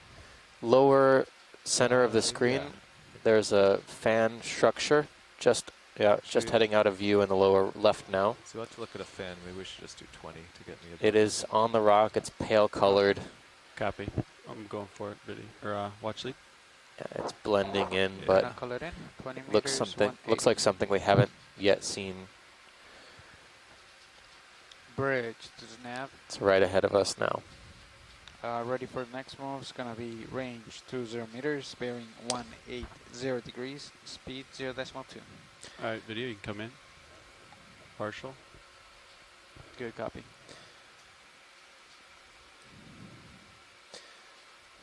So this looks like a type of black coral or Antipatherian, and I can't immediately tell if this is the same species of black coral we saw earlier, but this colony is much smaller than those. This looks like it could be related to the first large black coral we saw, which was likely in the genus Bathiosaurus. This looks to be the same.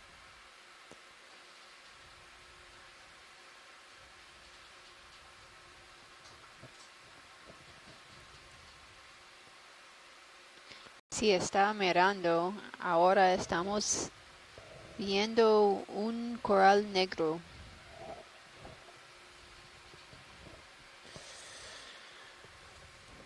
So we'll get some imagery, and is that a crinoid to the right? Something.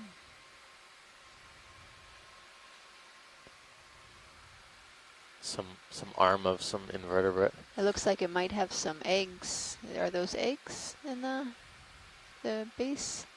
I think those might be the The the feeding? mouth parts. Okay, Yeah, the of feeding the parts. of the polyp. Yeah. Video come in on. Come in. See what we got. Is that max? Max. Okay. So the tentacles here occur in pairs, or in 3 pairs, with one mouth part for each polyp occurring in the middle. And yes, we can see a good example here of the commensal polychaete worm right along the center axis there, kind of darkened, fleshy colored. It's a polynoid scale worm. Yep. Okay, video. Okay. Clear on this one, you are. We're satisfied here in the back row. Right in the background, and then the stalk on the right.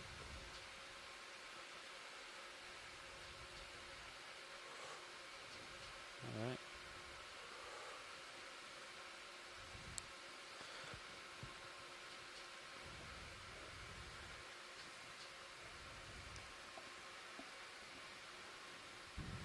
All right, take off. But this terrain has gotten very interesting over the last few minutes, and we're starting to see a lot more hard bottom fauna, characteristic hard bottom fauna that we might see on a larger seamount or escarpment. There seems to be a available space. I wonder why there are not more black corals in this area. Yeah. Something we've been throwing around is possibly it could be due to flow conditions in the area not being ideal for either dispersal of larvae into this area, or potentially difficult for suspension feeding organisms to feed due to low current conditions. There doesn't seem to be a tremendous amount of current here as we were experiencing earlier.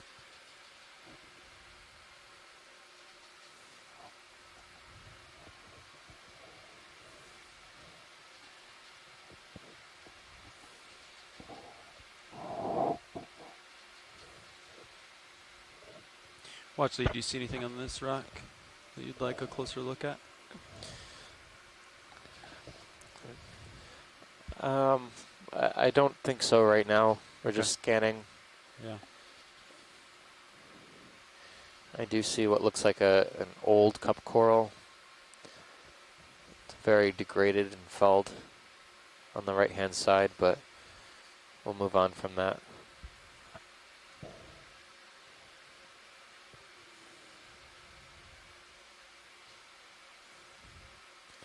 So one question is, at some point, if we just turn uphill, will it continue to be rock?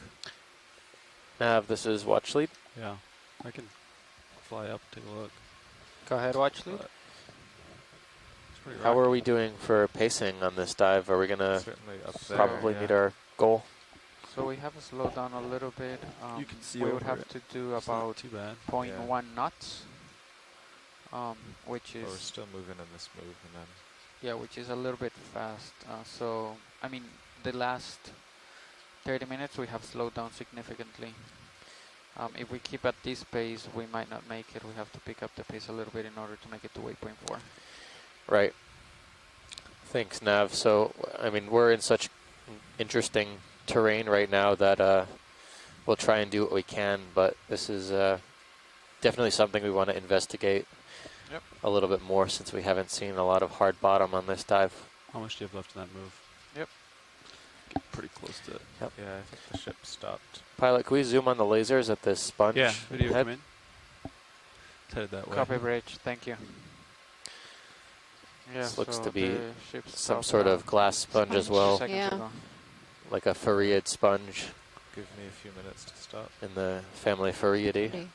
Yeah, then maybe we should turn square to it, investigate the top, and then follow the top edge, just so it doesn't keep getting taller above us without us knowing it. I agree. This is a new one for the dive, I believe. That's it, yeah. I think there were, Do we see some earlier?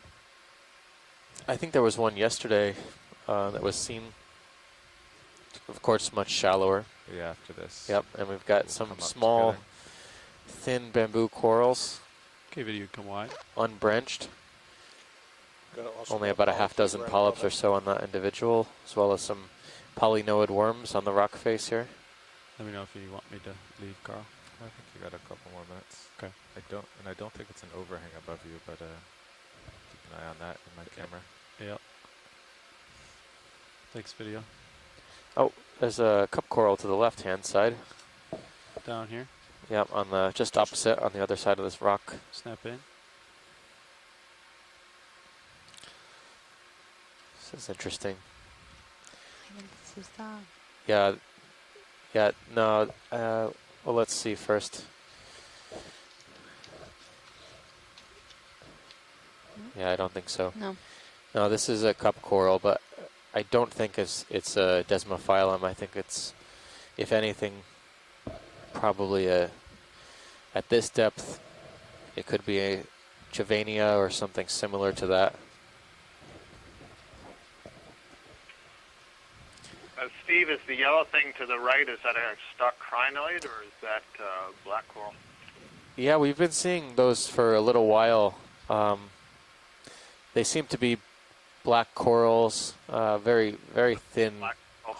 Yeah, hard to focus on black coral whip. But yeah, this is one of the smaller representatives, but I think we've been calling it a black coral so far. All right, pilot after this. Let's get you up. All right, video. Yeah, that's a good view. I would Good one. definitely agree with that. Yep. Thanks.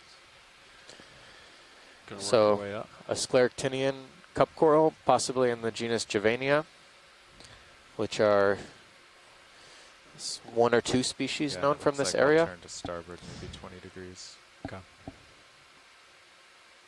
But a genus that's found worldwide as You're well. pretty safe. You can work your way up looking at things. Okay. Oh, there's a Linger. potentially interesting sponge. Yeah. Also in the Right in the middle. Oh, I was looking Oh, at. you're looking at that one. Yeah, it's going to be one of those. It's going to be one of those sections of the dive where we're looking all over the place. I think we'll zoom on this glass sponge first that's forming a stalk. Yeah, I'm going for the larger one here. You can snap in if you'd like. Frame it up.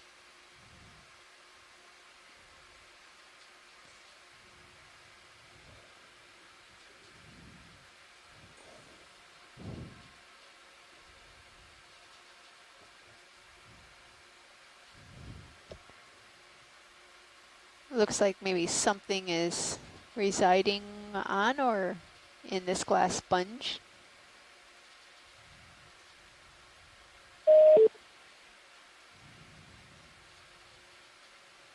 This is, I believe, a new species for this dive. We haven't seen this type of glass sponge before. I recall seeing something that looks like this in the Pacific as well.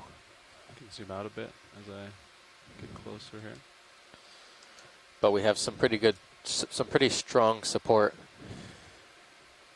on the sponge side, on the shore side, so we'll feed through their Looks like a ferrea, but recommendations. kind of stalked. It has that undulating form Right. that we just saw. Right. This is another kind of farreid, and that sort of structure is kind of common. Like Stacey, we saw a lot of these sorts of things in the Pacific, and I can't remember if we saw them also on off the southeast coast of the U.S. in that cruise.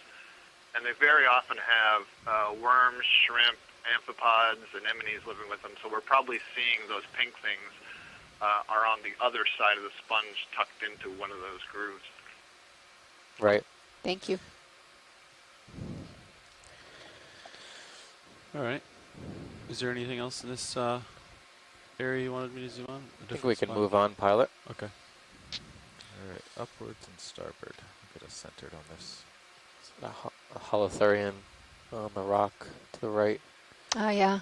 So, holothurian and a coral. I don't think we've seen that type of holothurian before. Have we?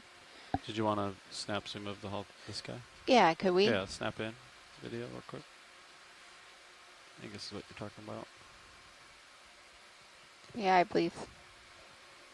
We haven't seen. This is a newer species of thurian for this expedition.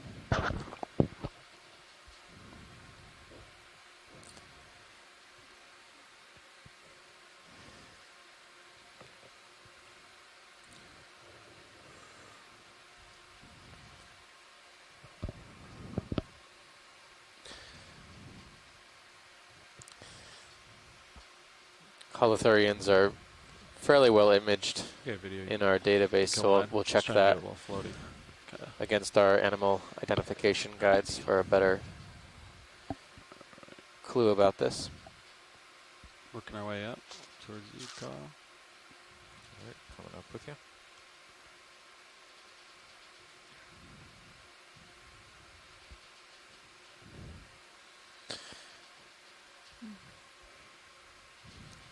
Yeah, I can't tell. This is such poor contrast with the background here that Big whip at it I right can't in tell if front. some of these stalks are Copy that. just fouled or if they're Living. yeah, living.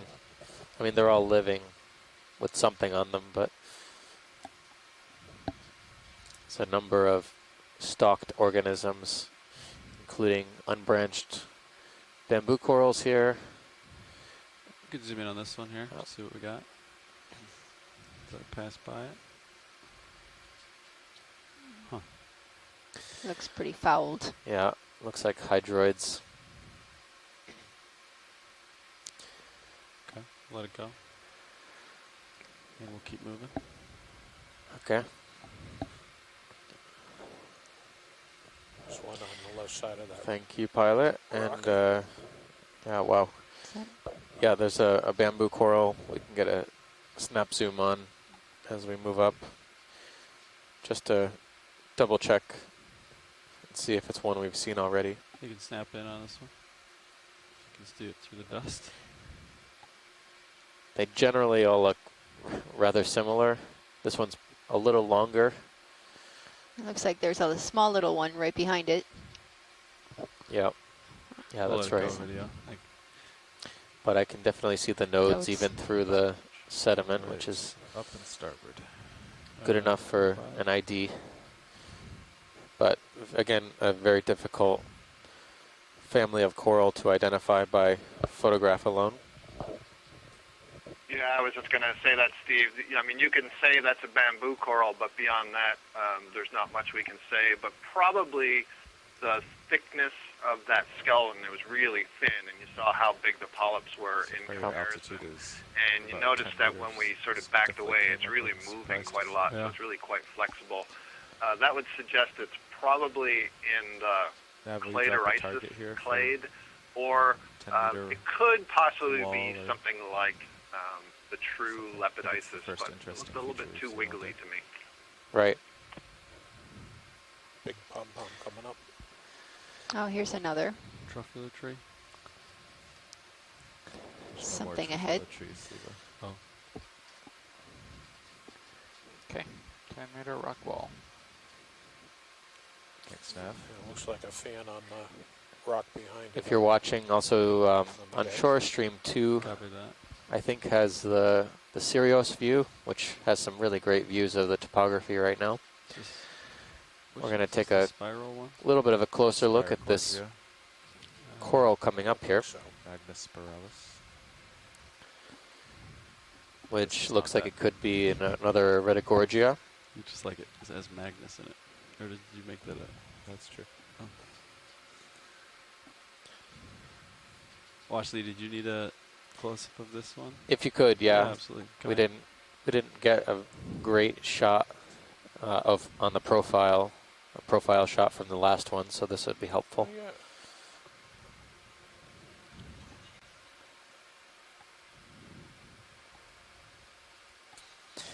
So this is a coral that is characteristic of having associates like shrimps and squat lobsters, and we do see at least one shrimp.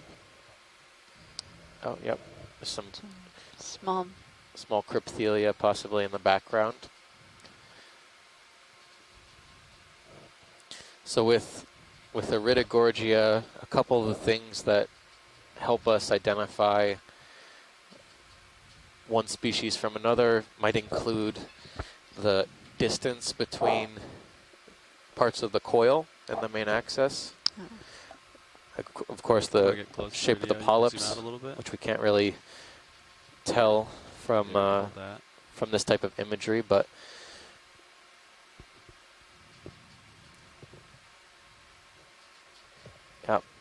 yeah, there's a couple of small crypthelia.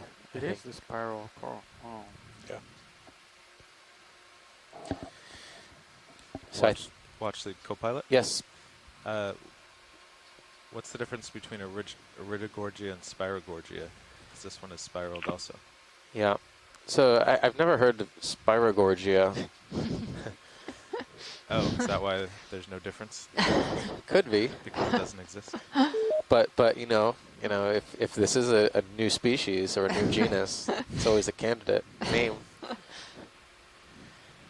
Steve, maybe you said this before. I apologize, I didn't hear. But Let's zoom in on the coral that collected yesterday, I just heard you say crypthelia. Did you determine, was it a scleractinian or a hydrocoral?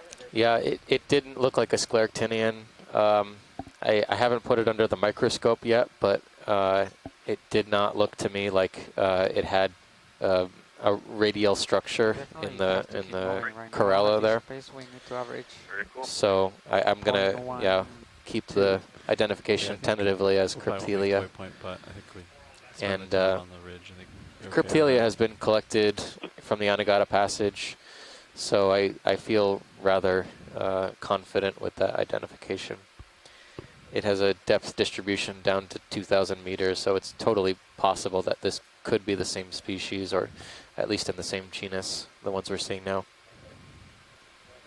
Are we here right now until 2 or? 2:30. 2:30. All right. Pilot's clear when the video is clear. Thank you, pilot. All right. So there's kind of a rock right above me, huh? Yeah. Okay. So I'm at 215. I'm kind of squared up to the rocks now. Just curious what this is. Can we snap Yep. on this video? Hi guys, you got a beautiful view of a baby Palamonella shrimp. Notice the big pincer. Excellent. Thank you for that. That's the associate in the Iridogorgia there, in the Octa Coral.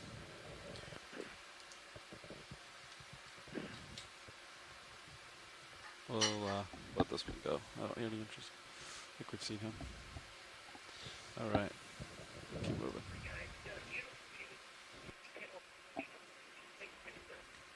So I guess once we get to the top of this, we won't go back down. We'll just proceed generally southwards. That's good. So, co-pilot, you might be interested to find that Spirogorgia is not taken as a currently described genus, so one day.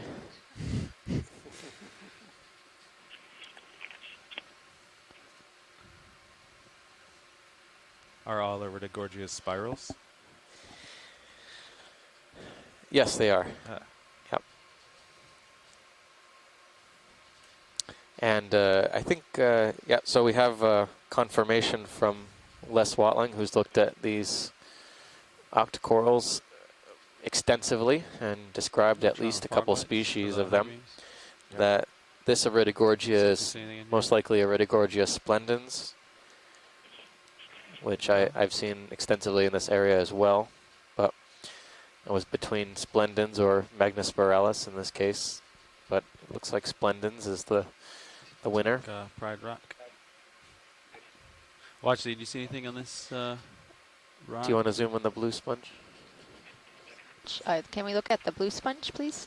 On the left side? Yeah, no, right in the left. Yeah, right on the edge of the rock. I'll do a lower swing arm too. That would help. Yeah, you can feel free to. I think it'd help if I come up a little bit.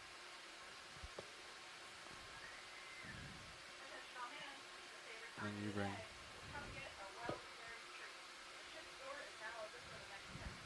All right, come in. Partial. Yeah. Go back out a little. It's kind of an underhang. Yeah, I think we might be able to It's like one of those come in further if you got it.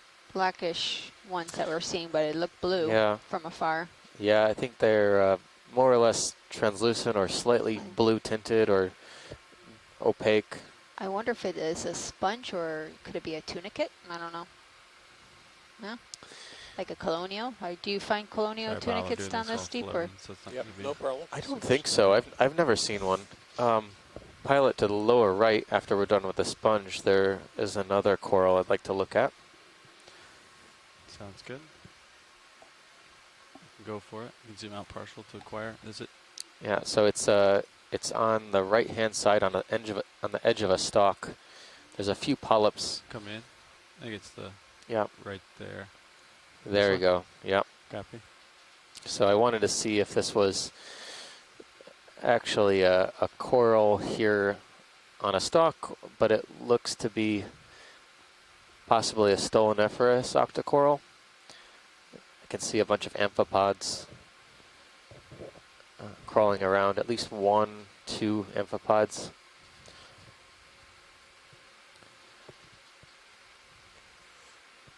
I don't have an ID on this one, but it looks like an Octa Coral for sure. Come out a little bit.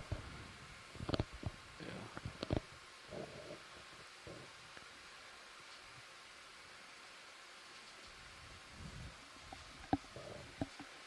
So we'll get the best images possible and then move on. All right, next video. Move that port back outboard.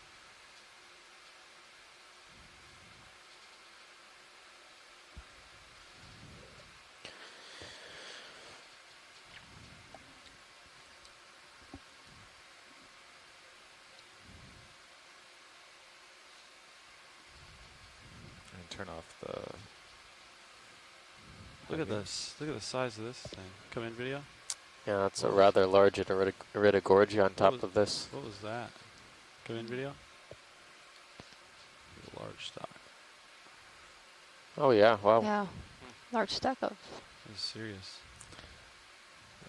Yeah, that is not something at that size. If that is a stock of biological origin, it's not something that we've seen at all on this dive so far, and it's very heavily crusted with manganese on the lower section where it attaches to the rock. So that is potentially something to look for as we move shallower.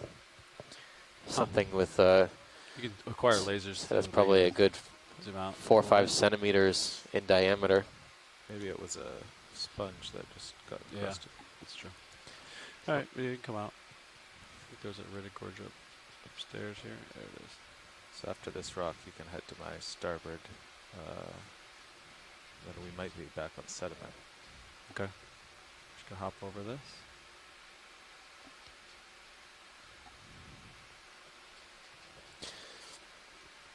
This also looks like Iridogorgia splendens from a distance. So of the 2 species that are probably the most common in this area is Prince splendens and Magnus borealis. Splendens has a shorter distance between each coil than Magnus borealis.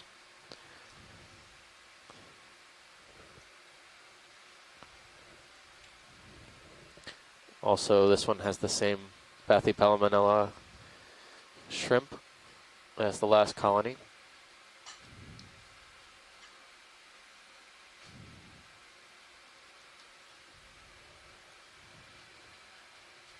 All right, you can come out a little bit.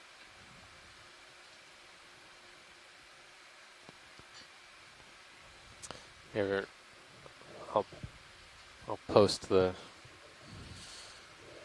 spelling on that genus.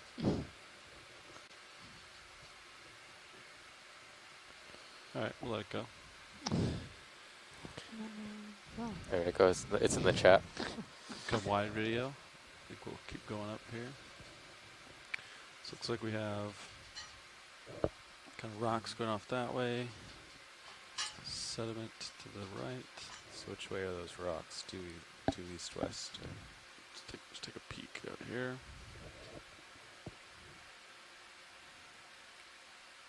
Okay. Yeah, I think they are. Let me line back up with them. So lining up with this rock features, we got right about there, right about south. Okay. You okay with that, Carl? Yeah, we can kind of try to follow the top. I guess that's what we were doing, but then this came up 10, So 15 the meters most and of the dive surprised has been us. this kind of flat sediment But yeah, dominant 30 area, meters to and south. now towards the last leg of this dive, we've yeah, that would really keep- seen Or do you kind want of a to go little burst bit in more? I guess I life. should go off A it lot a of little, different so maybe, organisms growing 1.65 alongside or these something. rocks, Sounds good to me. the edges of these Yeah. rocks. Right. Could do 30. It's clear in my sonar anyway. So we're this following this rocky hard bottom is a slight deviation from our original dive track, but it's yielded probably the most biodiversity, or the most large megafaunal biodiversity that we've seen on the dive so far.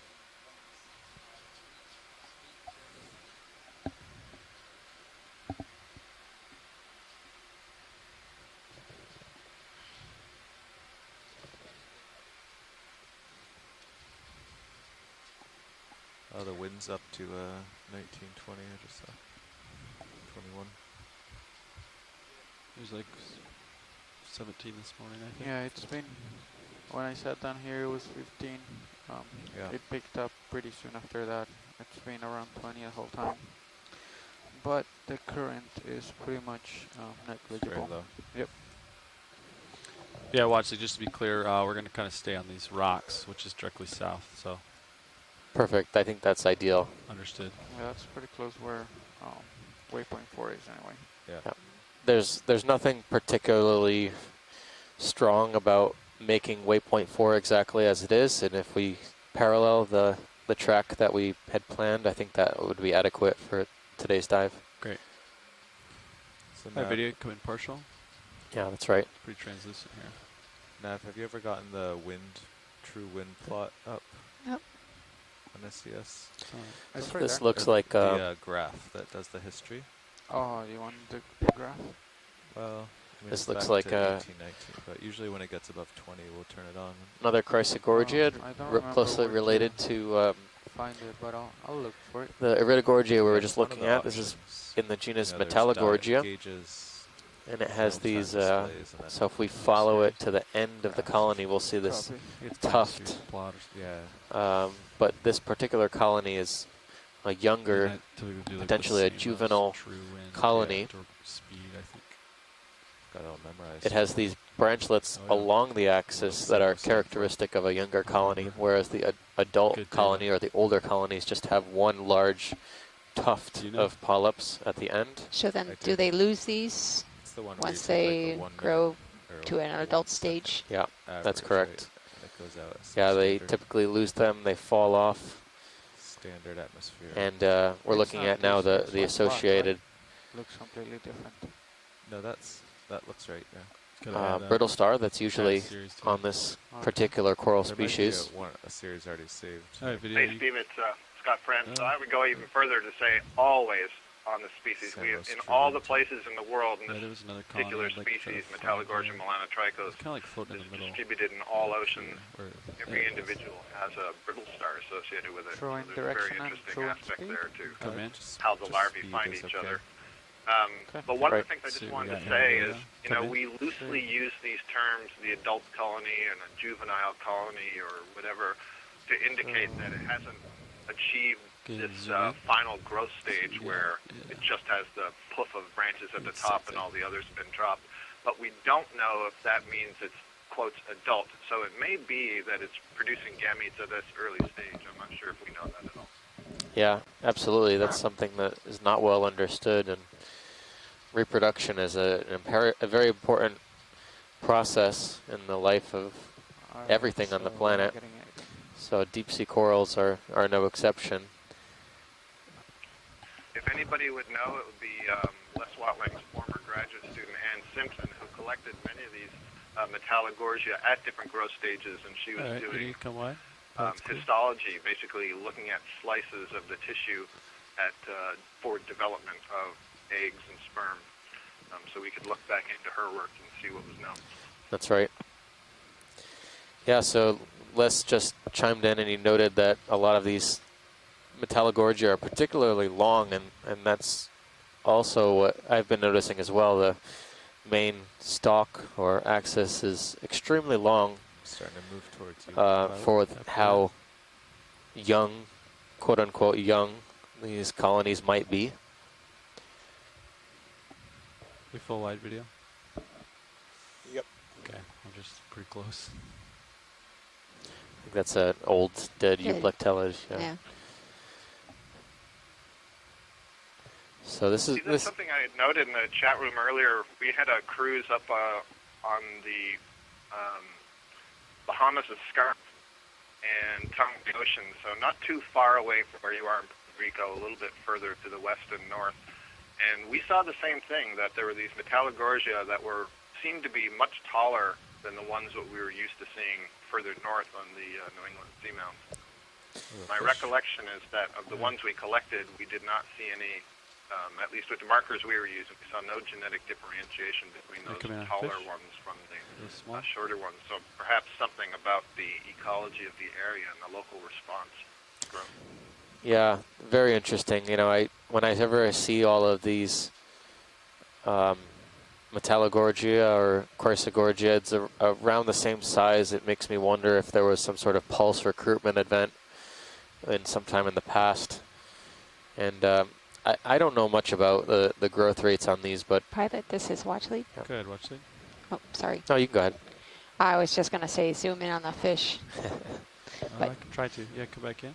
Oh, I think I found it. Oh, it's still there. Over Yeah. on the right. It has a template already. Yep.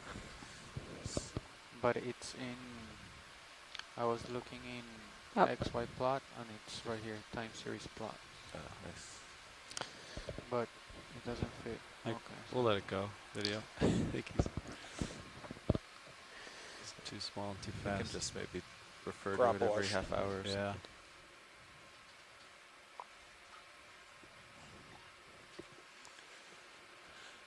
Yeah, I don't think we need all this stuff during the ROV dive, so just put it over here.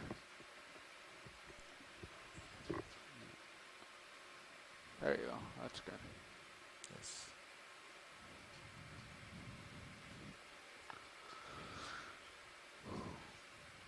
Okay, so that move.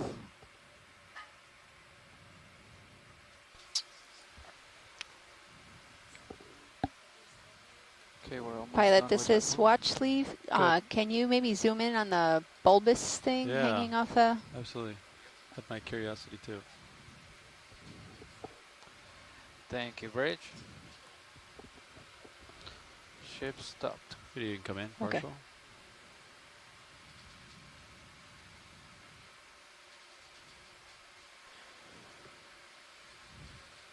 Is this the sponge that we saw before, the Geodia? It looks very similar to the previous two, yeah. Yep. And to the upper left of this, after the sponge, there was a larger stalked coral on top of the rock that Copy that. I'd like I'll to go look for at. that next.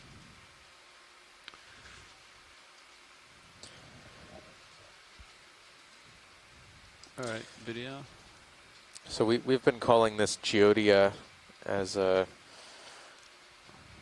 just to put a name to it, but if anyone on shore has a better refined... Watch lead, were you talking about the coral on the right or the left? On the left. Yeah, I think they're both the same, but the left one looks more, it looks like it might have better contrast. All right. More photogenic. Yeah, so this is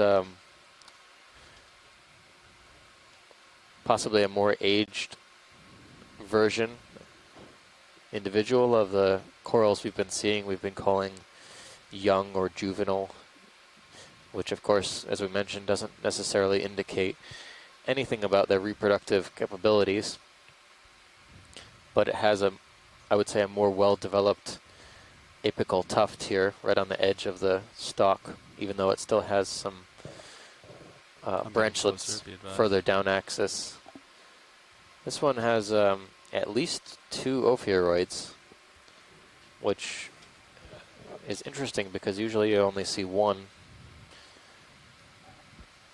I'll try to float here. You can zoom in. One individual seems to be further down. Oh, there's, one further down.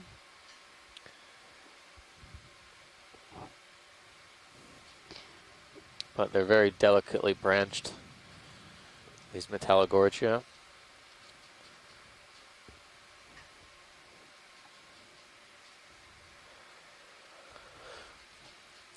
Okay, pilot, I think that's adequate for this individual.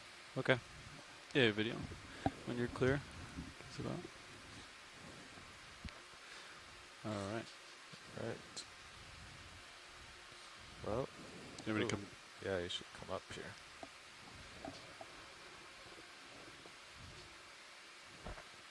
Okay. As I moved along, there's another kind of crest. And then we can continue south after that. It's not. I think it's just this rock, right? Yeah. Okay, so it's not like it's not too tall. Okay.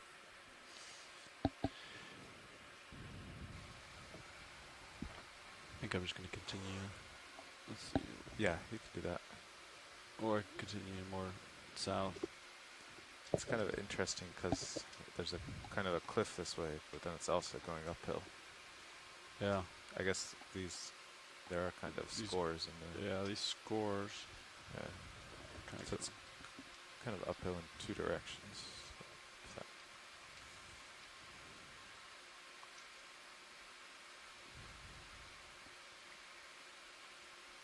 It looks like there might be a sea cucumber on the bottom right.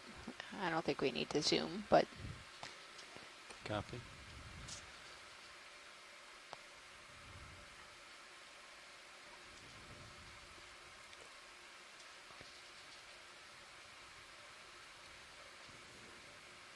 So yeah, I'm just going to kind of keep going that way. Does that sound good?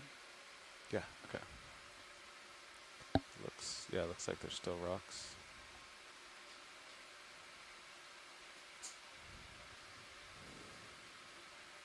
Yeah, I think we want to follow the highest rock crest so that I don't have one next to me. Okay, sounds good. Looks like maybe there's another Chrysogorgia on the top of one of those far rocks. And there's a white something that's pretty bright to the far back. Maybe another sponge.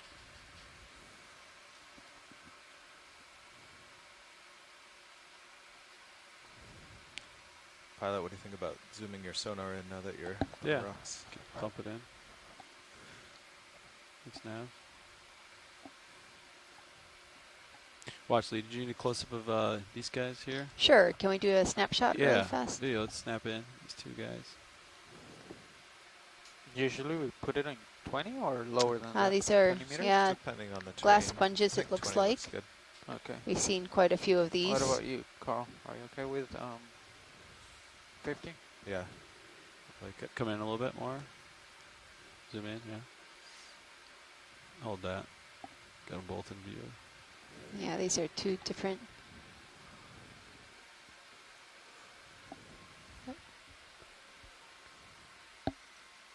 Do you need more zoom? That's great. Thank you. Yep. I'll just do one more. It looks like maybe a small sponge on the base, upper base.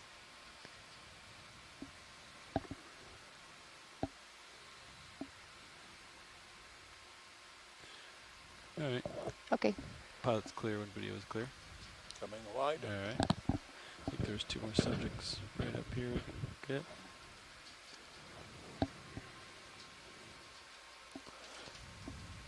Yeah.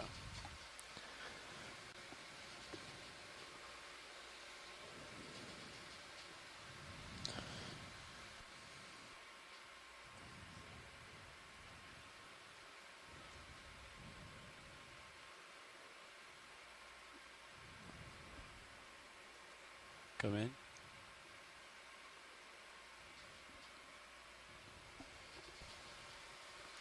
I'll just work my way up it, I guess.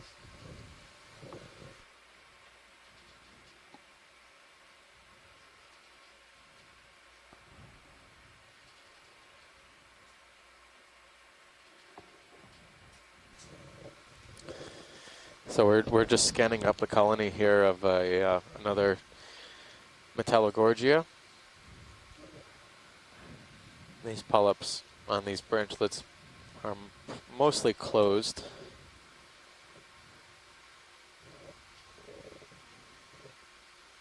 Yep, I think they're all closed.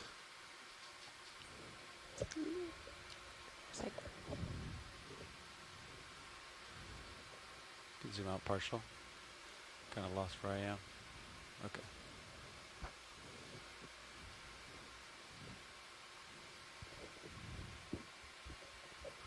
All right. Pilot's clear. Alright, I'm looking down at you, but I'm stopped. It's not really clear from my sonar screen where the next rock is. Yeah. So we got one ridge going. Looks like it might be another stocked glass sponge right over there. Yeah, Looks like something's hanging off of it's a a little stock. ways away. We can snap it. Video. Let's go in here. Oh, yeah. Yep. That one. I was looking at something else. Didn't see it. And there's another coral in the background with the Yeah, so that's a stocked sponge, Gosh. probably a glass sponge of some type. Did you want a closer look at this one? I can try to fly over there. No, I think that's okay. Yeah. Understood. We can move on. Thank you. Yep. Right rear. All right. No, it's not a squat lobster. If there was one, he's gone. Okay. It's just the star. All right, you can come wide. We'll try to see where the next rocks are. Looks like sediment to the southwest. So for all of you who are tuning in, this is the Okeanos Explorer, and we are now diving in the Buck Island Reef National Monument, the north side of Buck Island. We are at a depth of 1,631 meters. Right now, What do you think, Carl? Yeah. the salinity is 34.9. So if I And stop, we might have the to head, oxygen is to our 4.7. to the east. Temperature is like 4.1 degrees Celsius. Is in our port to the west?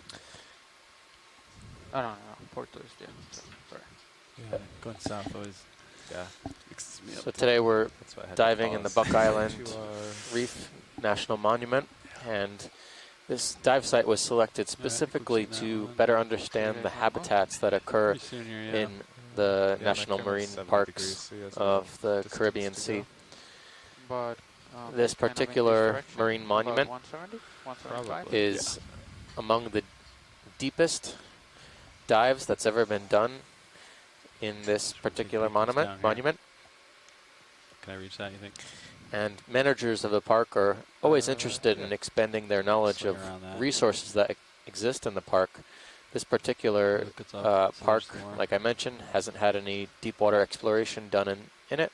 Yeah, bring up the and dark so and black this video. dive represents quite an extensive expansion of knowledge of the biodiversity that is within the boundaries of this park. Yeah, it's like a V. Yeah, knowing what lives in these deep habitats, we could better understand the processes that this park provides, since it is a protected, has protected areas. So it can further help the managers and scientists understand Further down, Delta's 20, and I've got ground 12 meters. these habitats in the future. All right, video, you want to That guy snap right on there? Yeah, so I was thinking, grab this guy while you can call moving, Fernando. Copy. Do you want a 20 or 30? 30's good, I think.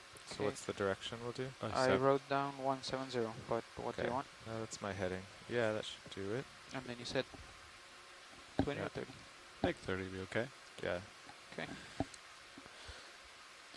It's really important that we study these deep water habitats and protected areas, because a lot of the deep water biodiversity in the Caribbean, parts of Puerto Rico are very, very poorly explored, and the pool of biodiversity is So yeah, you'll have potentially to drive ahead and up.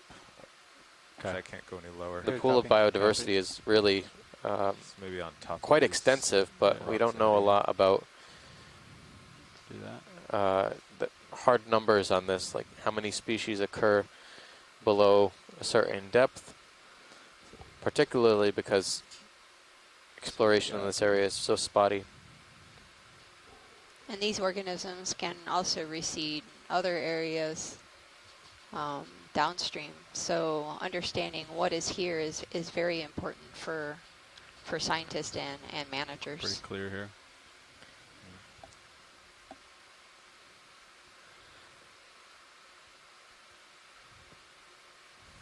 See if there's anything on these rocks here.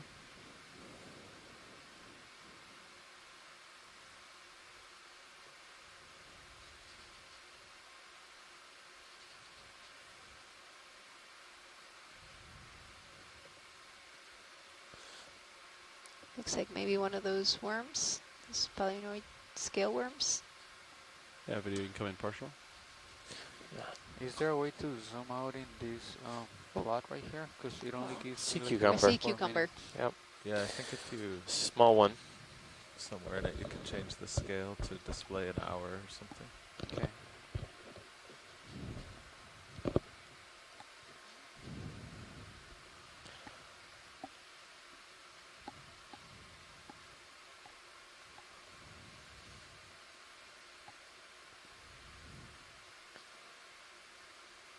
Oh, there it is, yeah. So 1 hour.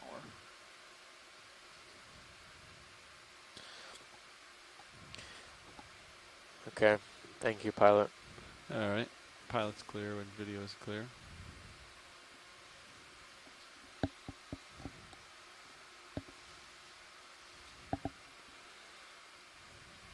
Keep moving.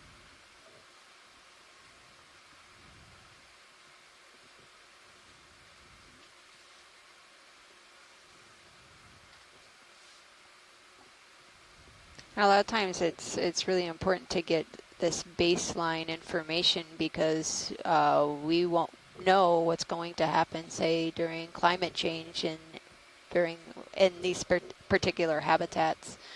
So that's why these expeditions are so important to explore and to really characterize the animals that live in these deep water regions.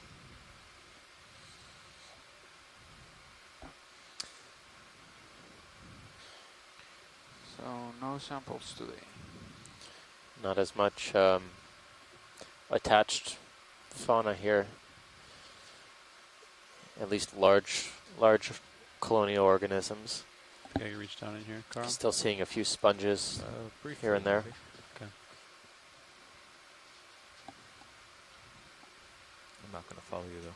Captain. The other thing that's kind of interesting around here is a lot of the corals and this even is something sponges just that we're at the bottom seeing of the screen. are Yeah, really you go hard to down, see you'll from a be tugging, distance. You know, you'll they're be able to keep so your camera steady. thin or transparent, elongate, Right. and against this sediment, it's tricky. So probably the density is higher than we think it is.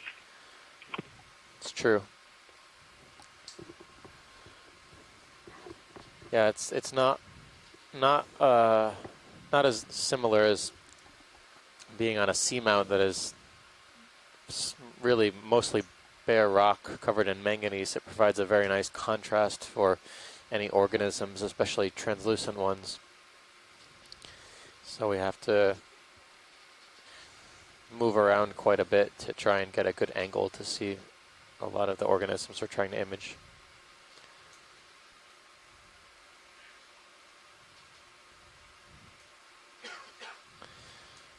Is it possible this is the end of the rocks? Make a V? Yeah, I think so. Video it. We got back here. No, I think I see some more way up there. Way up there. Yeah. So it looks like we're come to a smaller part of soft sediment, but do a it pilot seems change like up up slope there's another quite rocky surface. And the pilots are going to do a quick change out and then we'll proceed up to the next rocky outcropping.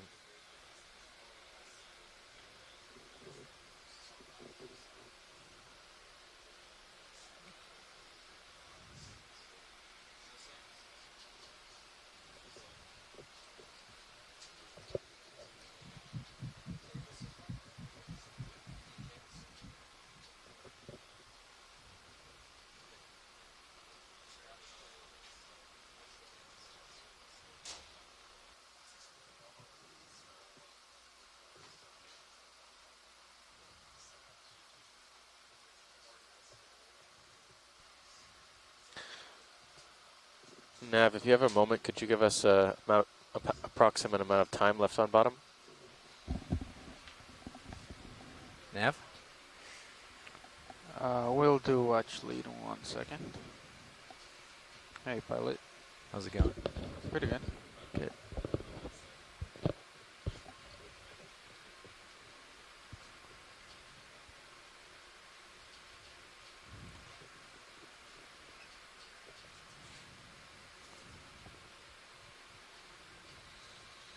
So I hear we're heading mostly south, but we might go up and check out some rocks up top. Is that right?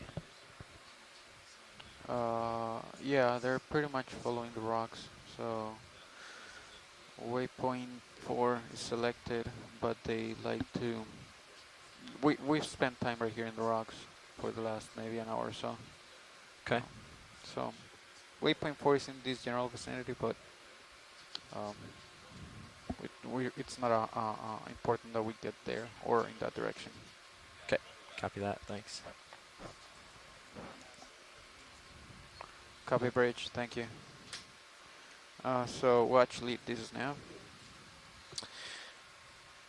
Go ahead, Nav. Time of bottom is in about 54 minutes. That's 1920 UTC.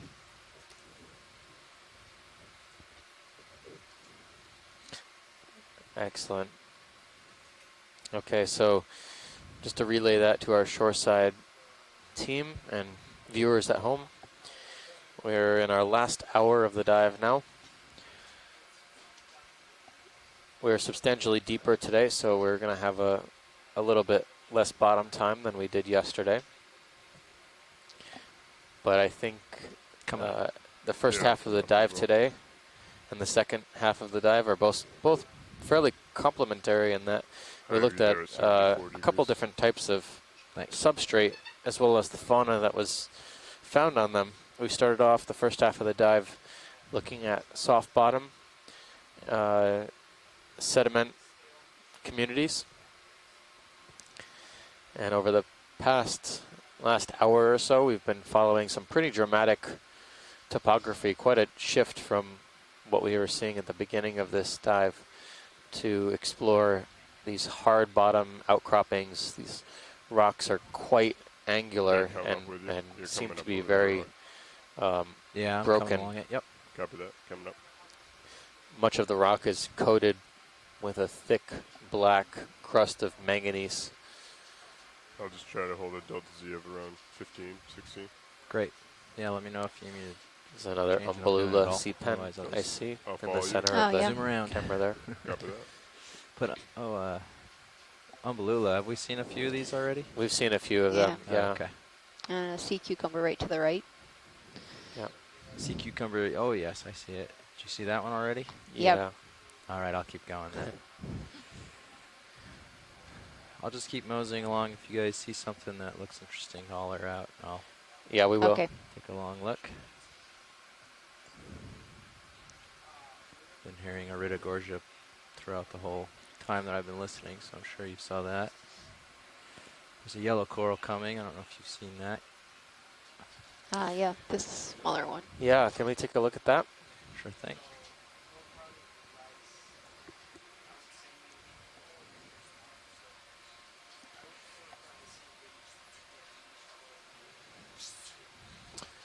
So we're zooming in now at what we think is a yellow coral.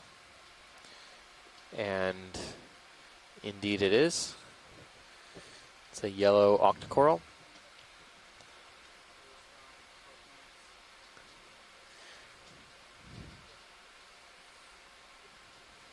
Probably a plexaurid Octa Coral. So did you plant your toe on that, pilot? You did? Okay. And it's your starboard right now, right? Yep. Yeah, my starboard toe's down.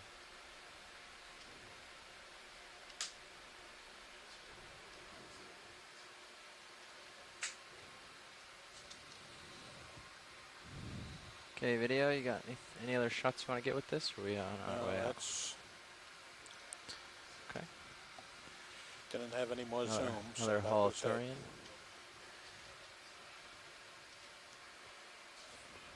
So to do that, you only did like -6 down and then quite a bit forward to get yourself placed up? Just because of the way the rock face was, yeah. Okay. Just different combinations of how much down and forward you should do, or how much rotation, and that's just a matter of Your position, your where situation. where you're landing, and you know, falling off rocks once in a while, and knowing how to do better. But yeah, in that scenario, I was actually pushing down a little bit just to keep from bouncing, and then I was actually pushing into a little ledge that was right there, and that kept me from sliding around. Okay.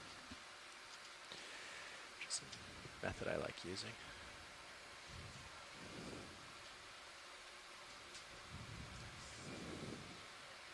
Especially on those more translucent corals, if you can get a quick land to do We them, haven't it's seen easier much to focus. fish in this area. Sure, No, not at ends all. up coming out And there's certainly an abundance The only reason of relief. in my mind not to tow down is if there's something that Even deep water fishes seem you're gonna crush. Or if it's really the dusty, demersal or fishes we it's gonna typically take find in forever the and they deep just sea want a are quick shot. not very abundant here. Yeah. Is that I think umbrella. Or is it a sea pen? I think it might have been Umbellula, yeah. Sorry, I was turning up the volume on you guys because it was pretty low. There was an Umbellula you wanted to catch a glance of, not zoom on, but make Yeah, sure it is. below right here. to the lower left. Yeah, I see it. Looks like a mushroom. Coral Oh down. yeah, it could be. Do you want to snap? It just could to be an see? Anthomastus. Yep, now that I see it. Yeah, Anthomastus. That's right. Yep. So that's our third colony of Anthomastus for this particular dive.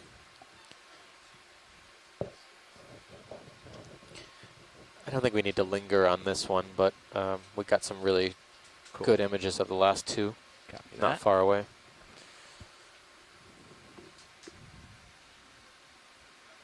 So this colony of Metallogorgia right in front of us looks like it's lost all of its branchlets, so possibly entering a more advanced phase of life.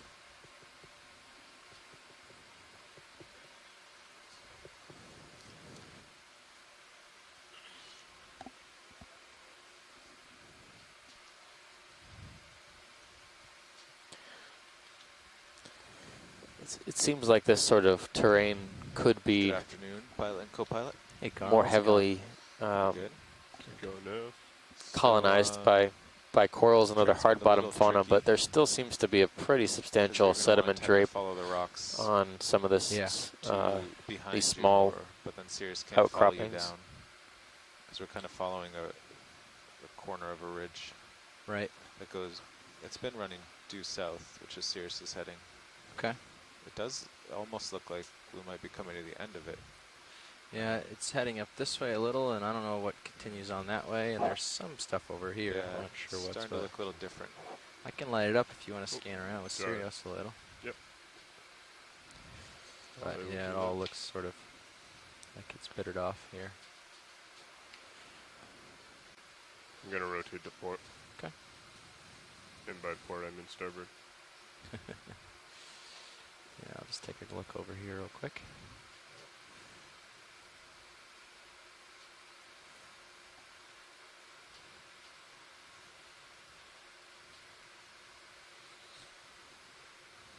But yeah, that actually you guys are getting into the situation we had last watch where D2 wants to go this way, but Sirius just starts getting tugged. Looks like there might be something ahead, but I'm not sure. Well, then this is the wrong direction. Yeah, possibly in that sandy area on top of the outcropping. Yeah, well, yeah, it doesn't look too steep to Sirius's starboard. There's not much in sonar, so I think we could do another move at Sirius's heading to get Sirius to you. Yeah, that sounds good. Copy that. Yeah, if you bring it back around. Yeah, center up on D2, and we'll just get you here. It all looks pretty good and rocky. So what's that, 170? Yeah. How about 30 meters at 170? Sounds great. Sounds good. Thanks, Carl. It looks less dramatic than it was a while ago.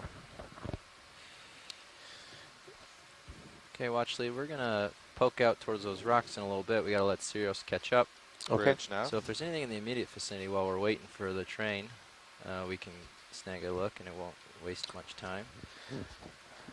Stalk, Could I have a ship top move, center. please?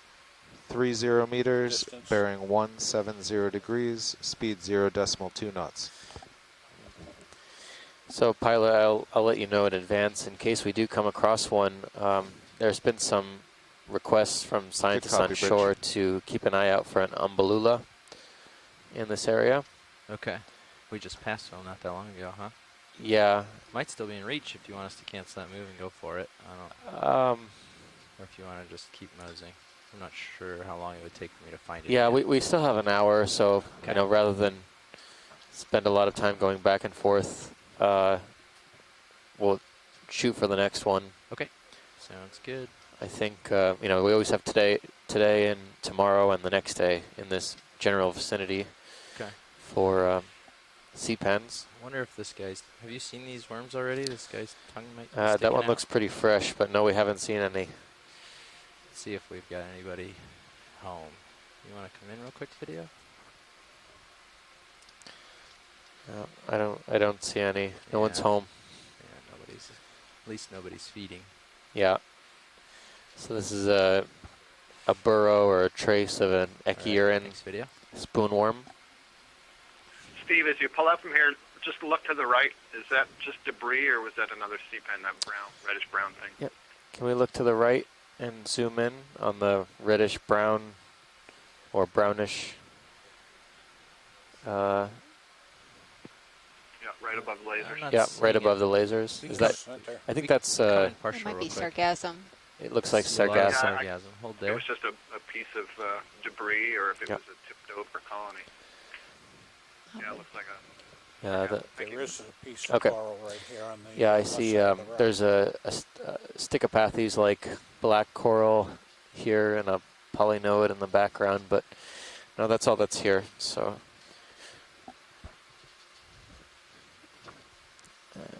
this might be an anemone there in the background as well, or is that a holothurian? It looks like a holothurian. Yep. You can see it's the casts, casting. right? A little different than the other two we were looking at. Like I said before, everything's disguised, and when you zoom in, there's lots more there than we think. That's right. Yep.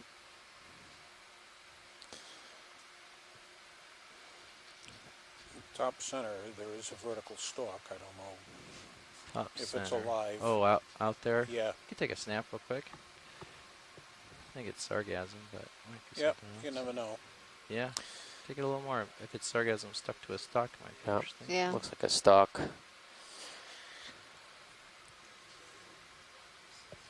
Oops. Sorry, I'm backing a little, pushing ahead. What are these? All these like little tendrils that are hanging out of the sand. Yeah. Are they small like brittle stars or some I type think they of could be, or they could Yeah, be. I don't think that's anything of interest there. or worms?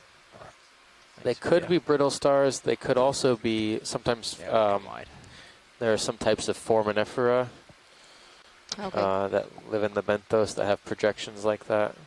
Xenophyophorus. Room so we can push out to those rocks. Yeah, that's what I was going to suggest, maybe foraminifera.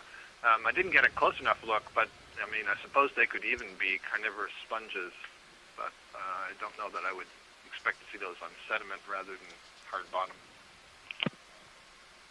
Right.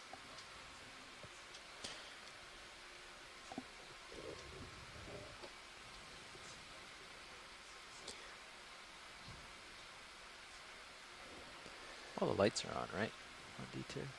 Looks like it, yes. Yeah, okay. Just seems dark for some reason. Like on the minute cams and everything, not just the main feed. I guess maybe I'm just high. Yeah, there's Another maybe cup coral. another cup coral down in the lower left. I think it's one we've already seen, but maybe we can get a snap zoom Yeah, sure thing. to see if anything's different about it. Come in partial video. Hold there. There's just behind this cup coral is a couple of examples of what we were calling a bryozoan previously. I think at least a couple of photos have been sent out to try and better identify that particular structure. Where are we looking for this? The bryozoan? Just to the right. They're under the coral. Oh, they're down here. I see. I see. Yeah, so I'm not sure about that cup coral. It looks a little bit flattened. That doesn't mean, though, it couldn't be the same as the Juvenia we saw earlier. Sneaking in a little closer here.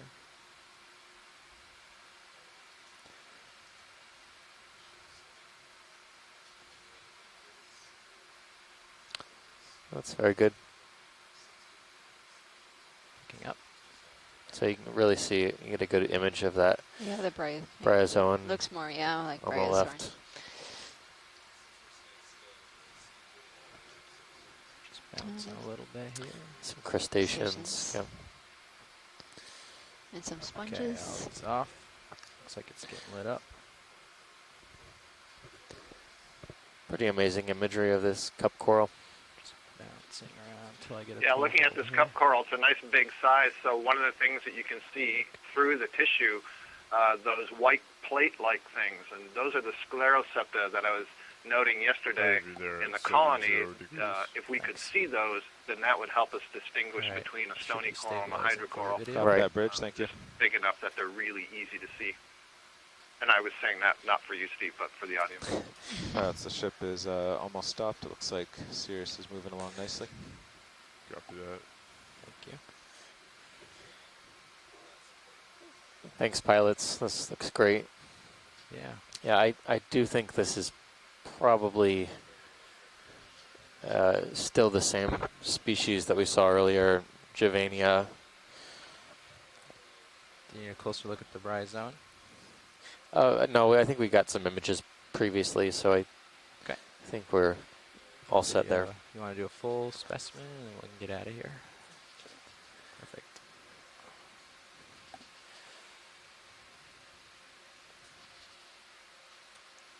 All right. Great, thanks.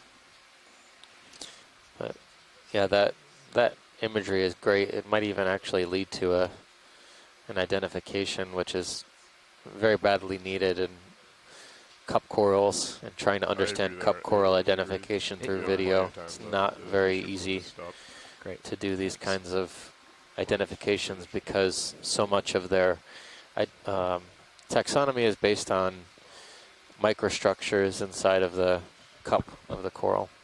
There is a very straight-looking feature up in upper right of Sirius. Yeah, catching it here. Keep an eye on that. It may be cable or something. Yeah, I see it. Doesn't look like it goes that far, but It looks like more like a drag in the sand, like a rock sliding, but we'll take a close look and make sure. It's kind of a strange direction for a rock to slide if it was. Just snap out there real quick for us, video, so we can see what that might be. Yeah, it just looks like a line in the sediment. I don't see a cable. Copy that. Okay, good eye. Thanks, video. Yeah, you have another one going slightly more parallel with me, branching off of that. Okay. Keep a keen eye as we go through here then.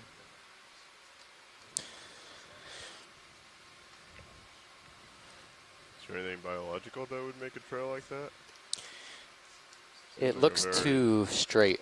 Yeah. Yeah, so I'm thinking it's probably some sort of heavy rock or something that has a little bit more of a momentum. Got something stocked in the background. I'm just gonna see if it's looks like a sponge or something, but just in case it's our sought after beluga. Looks like a sponge.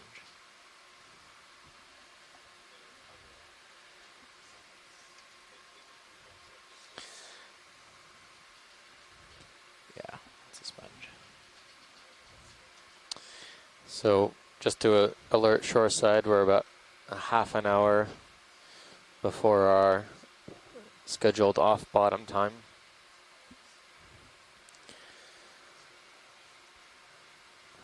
We're making our way up towards waypoint 4, but it's been a little bit slower going, although I don't hear anyone complaining because the topography has been just stunning and given us some interesting observations of some corals. And sponges. And sponges. Sorry. My bias is showing. Yeah, I just know you're going to hear it from some people if you don't. Corals, sponges, bryozoans. Yeah, let's cover all the bases.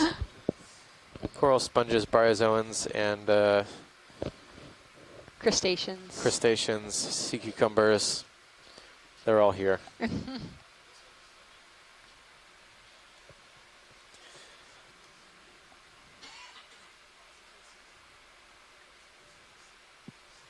Spoonworm, tongue goo. Yep. Yep, there's even something for the infauna. Got a little face here with some stuff on it. I'll sink down and take a peek. Yep.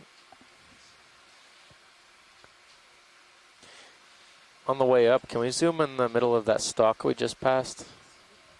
Yeah.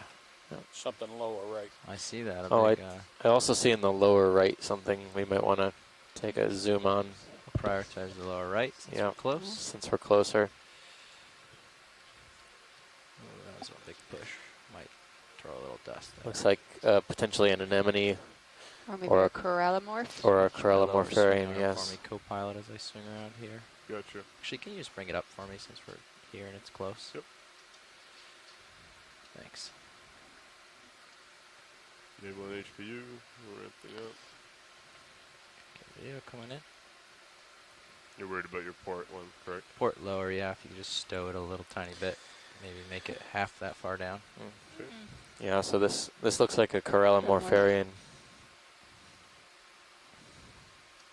Perfect. It's got these knobby tentacles with these the knobs on the end of each tentacle loaded with nematocysts. No. Toe down. You can see its mouth structure. Sometimes you don't need it. Yep. To do it. I haven't seen Just many sort of of these, lean although against last time I was in this area we saw many.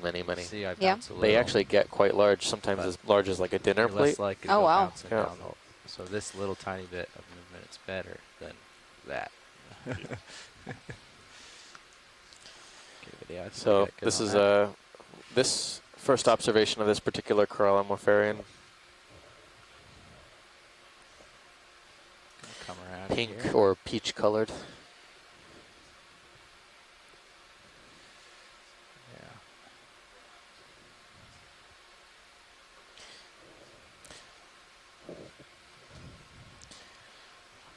While you're focused in this area, I'm just going to lift up and look ahead of us Cool. a little bit and see what we got coming. All right, video. I'm There gonna was scan a down the stalk. rock here. Yeah, there's a stalk down below, right? Yeah, the Bottom center. stock crinoid here. Yep. Oh, yeah. Oh, yeah. Stock crinoid. It looks kind of unhealthy. This is a different kind of stalked crinoid than we were seeing yesterday. Oh yeah. Looks like it has a lot of hydroids growing on the stalk, along the stalk.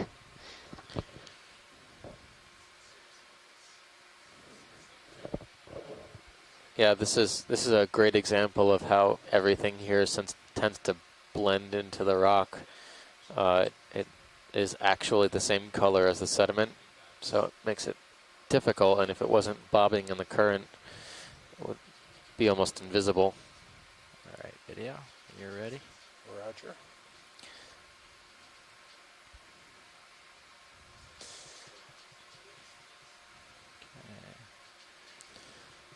Excellent.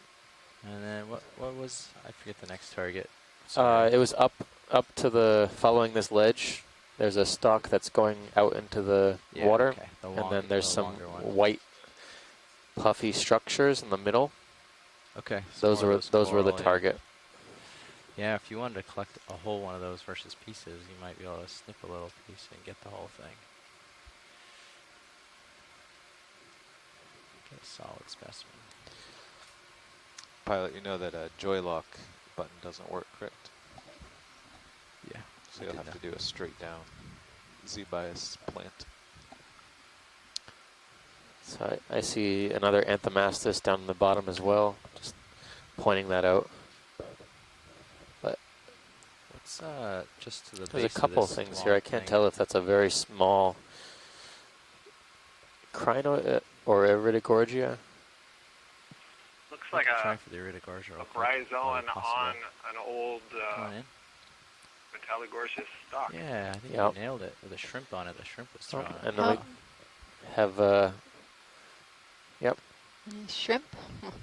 another shrimp. There's the Antipathes black coral there on the right side. Yeah. That's right.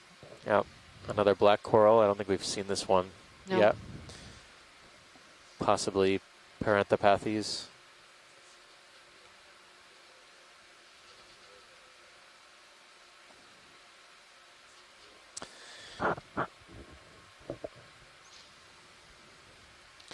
Okay, going up towards Okay, the stock. thanks, here, pilot. Just to get a longer look at these. Did you still want to look at these? Yeah, just, yeah, that's fine. We can look at them quickly.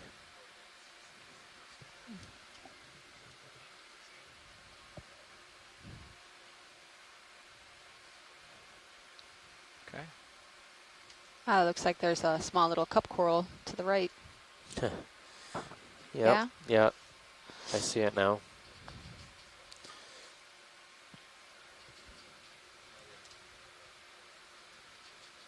Is there another bryozoan further out on the stock? So because there's some interest in trying to get a collection. The bryozoans are usually so small that they're very hard to collect. So Right. the fact that it's actually Yeah. growing There's one about middle. I'll look out the puts tip these for in him. an easier position. There's one about midway. Yep. So there's quite a bit of stock. And then that's like hybrid. So I think unless this is all you would considered dead, we can yeah. just snip a part off, throw it out, and just take this portion. Yeah, that's one idea, is to, if it was a high priority target, to snip off the edge of the colony, but I think, or snip off the edge of the Metallogorgia stalk, but yeah, depends on how high a priority it is for sampling. Kill the lasers. It would, be probably a little bit more of a significant disturbance, but I understand how important these collections are, because they're rarely able to be sampled.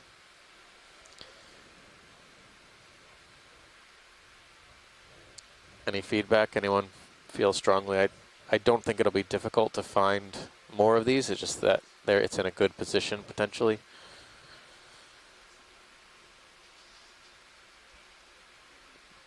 We're down to our last 20 minutes or so.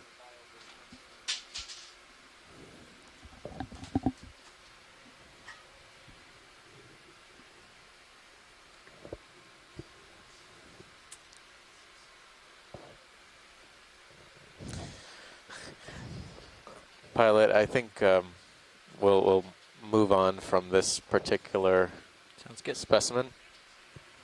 That.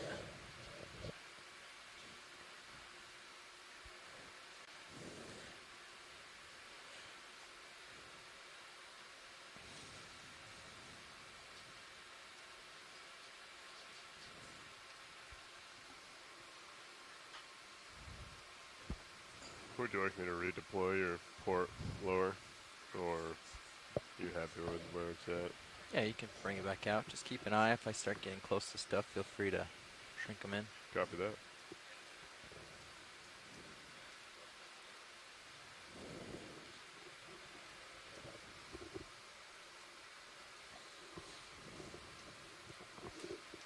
Okay, there's 30 minutes left on the bottom.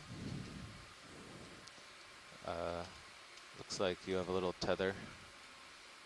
Should we wait till you get out and then do another ship move?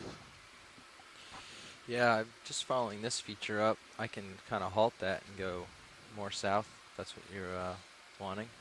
No, I think we just want to follow rocks at this point. Okay. Without keeping Sirius on top of all the rocks. Yeah. Okay. Well, this sort of juts out. Looks I like don't it might know be if we'll have to come a back small down stalk and of keep bamboo it, coral, sort of like these right? Yeah, Right.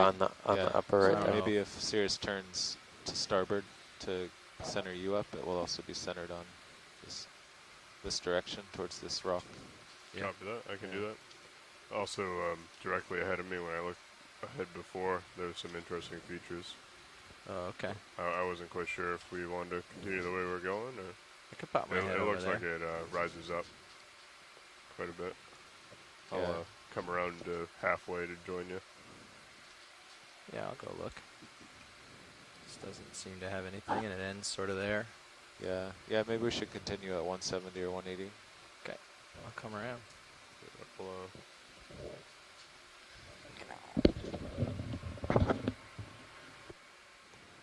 Follow your back around to 170. Copy that.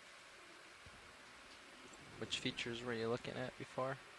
So dead ahead, I'm gonna lift my camera up so you can see. Oh yeah, look in your sonar to port. There's definitely rocks. Yeah, there's quite a few, and it looks like it raises up a little bit. All right. I'll bump you out to 30 meters. Yeah, so there's a big something off to your port. Okay, heading to 170. See if there's anything over there. Okay. You have quite a bit of tether, so feel free to zip out there. Copy that. Pushing out. Pilot's video is swapping out. Thanks, video. Thank you, work. video.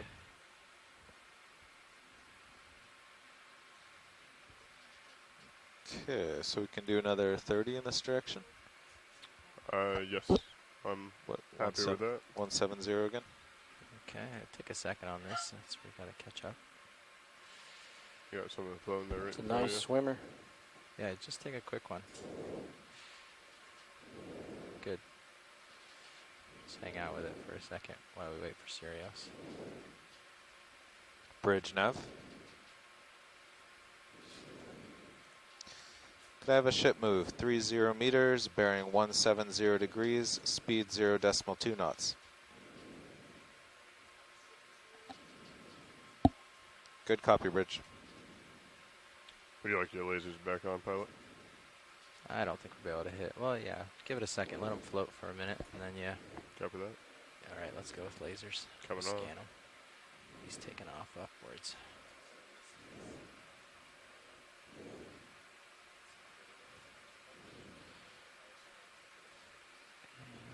I thought I'd be able to scan him with the lasers there. Guess I missed him. All right. All right. Thanks, video. He decided he was done with us. Kicked in his thrusters. Yeah.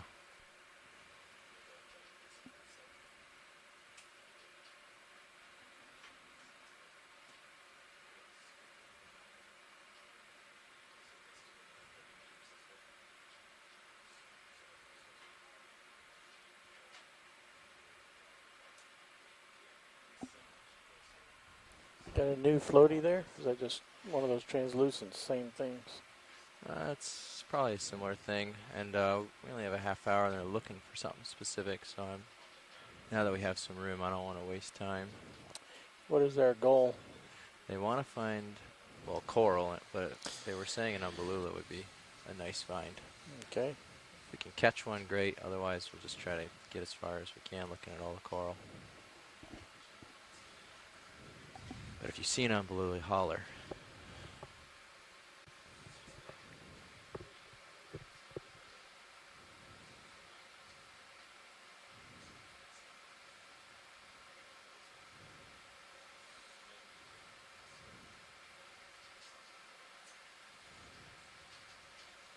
Is that a slime star or a sponge on the left rock?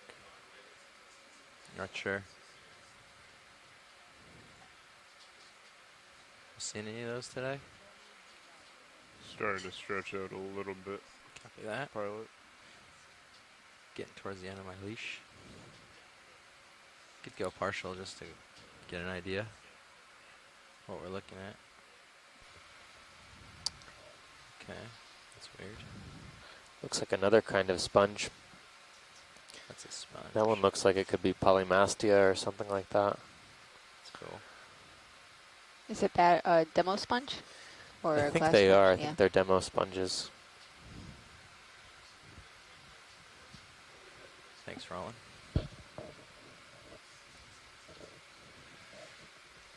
Fish as well. Oh yeah.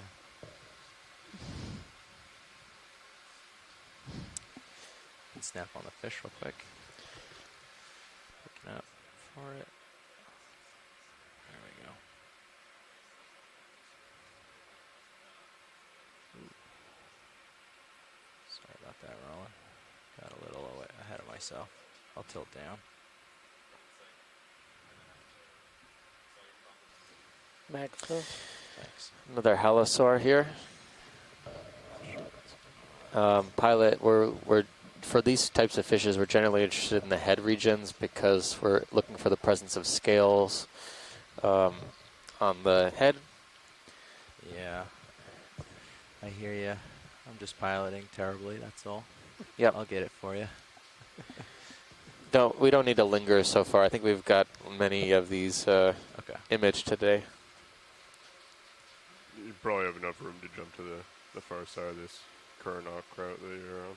Okay. Or outcrop. On the far left of that rock, I thought I saw a couple loops. Loops? Loops that may be a coral stem bent over. Okay. Well, we'll scan. Get an idea of this whole feature.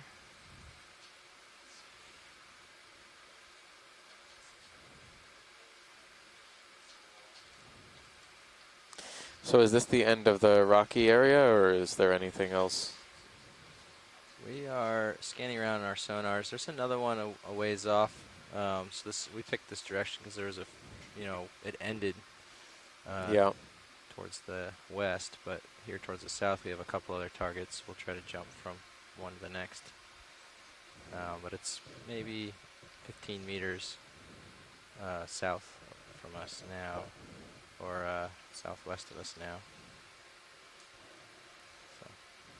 You have quite a bit of free tether if you need it. Yeah, it looks like the big rock features that we followed for the first half of from 12 to 2 are gone. Yeah, I see a couple little targets over this direction on the sonar. Yeah. I don't know if we want to head over that way at all. We have time. Yeah, they're kind of small. Okay. Well.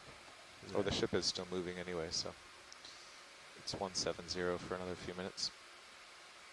Yeah, okay. But yeah, I'm going to mark this as the end of ridge. End of the ridge, yeah. Seems reasonable to me. You got anything on your sonar scans? I see something. A little bit directly ahead. Okay.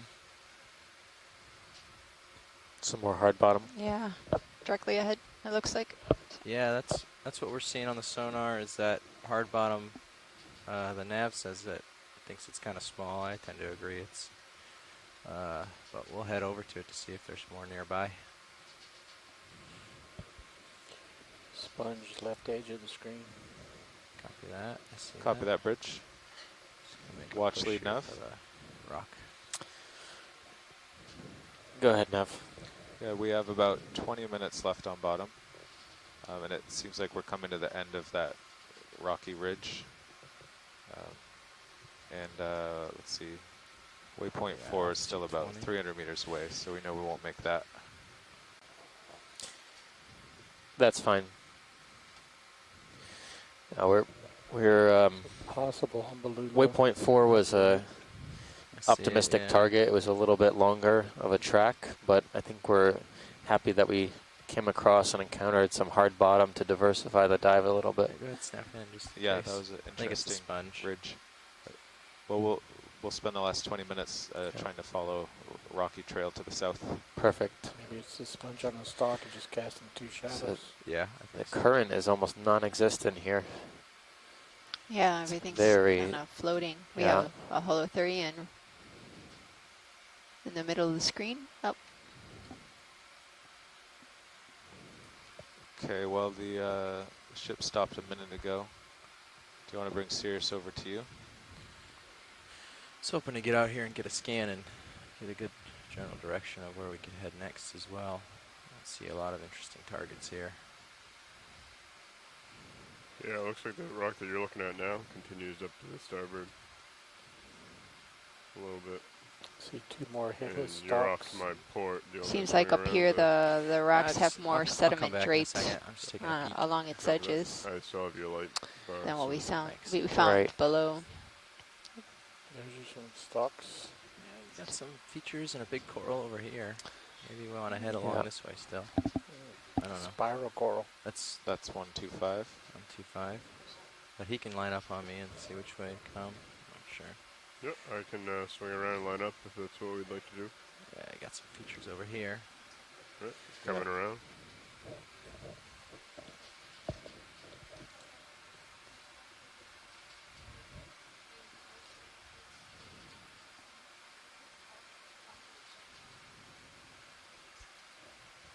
Okay.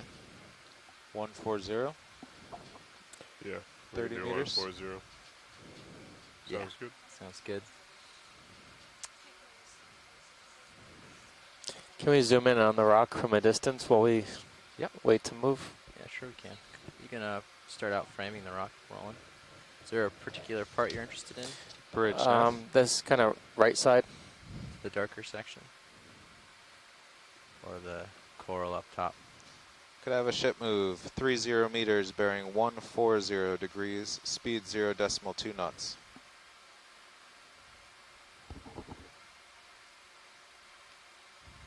Good copy, Rich.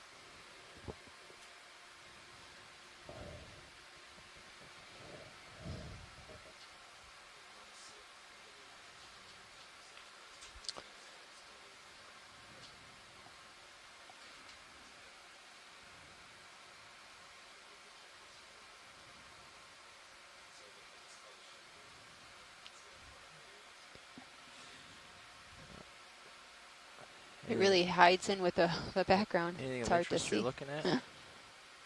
Is it this coral you're trying to find? Yeah, well, is that? It's another I can see it now. It looks like Iridogorgia.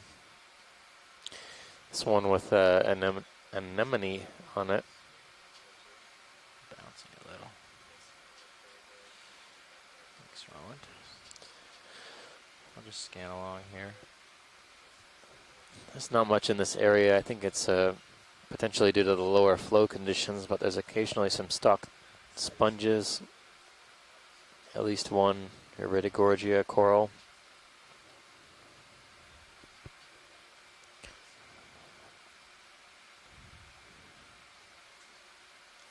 Fairly heavy sediment drape. Yeah, and sponge on the upper edge of the rock. We've seen a couple of those on the edge. Yeah, encrusting sponges are probably the more There's another common. coral further left. Encrusting or these Yeah, well, sponges in the crevices are among the more common sponges we've seen. Difficult to collect, though, I would assume. Welcome, Nev. Thank you.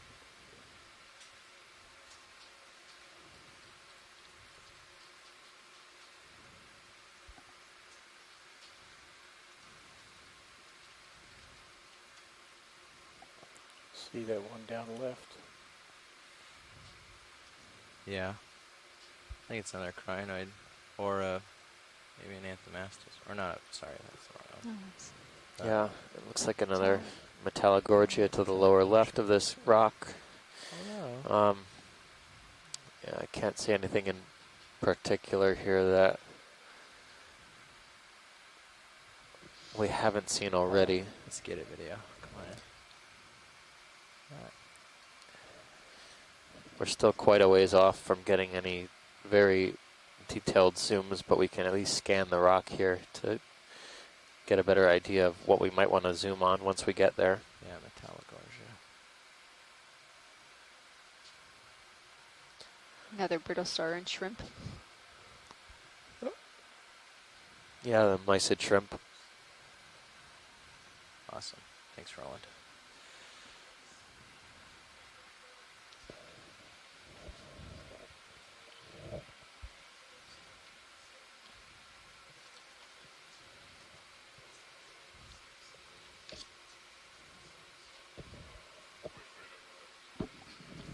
Probably push right up to that rock if you'd like. Okay, you can Starting come to down. get a little bit. Come down a little if you want. Put your altitude at 15-ish. a little. Coming down. Thanks.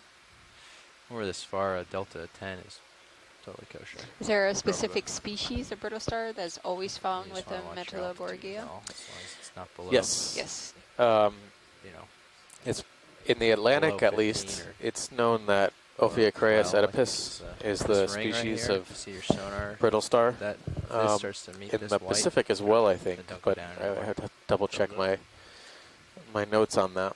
Sitting right around 15 or so. I think you're right, Steve. As far as we know, it's the same species throughout the world, which makes that association even more interesting. Huh. And are there any theories why there is this commensal relationship between the two? You mean what the benefit is? Yeah. Yeah, I think the idea is, you know, if you look at the that brittle star, its arms are long enough that it could reach to the tips of all the branches on that upper cluster of branches, and presumably it's clearing off the colony if, you know, let's say mysids or other things settle on it, or maybe detritus sediments. I'm not sure the extent to which that's been studied in terms of the gut contents of the brittle star. It may be that it's actually feeding on some of the mucus that the Metallogorgia is releasing. Yeah.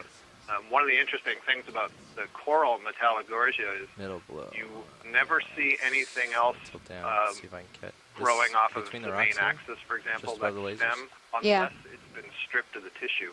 And that suggests there's something in the tissue that might also be inhibiting things from settling on it. So Huh. those are some ideas, Just give me one but second. nothing, Yeah, go to ahead. my knowledge, has been, there's not enough data to suggest that, you know, that is why there is an association. Okay. Thank you. Is this the sponge you're looking for? Yeah, Yes. we were trying to get a better handle on what that could be. I've seen those kind of throughout the dive since we've been seeing these. This one Rock looks like in formations. pretty bad shape, but Yeah, I would guess that's a dead sponge. Looks too big to be any sort of, you know, foraminifera or anything like that. right. Okay, pilot. I think we're all set with that. Okay. Thanks, Roland. Looks like you may have a dip on the other side. There's a small coral. Any opportunity congregate to stream. look at the face of this rock from, pivoting around a little bit to look at this face looking upslope? Yeah, we'll be able to get to that. We just got a little bit of space that we need from Sirius before I can swing Just around. behind that, you see the upper right, there's a coiled colony. I don't know Yeah. if that's an Iridogorgia. It looks a pretty thick axis. Yeah, I see that. It's it looks pretty. Actually a bamboo coral. Yeah, it looks pretty dead. We'll move around there. Copy. Thank you. Okay. On the Bahamas escarpment, there's a bamboo coral that grows just like that, Pilot, Huh. coiling. like the ship has stopped. So it'd be interesting to see what it Are is. you interested in Again, that axis another is move? really thick, so if it's an I Iridogorgia, think it must so, have been yeah. really I'm tall. not sure which direction though. Right. Might want to get them away from this wall a little bit. Yeah. Copy that. So maybe like 120 or something, Yeah. or even a little farther. Yeah, I'm pulling on you. It's too soon. Yeah. Just give it a second. Yeah, watch it. I tried to move around that face and I started pulling on Sirius, so we're just going to have to wait a second. That's Seems all like right. You have plenty of. On top of this rock, then, if we can go back to just Yep. peeking at, Yeah. yeah, Yeah, the quite a bit structure. further. What do you see? There's something. Looks like some Cnidarian. You see? With long Oh, tentacles. Yeah. Can we zoom in right where the lasers are right about now? Yeah, go ahead, partial video. What am I looking for here? Steve, you know what's fascinating about that bamboo I was just telling you Hold about? I there, just looked it okay. up in my Just till I database. find the target. We saw it at Maybe that coral right up 1,610 top. meters. 1 meter Where where are we we are looking? right now. Amazing. Maybe it's your lucky day. Watch lead. Okay, we're all set there. It's the only observation of one in the world so far, so this would be cool. I'm not sure what they're looking for video, but Whip we're good. coral. So can we? We also would like to look up and to the right. There's a coil on the upper right corner right now. A tight coil here. Yeah, it's coming up to it now. It's on the edge of the outcrop here on the far side. Yes, yeah. This is very interesting geology, though. Right here. Yellow coral. Like sharp cuts. On the Yeah. right center as well. Pilots, how about 30 meters at 120? It almost looks like it was an old lava tube or something like that. I don't know if we're deep enough that we're seeing the underlying igneous rock, but I know it's very unusual that rock is kind of rounded off like this. Maybe like 115. It's like that a little bit yellow. further away. Oh yeah, is that another It Octa lined Coral up there? even Huh? behind me. Yep. So like Probably gonna be more like Do you 90. see that swimming creature? Oh, A squid? a squid. Yep. oh yeah, off he goes. You still want this coil? Come on in video.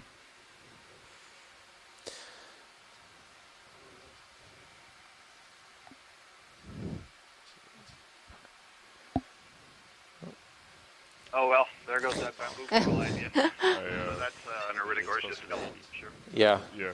Most certainly. I'd say 30 meters at 080. And Copy that. yeah, absolutely. Are you fine with that, pilot? And we don't have much more time on bottom, but I did see one more coral to the right on top of this rock we've been poking around. Okay. Pilot. Yep. I don't know if you can look in the serial 30 meters, but bearing that thing right in front of me looks So it's vaguely like lower a, right corner right now. It's actually looks like the color of the sediment. It's now about center line on the bottom of the frame. Coming down. It's yellow in color. Oh, it's coming right up in the middle of the screen now, yeah. Just above the lasers? Yes, right there. Cool. Get a little closer for you here.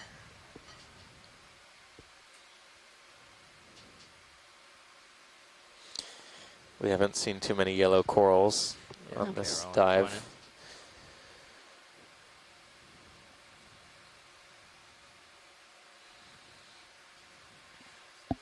This looks a lot like the first one I zoomed on. This one to me looks like it could be a plexaurid. Still bouncing.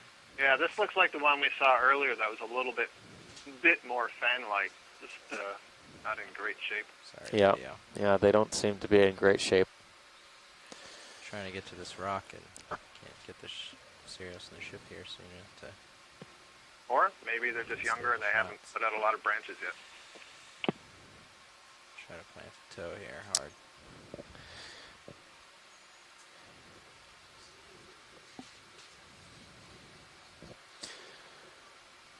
All right, at least there's a bamboo coral, just went off lower left.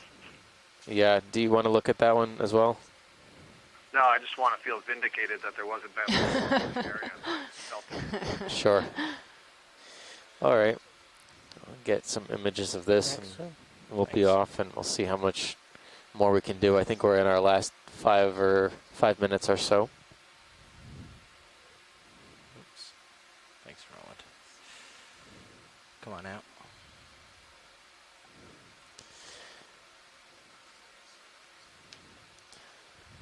All right, pilot, thanks. Yeah. 5 more minutes. Anything, any requests from shore?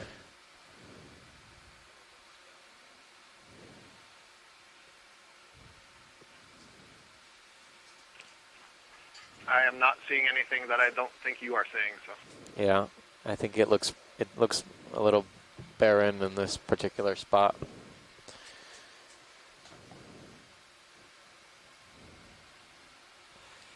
All right. I'm gonna go snag a look at this over here.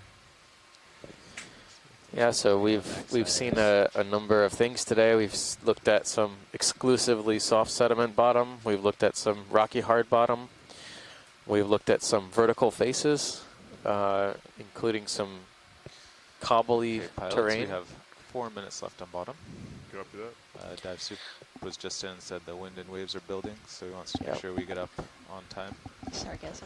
So if Yeah, you're I not think that's doing sargassum. anything in particular, you could start stowing. So for everyone who is on shore, who's been with us for since the morning, thanks for sticking with us. I know it was a little little Well, hard to get going with all the 4 more soft minutes. sediment, but we ended up Okay. seeing a Figure lot by of the time he stows diversity. Yeah. We saw more fish. Or is Saw a that lot more fish. That's flare right. up ahead? And What is that up ahead? That's a serious flare. our patience was rewarded. About halfway through the serious dive, we were able to come across some rather hard substrate that we followed as far as we possibly could. Yeah, can we look at the bottom center, pilot, yourself away. in our last Yeah. little seconds here? Oh, you'll have to drive Clear under. Sorry. object at the Yeah. bottom. Yeah. Say again? Science was asking for that clear object at the bottom. Okay. Sorry, I was discussing a nav. Down. So this is kind of the last couple minutes. We'll wrap up some of the things we've seen today. We've gone from about 17, a little bit over 1,800 meters Not depth, sure if it's a clear object or the coral at the 1810 bottom meters they were depth after. to about 1,600 meters, Well, 1,608 meters currently. We'll see if they get Over our Understand what we're course of looking our at. dive Going in? today. We've gone, that looks like a Tunicate. tunicate, predatory tunicate. one of the carnivorous tunicates. We saw a much larger one yesterday. The surprise Yep. down to the lower That's right. Now, these are And just to be sure, predatory the lower swim tunicates should be who are fully stowed and fully capturing inboard, prey. correct? Fully outboard. Fully outboard first, yes. Gotcha. And Sue, if you have Oh, and black questions coral, on that, you and should a definitely be watching. Bathypathes, But black if you coral. stow them while they're fully inboard, you'll actually hit the arms. Yep, so there's a lot of stuff here we were looking at in the last hour You of can this see in your dive. rail cam. Yeah. A lot of things that were translucent and didn't contrast well with the background, but nevertheless, I think we made some good documentation of some lists of deep water corals and sponges, which seem to be dominant, as well as holothurians And the seem upper to should be fully quite abundant in this down, area. stowed, Sea correct? cucumbers. Inboard and up. If they're down, they shine back into the We camera. had not made any collections today, but we'll keep an eye out for You can future all the way up collections, with them including all the way up and stow. Yeah. some bryozoans, as well as some sea pens, umbellula, is poorly known from this area. Thank you, We'll keep Rich. an eye out for that. All right. Well, while you're still in view, maybe Tomorrow's dive, as start driving under. everyone else in the front row starts Stop a to little bit prepare for us. for our recovery, tomorrow's dive will be to the south of St. Croix, south and east, near the Saba Bank area. We're going to be diving at most likely similar depths to today, but we'll hammer that out, we'll nail that out and get it put in the schedule, and we'll let you know tomorrow morning what the dive is going to look like. But we're going to be mapping overnight tonight, the same as every night, to try and get some better maps of the seafloor in the area for our dives. Do you have any comments you want to wrap up? No, y gracias para escucharnos. Estamos al final de buceo y vimos muchas cosas en este buceo, Delta's como 15. peces y Still coming pepinos up, del Lars? mar. I'm coming up now. Empezamos en un área plano con mucho sedimento, pero fuimos a de área con muchas piedras, y en estas piedras hay muchas esponjas y corales negros y blandos. Y mañana vamos a explorar a un I think sitio he just sur wanted you to get to de Delta hoy. 20. Yeah, I'm at Se Delta llama 20. de Banco de Seba, y mañana So the lights are vamos down a right now ver in the- I think they're in the el Okay. transector Up dirección on de it. buceo, Push up on. pero Try both. mañana There you go. Is that better? at what Make sure both of them are Around around like 9, así a las 9, 9:30, yeah. sí, 9:30 vamos a empezar. So we're headed off the seafloor now, and just curious what that was. I think it's just rock. You always see the most interesting things just as you're going to leave the bottom. You're like, no! Anyway, so yeah, for everyone who's going to be on the post-dive call, we'll take 10 minutes. Is that? Yeah, we'll take 10 minutes and meet back here around 3, at least in Easter time. Local ship time, it's also 3:40. We'll make the call. And hope everyone else can join us tomorrow. Thanks again to everyone at the Buck Island Reef National Monument. It's been a great dive, and we hope that you've learned something extra about your marine park here.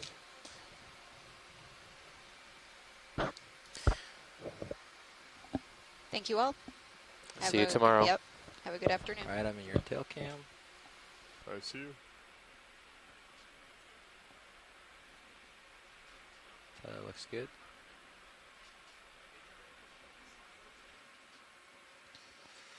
Looks like we're getting blown towards the north a little bit. So we got a little height and we're all clear. We'll correct that with the ship. Copy that. Do you want me coming up? I'm just even with you now. Yep. And yeah, start coming up. Okay. You're looking for 30 meters a minute. Yep. Bridge nav. Yeah, I see the wind's a bit off your port bow. If you want to make any adjustments into the wind before we start moving, we can hold off on the move.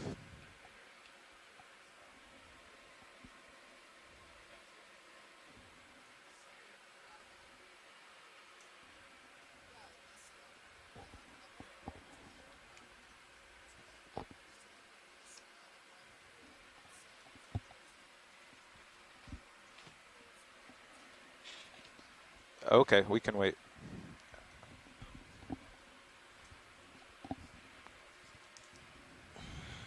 Okay, spinning up a little more. Seems like you're getting the speed. All right, pilots, I'll let you get up a little shallower. The ship will drive roughly into deeper water. Okay. So 1567.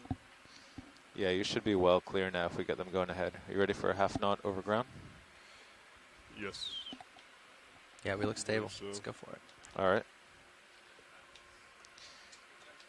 Bridge nav. Yeah, we're ready for you to go half knot over ground.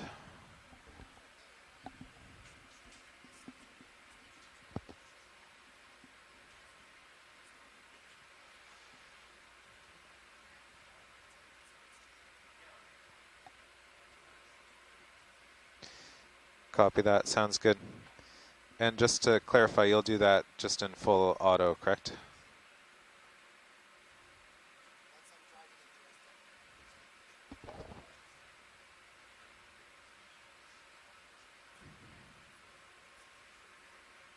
No, but for this initial move, you'll just be doing it in full auto.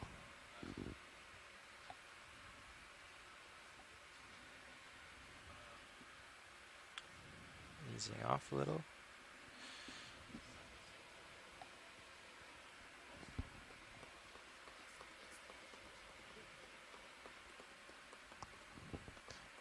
Copy that, Bridge, thank you. You want me to check all the hydraulics as we go up, make sure that the